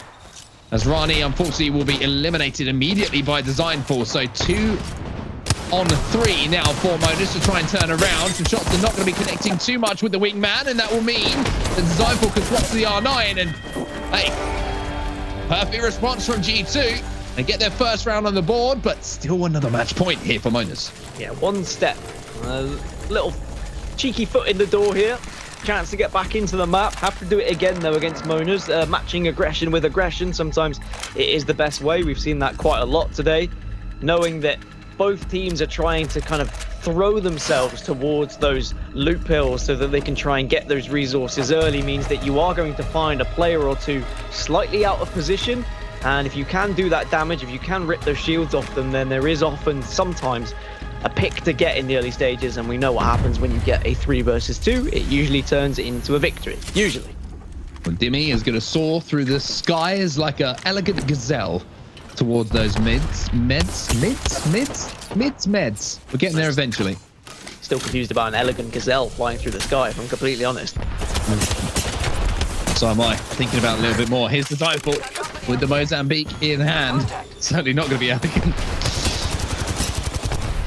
Shots through the smoke from Ronnie, using that digi-threat again, but Mona's down to 2 for now. As you can see, a little bit of an aggressive push actually coming in from that player from G2. Fully not afraid to move up, and G2, I tell you what, advancing back. Monas were thinking about map number 3, and G2 have just pulled them back by the scruff of the neck and said, hey boys, this one's not over yet. It's crazy, isn't it? How Monas can be that close to going 2-1 up in the series, and then suddenly G2 just shove it right back, and they make it an even playing field. It really does blow my mind the amount of times we've gone from 2-0 to 2-2 rather than that 2-0 turning into a 3-0. I think it has gone to a 2-2 more than it has turned around to a 3-0. Not just today, but in arena tournaments in general. And now it's going to be a case of whether momentum is going to be on the side of G2. Can they completely flip this script and take a 2-1 lead in the series themselves? They have to get to 4 rounds now rather than just 3, of course. You have to win by 2 once you get to this point.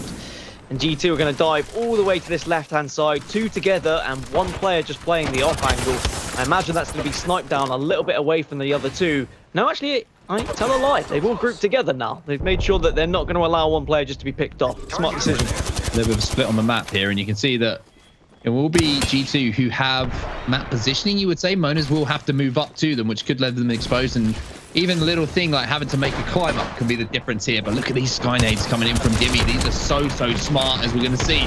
The Bangalore ulti go down as well to create the space they need to move up. So G2 now are having to play some corners, having to slow this one down a little bit while the smoke is trying to be cleared. The threat is going to be there from Designful. Going to do a fair amount of damage, but his teammate with Dollar's going to have to get some cover here, as now the push will come in from Monas. Nice shots. Here you go. You've got the digi threat through the smoke. Snipe down will go down, but there is the final bullet to take that remaining player. And I think it's going to be a 1v1 now. Resulta has to try and hit the shot, but there's going to be aggressive push. Resulta goes huge. And G2 Esports take a 3-2 lead. Oh, Resulta. Oh, it was horrible. That was horrible. Oh, my word. That's twice. That's got to be a dagger in the heart of Monas. I mean, G2, they were 2-0 down. And now they're 3-2 up. Well, 1 more round. This could be 2-1 in the series to them. This is a banger. This is one heck of a series. Just 2 teams very confident in their aiming ability. And it means we get 1v1s, 1v2s, 1v3s. Unfortunately, Monas seem to be on the receiving end of some of these clutches. And they can't allow this to happen too many times. Otherwise, they might find themselves out of the tournament. And I'm sure G2 would love to be the ones dumping them out of it, especially after some of the kind of little teabags here or there that we've seen. Aiden the Destroyer with some incredible shots from distance. Snipe down, going to have to bat up. And now come the skynades. As I imagine G2 will slow things down here, considering they're on map position. G2 once again have map positioning. And they're just watching the same kind of thing happen. And I just wonder if there's going to be the same kind of utility this time for Monas to work with, having lost that round that they had in the previous, to try and close that gap like they had to. They had the Bangalore ulti last time to force G2 back. Do they have that this time? As Dimi now tries to make his move up. However, he's going to be chipped away at. He's going to be forced to use a battery. The smoke will go down now. Look at these shots coming in from G2. They are not giving up any room whatsoever without a fight and exchanging damage. Result wants to bat up, but just has to avoid those grenades first. Needs to be listening to all those orders you do, make sure you're not being pushed up on. There's Designful though, actually saying, you know what, screw your smokes, I'm going to have a digi-threat to work with as well. So suddenly your backdoor advantage is not going to be there for you. Care package is dropped, but neither team interested right now. Designful going to have to use some meds for now. That arc star that goes down is going to buy in the time, so no one's going to push him. So a really good play there. Snipedown's going to have to push a battery as well. And now the push will come in. Designful's going to be caught reloaded, but he's going to do a lot of damage there. Designful takes to the skies. The Pathfinder is going to be in front of him. He manages to get one. However, Resulta and Designful have to work together here as Snipedown is on his back. Designful should have never won that fight, but again, Pathfinder just allows for so many clutch plays, so many individual moments to really go in your favor. Designful and Resulta, the last two remaining players. Snipedown has fallen, but I think this is a 2 versus 2. Both players have been able to bat up. For now, reload comes in from Designful. Resulta trying to work with his teammate, long-term teammate as well, to get this damage done. However, he goes for the battery, and that is going to be the opportunity for Monas to answer back. It's 3-3. It's 3-3. Can't split the two. As soon as you think this is going to go one way, and one team has been able to come out on top, the other just responds in quite an emphatic manner, to be completely honest. It's usually a somewhat dominant team fight, either winning by 3 knocks or at least 2. And that means that now we are at least going to go to one of these teams having to get to 5. You may even go all the way to round 9, where it's going to be 4-4 at this rate, and it comes down to sudden death, where you don't have to win by 2. It's just about who closes out that last remaining match. That last remaining point, excuse me. And now this is where the care packages get interesting as well on set. This is where you can start see the Cravers getting involved. Well, Designful flies through the skies like a beautiful gazelle once more. As we see the shots being exchanged, the Mozambique doing a little bit of damage here for Designful. We're seeing a little bit of a change in setup now from G2, playing on this higher side of the map. And they are going to be met with some shots. Designful's got to be careful. He has the shields broken, and Mona's trying to move up on that damage. Take advantage of any sort of damage that you've been able to put down on the opposition team. Mona's again shredding through. The smokes will come out, and that looks like it's going to be the cue to just push up, gain a little bit of map positioning here. But Rani elsewhere has also accumulated quite a lot of damage himself. Snipedown's trying to hold this angle down. Has to back up to his teammates once again. Designful is going to have to retreat once more. Nobody getting the better of each other right now. Result is still in a little bit of a sticky situation himself. Snipedown not being able to get a line of sight he would have wanted with those smokes going down from Bangalore. So a little bit of a reset overall between the two teams. That's happened quite a few times in the last few rounds, is that you think an engagement is going to happen, then both will back off, allow one another to shield up. But now Rani's in a position where he really could do a lot of damage here. If he can get the knock, there is a triple take. It's not a creep. I got excited for some reason. However, 46. With that triple take, we'll get the knock. Dimi will combine with his teammates, and now Monas find themselves in a 3v2 situation. Dimi going to take down yet another, and all of a sudden, Monas are looking extremely strong. They will answer back in the best way possible. They had 2 match points. They threw them away. Now they've got another one. Another chance to try and take the lead here in this series. 2-1 on Overflow, but well, every time we've said this is probably going to go one way, it suddenly goes the other. So you imagine that now G2 will probably equalize here. The triple take did actually have a bit of an impact. The no-scopes came out, hit 46, got the knock. If that was a Kraber, would it have done the same thing anyway? Probably, yeah, because I think the damage had already been done. So G2, I don't think this is a case now of kind of reassessing and strategizing. I think both teams have accepted that this is just a pure out aim war. And knowing full well, you get your position in the early stages, you take your fights, you get the resources, and you say, we jump on them when we do the damage. The My Little Pony approach, as it were. Yeah, this is just a war between these two teams. There's really no other way to put it. Snipedown will get the first knock onto Dimi. Rani, he's going to be down to pretty much 0 HP as well. Aiden's going to be trying to produce some sort of cover for his teammate to get the battery off. But you can see that G2, they're just on the hunt right now. The second player will be taken down, and what a way to respond here for G2. A clean wipe of bonus. Nobody goes down, and we're going with deciding Round number 9. Sudden death. Don't have to win by 2 anymore. Red Evo shields also in play. Red weapons also going to be in those care packages. Maybe, just maybe, we'll see a Kraber. We've already seen one Kraber today, and it did make the difference. But with the speed of which these rounds are being played out, these care packages aren't really being opened for the most part. There's just a lot of disrespect, a lot of... Also, at the same time, just acceptance from both teams, saying, look, we know what's going to happen here. Let's just have a straight-out war in the middle, and whoever takes it, lads. I wonder if there's a little bit of ego being mixed in as well. Just throwing that out there, by the way. Just throwing that out there. 3 controller players versus 3 controller players. Who's the best controller players? And the meds are going to go to Dimmy here, and he's going to be uncontested, which will mean that G2 have moved to the other side of the map, and you can see exactly that happening.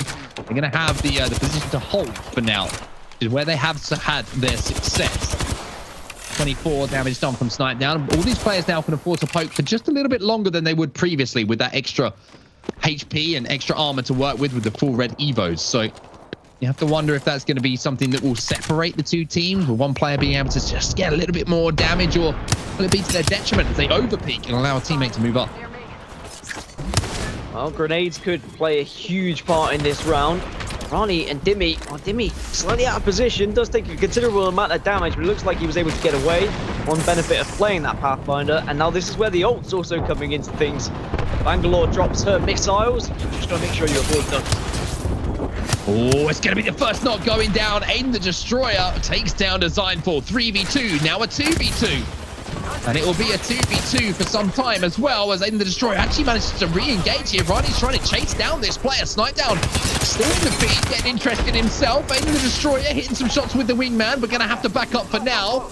The Snipe down will be taken down. So a 1v2 situation now. G2 still in this, but Mona's surely going to be able to close this one out. Yeah, they will. They will. I mean, you've been able to let both players pop their backs, get back to full red shields. 5-4, but what a map that was. Overflow, very entertaining indeed. Just both teams having an absolute scrap. And that's what Overflow does best, right? It just forces teams into these early engagements, into these close encounters. That really does make you have to use every single bit of mechanical skill you have to offer. And all these 6 players, their ability on the controller is almost unmatched, to be completely honest. But has gone in the way of Monas. Maybe wouldn't have expected that after the performance we saw from G2 on Thermal, but Monas will be delighted now to turn things around and take a 2-1 lead in the series. Yeah, really, really impressive from Monas. And I know their fans will be in the chat right now. They'll be watching. They'll be supporting their boys all the way down to that last kill that happens. But really, really impressive, especially the way that they haven't been flustered by certain things as well, Dan. I always look at teams' mentality, and you've had some big plays, really big plays come out from G2, and a couple of players in those plays have been embarrassed on the side of Monas. But next round, it doesn't affect them whatsoever. They bounce back, and then they try to embarrass G2, excuse me. And it seems like they're doing that, and they're not afraid of making mistakes, which is so vital for a team to know that, you know, even if you make a play and it doesn't come off, or something doesn't go your way, you can answer back in the next round and you can make it right. Yeah, you have to learn from those mistakes. That's what the best teams do. And I think Monas, they saw what happened on Thermal, that 1 versus 3. There was a couple of 1v1s they also lost out on this map in particular, but I think you hit the nail on the head. They haven't let it phase them. They haven't let it kind of be the overarching story that allows them to fail here. Instead, they've just focused on winning their gunfights, winning their duels, trusting in their ability.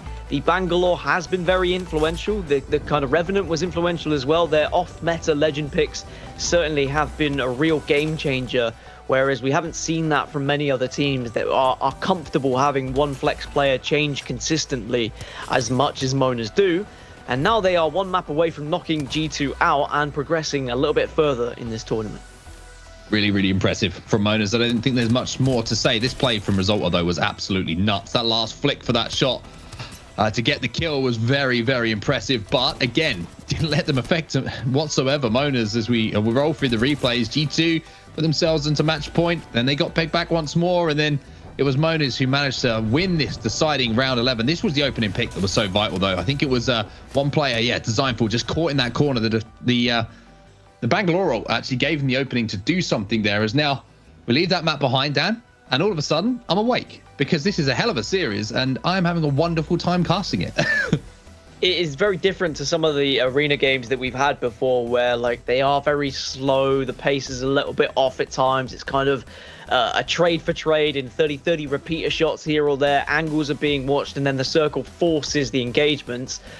Whereas these two teams just seem to have an idea of how they want to play arenas, and it is a little bit more fast-paced, but there's also a lot of methodical thought process going behind the pushes, and in general, it's just straight-up fights that are coming down to just minor decisions, whether those be mistakes, whether they be clutch plays. Either way, it is certainly entertaining, that's for sure.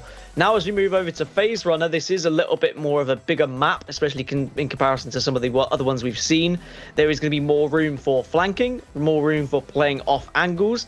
It should be a little bit slower just because the map is a lot more open and you're a little bit reluctant to all push into one area. Otherwise, you could be kind of suffocated and surrounded. So I'm expecting it to be a little bit slower, but that certainly doesn't mean it's necessarily not going to be as entertaining. Yeah, I think you summed it up perfectly there. You will see a little bit more poke damage maybe, or you know what? We might just see continued aggression from both of these teams. We're into our fourth map of the series now, as we will see a little bit of a standoff to start with. It looks like we are going to see Rampart as well. That was one thing I was going to keep my eye on. If we're going to see amped cover going up from Aiden the Destroyer to give him a little bit more of a boost on those LMGs, should he need it. Those walls are going to give him some angles to play with as well to cover his teammates. Yeah, and we'll probably see Sheila introduced into the game. The minigun coming out probably round 3, maybe round 4, and can just shred through the armor. If you can position it at the right time, if you can catch your opposition off guard, then very much can be detrimental.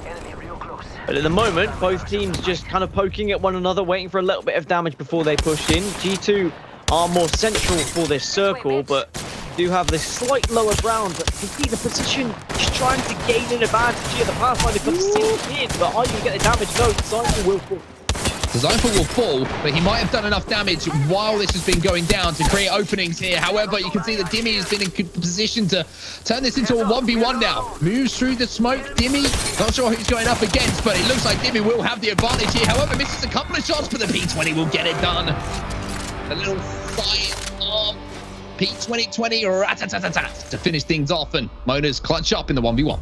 Oh, it was just the smokes again. It's just so difficult to try and work out where the opposition is if you don't have digi threats of your own, and it looked like it might have been Snipe Down he was going up against, and I don't think Snipe Down had any digi threat weapons, so was just a little bit lost as to where the final remaining player of Mona's were. And now Mona's take a 1-0 lead, and quite often we see the 1-0 lead turn into a 2-0 lead, and then all of a sudden they would only be one round away from winning this entire series and knocking G2 out of the tournament. So a lot of pressure on this round for G2 for me.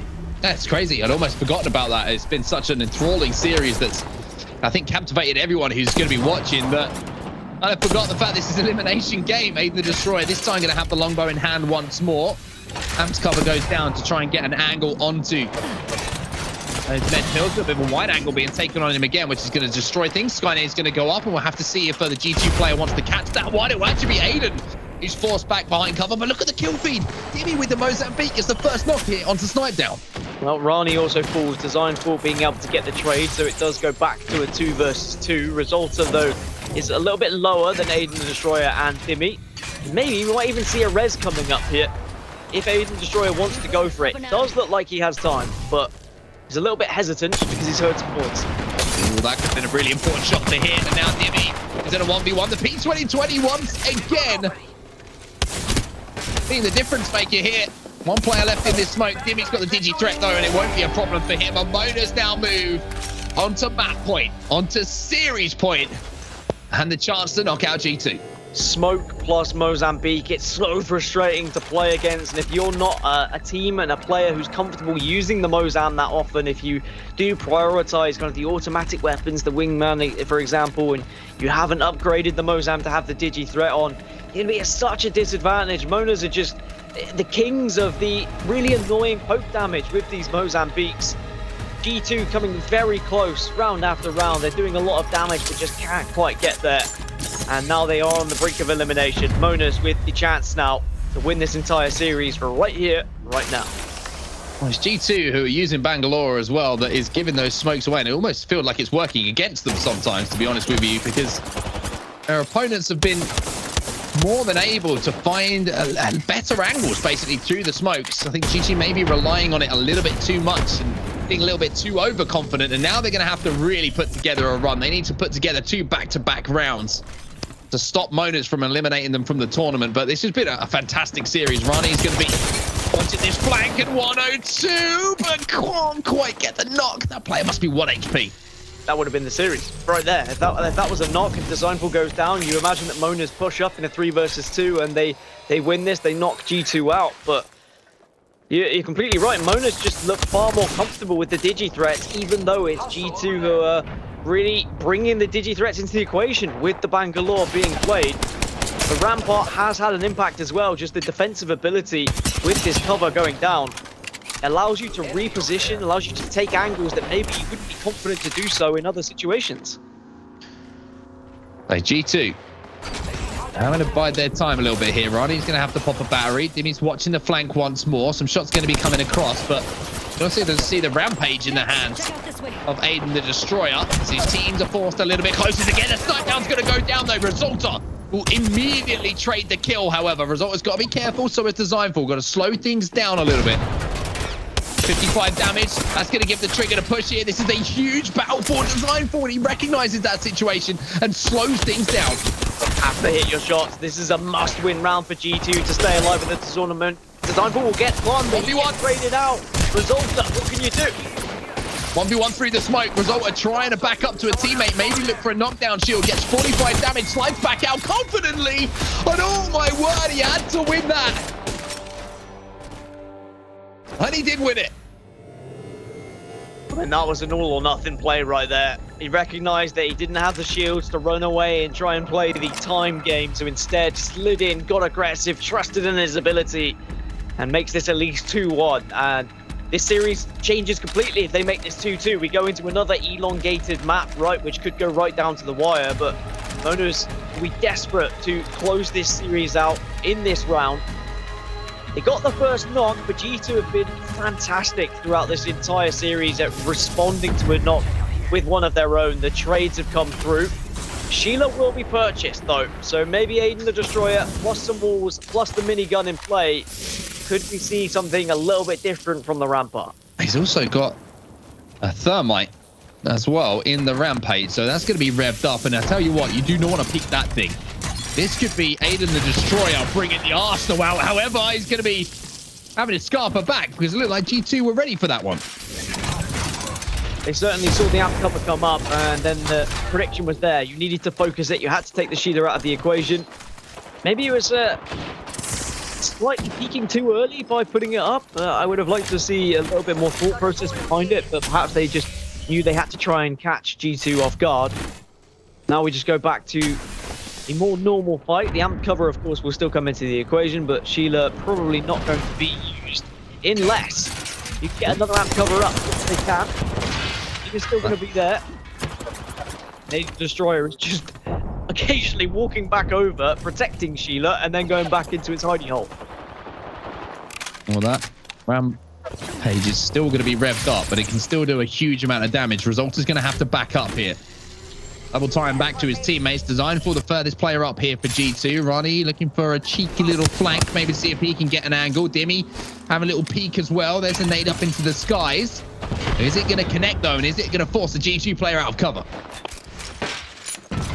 Very difficult decisions to be made now. You don't want to make any sort of wrong foot here, as that could find you in front of a minigun, and also could find you eliminated from the tournament if you place yourself just slightly out of position. Arnie might be out of position, does manage to get away. That's one of the benefits of being the Octane, but that will give G2 now the opportunity to take a map position advantage, you'd imagine. Snipe down to take a little bit of an off angle, gets 60. Can't hit the second shot though. The third is going to ring out across the map as well, but no connection whatsoever. So 1 from 3 for Snipe down. Resulta now moving up a little bit. Reloads coming in from both of these players. A bit of chip damage now from Design 4. This is starting to get really intense now. G2 need this round. However, it's Resulta who goes down first. Dimmy getting the opening pick. There has to be a trade here from G2. Otherwise, this could be them out of the tournament and Mona's taking the series. We need to see a big response. We need to see clutch moments. We've already seen a few. Has to happen again now. Oh, nades! Loads of nades at the feet of Ronnie, but nobody's really going to be connecting. Oh, there's a big play. Dimmy now versus Snipe Down. It's 1v1. I'm not sure how this has happened, but Dimmy versus Snipe Down. He's got a knockdown shield to play with. He's going to play around the cover. He should be able to get this bat off. Snipe Down misses one shot, hits a second, has to hit the reload now. The 1v1 to stay alive here for G2. It all falls down to Snipe Down. 44. Can he get this final shot off Snipe Down? The longest 1v1 ever. It doesn't get it done. Monas will clutch up. And Snipe Down will fall on his back. After such an amazing 1v3 earlier as well from Snipe Down, it's so difficult in a 1v1 like that when you've only got a Mozambique to work with, the reload coming through, and just couldn't quite get those final bullets in. Monas will knock out G2. A valiant effort from G2 with a substitute. I mean, all being said, I mean, it is a substitute that is Snipe Down, who is an amazing top tier player as well, but Monas will be extremely happy, I think, to be able to move forward and take down a mammoth team like that. And that should be enough to help them progress to the very latter stages of this tournament. Maybe, who knows, they can progress right all the way to the grand final from this loser bracket. What a series it's been then. So some fantastic moments, some clutch moments. This is how Arena should be played, right? These should be these exciting times where both of us have our head in our hands after moments like this, 1v1s where it comes down to just a couple of shots here or there, a couple of misses or a couple of connected shots. Snipe Down coming so close. It was the swing from Dimmy that I loved as well. It was one bullet, and one bullet wasn't enough, and he didn't manage to connect. But what a series that was. Thank you for joining us, and shout out to both of the teams for putting that together down, because that was ridiculous. That's how hype arenas can be. That's how great it can be as a game type. And G2 and more importantly, Mona's putting on an absolute performance there. Mona's coming out with a win, but it was a great advert there for arenas, and a great way to close the day as well.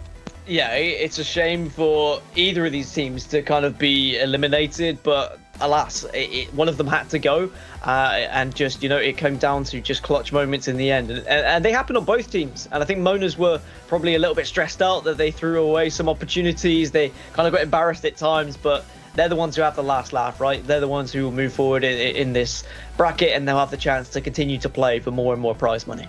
Okay, well, we're going to take a short break, and when we get back, we're going to run through a little bit of housekeeping towards the end. We're also going to have a little interview for you from one of our players from today. So in the meantime, head over to gloot.com, that's GLOOT.com, and sign up for a free account, because, you know, it's been a good fun today. Let's just give some love back to GLL and everything they provide. You can start competing and tracking all your stats in Apex Legends. Loads of cool stuff over there. So while we catch our breath and we set ourselves up for the final part of the show, head over to gloot.com. That's where you need to be. Dan, big smile from you, because we're heading to a break.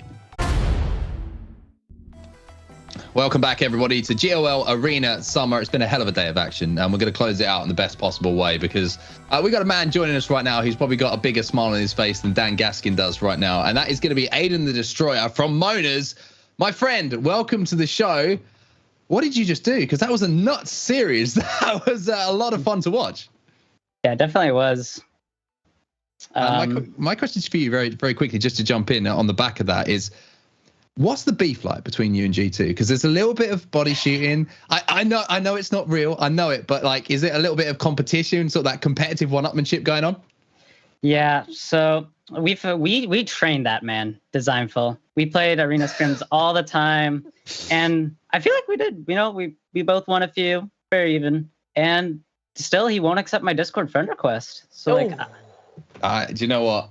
I'm gonna get on that. I mean, if you're watching right now, you know what you need to do, man. You need to listen to Aiden. You need to get on Discord. You need to accept his friend request, or maybe he's not going to accept it now because you've just dumped him out of the tournament. Aiden, you got to think about this. You got to get ahead of the game a little bit. As I say, very impressive performance from you, though. Dan, any questions for Aiden? Yeah, Aiden, I mean, you're the flex character, right? You're playing every legend under the sun. You guys seem to have a different legend to choose depending on the map. What kind of toll does that take on you as a player? Do you think that holds you back about excelling, or do you think that if anything, it allows you to flourish as a player because you get to play on all these different legends? Yeah, I think that's definitely like my specialty. I actually came from console. I had like 20k kills on Wraith, like absolute one trick, nobody else. And ever since I switched to PC, I've just gotten bored. I've just been playing like literally everybody. And the only person I can't play is the most important character, which is Gibby. But I think it definitely, especially helps my team because I mean, Dimmy was the same way. He only played Wraith for the longest time, but yeah, my teammates only play 1 or 2 characters, so it's great for me to be able to flex to anybody. I mean, you said it yourself. You guys came from console, and you're making a bit of noise right now in the arena scene. You know, we know about your background. You know, one of the first teams to hit Predator, and right now, how good is it to be competing in these tournaments and playing against some of the biggest names in the world, and not only competing against them, beating them and beating them well? Yeah, it feels amazing. It's just there's only so much improvement that you can have. During we can still hear you, by the way. We've lost your camera, but we can still hear you. You're good. So, sorry, what was the question? I was going to say, how good does it feel to beat these teams that, coming over and competing in these tournaments? Yeah, so it feels great. Like, there's only so much you can improve in just normal ranked and everyone. Like, yeah, I've been honestly getting bored of just normal ranked. So it feels great to finally have some great competition. And yeah, and beating them, as you said, feels great. I can't wait for tomorrow, actually. Yeah, we made it. And I can't wait to hopefully take home the prize. You did, but you fell to the lower bracket, which was a surprise. It happened off stream for us. We didn't get to see your matchup. What happened there? Like, I mean, talk me through it. Why are you in the lower bracket? Was it just a case of you didn't have the strategy down, or you got outshot? I mean, talk me through the series we didn't get to see. So we never really played those guys before. So I feel like the biggest thing, especially on maps like Overflow, etc., our confidence was just really low, especially after they took us down on one of our best maps being Gardens. And then when it came to Overflow, it was just all about confidence. That map is all about confidence, and because we didn't really know their play style, it was definitely at an all-time low, and they definitely got the better of us. Well, congratulations, obviously, for getting through to tomorrow. We will see you back here again, and hopefully we'll get you back on for another interview after some more success. My question to you is, Apex Legends Global Series is just around the corner. Is Mona's just an arena team, or are we going to see you dominating BR scene as well? We're definitely going to branch out. Okay, I like that. I want that same answer. That's what I was looking for. Same team. You know, Demi and Ronnie, they hate Battle Royale. Absolutely hate it. So I had to do a lot of convincing, but we're definitely going to be competing there. Awesome. Well, best of luck for tomorrow. Congratulations on your performance today, and thank you for putting on a hell of a series for us. That was a lot of fun to watch. Yeah, it was really fun. Thanks for hosting. Awesome stuff. Aiden, the Destroyer. His full name should be coming in right now because that man did take down G2. And great to hear, Dan. You know, what a story that those 3 gentlemen have, right? Played on console, 20k kills on Wraith. He's a one-trick, comes over to PC, plays arenas, starts dominating. Now they're going to branch into BRs, and I'm sure there's going to be a few people watching how they are going to get on, even though you can hear from Aiden, it took a little bit of convincing to get them involved in BRs. But another wonderful person, another great talent that we've got in Apex Legends. But Designful won't accept his bloody Discord friend request, will he? I can't believe that. He's been ghosted. Come on. Like, you're all friends here. We're all part of the Apex community. Let's welcome in these newbies, regardless if they're slapping us around in arenas or not. They all deserve a chance to be in open arms. The Apex community has been one of the most welcoming communities I've ever been a part of. So I'm sure that will change around, and I'm sure it's just a little bit tongue-in-cheek. And maybe you just missed that request. Sometimes you don't see them. I don't have my Discord notifications on. I wouldn't notice it. Not that anyone adds me anyway. But you can understand these things. You know what? And they always add. There's that extra little bit of tension in the game. You could see it. The little bit of body disrespect. It made it for a more exciting matchup. Should have spelled out with the Mozambique on the floor, like, add me on Discord as he won it. But maybe that's something to work on. But it's been really fun to watch Monas go about the business. And they've got a lot of fans at home who have been supporting them. So shout out to you guys who've been watching. But for today, I think we're getting towards the end. We need to take a look at the bracket, though, to see how all of the other games have been kind of filtering themselves out. We do have our winners bracket final there in the top. You see My Little Phony going against Dude's Night Out. That is going to be a hell of a game. And down on that lower bracket, I mean, Dan, we get to the potential of seeing Monas versus Arena Demons, and the rights to the original Arena Demons name, who will be decided. That goes down tomorrow, potentially, if they both get through their games against Ghost and Alpine, respectively. We should have asked Aiden about the Arena Demons copyright. We'll get back on tomorrow. Yeah. They'll win. It'll be fine.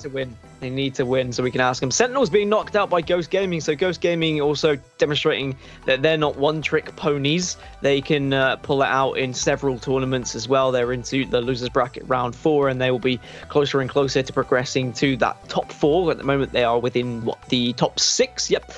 So this is the business end of the tournament now. We found our 6 best teams from this tournament, and it's about seeing who can clutch up. There have been some really, honestly, disgusting plays today. It's been a very exciting tournament indeed, and I can't wait to see how things close out in not just NA, but also EMEA. Well, this is where it's going to go down. We're going to be here tomorrow. That's the time you need to remember. Write down or just take a screenshot. It's the quickest way to do things if you want to keep up to date on when things are going to be going down. And you can see tomorrow is all best of 5s until we get to those finals where we go the full distance. We go best of 7, and we'll be here. We might be a little bit broken right now, but don't worry. We're going to sleep well tonight. We're going to get our rest in. We're going to eat well. And when it gets to those grand finals tomorrow down, we're going to be ready for it. Oh, it's going to be brilliant. I mean, we're going to have the best of the best. EMEA had everything this morning, what feels like. I guess it was this afternoon. Now it's this morning in an NA. I don't know how time zones work anymore, but everyone's shown up. It's been a pleasure to commentate. You know, I haven't at one point think, oh, you know, I just want this to end, because that series, previous one, I didn't want it to end. I wished it was a best of 7. I wished it was a best of 9, because it was 2 teams just at each other's throats. I loved every second of it. Well, it's 2 teams who have put a smile on our faces, and I'm sure to everyone who's been watching as well, it's put a smile on yours. But for now, unfortunately, that is the end for us. We're going to give a quick thank you to all of our sponsors, Nocco, Logitech, HyperX, and of course, head over to gloot.com. That is GLOOT.com. Sign up for a free account, show some love to GLL and everything they do. You can start competing, tracking your stats in Apex Legends, all that good stuff. And they've got challenges over there as well for you to try and complete. So make sure you check that out. In the meantime, I think it's only right we say shout out to everyone who's watched, shout out to the team, shout out to the pros. Dan, you've been brilliant as always, and shout out to you at home for supporting these players and supporting the teams. We love you. That's all from tonight, though. It's time for us to go to bed. Shout out to Logitech as well, all these people, everyone. I'm going to go through them again one more time because I love our sponsors, right? Nocco. We're going to go through to Logitech, HyperX, Chile. You know what? I'm tired, everyone. Just let me go to bed. That's all I'm going to say right now. I love you. We'll see you soon. Dan, good night.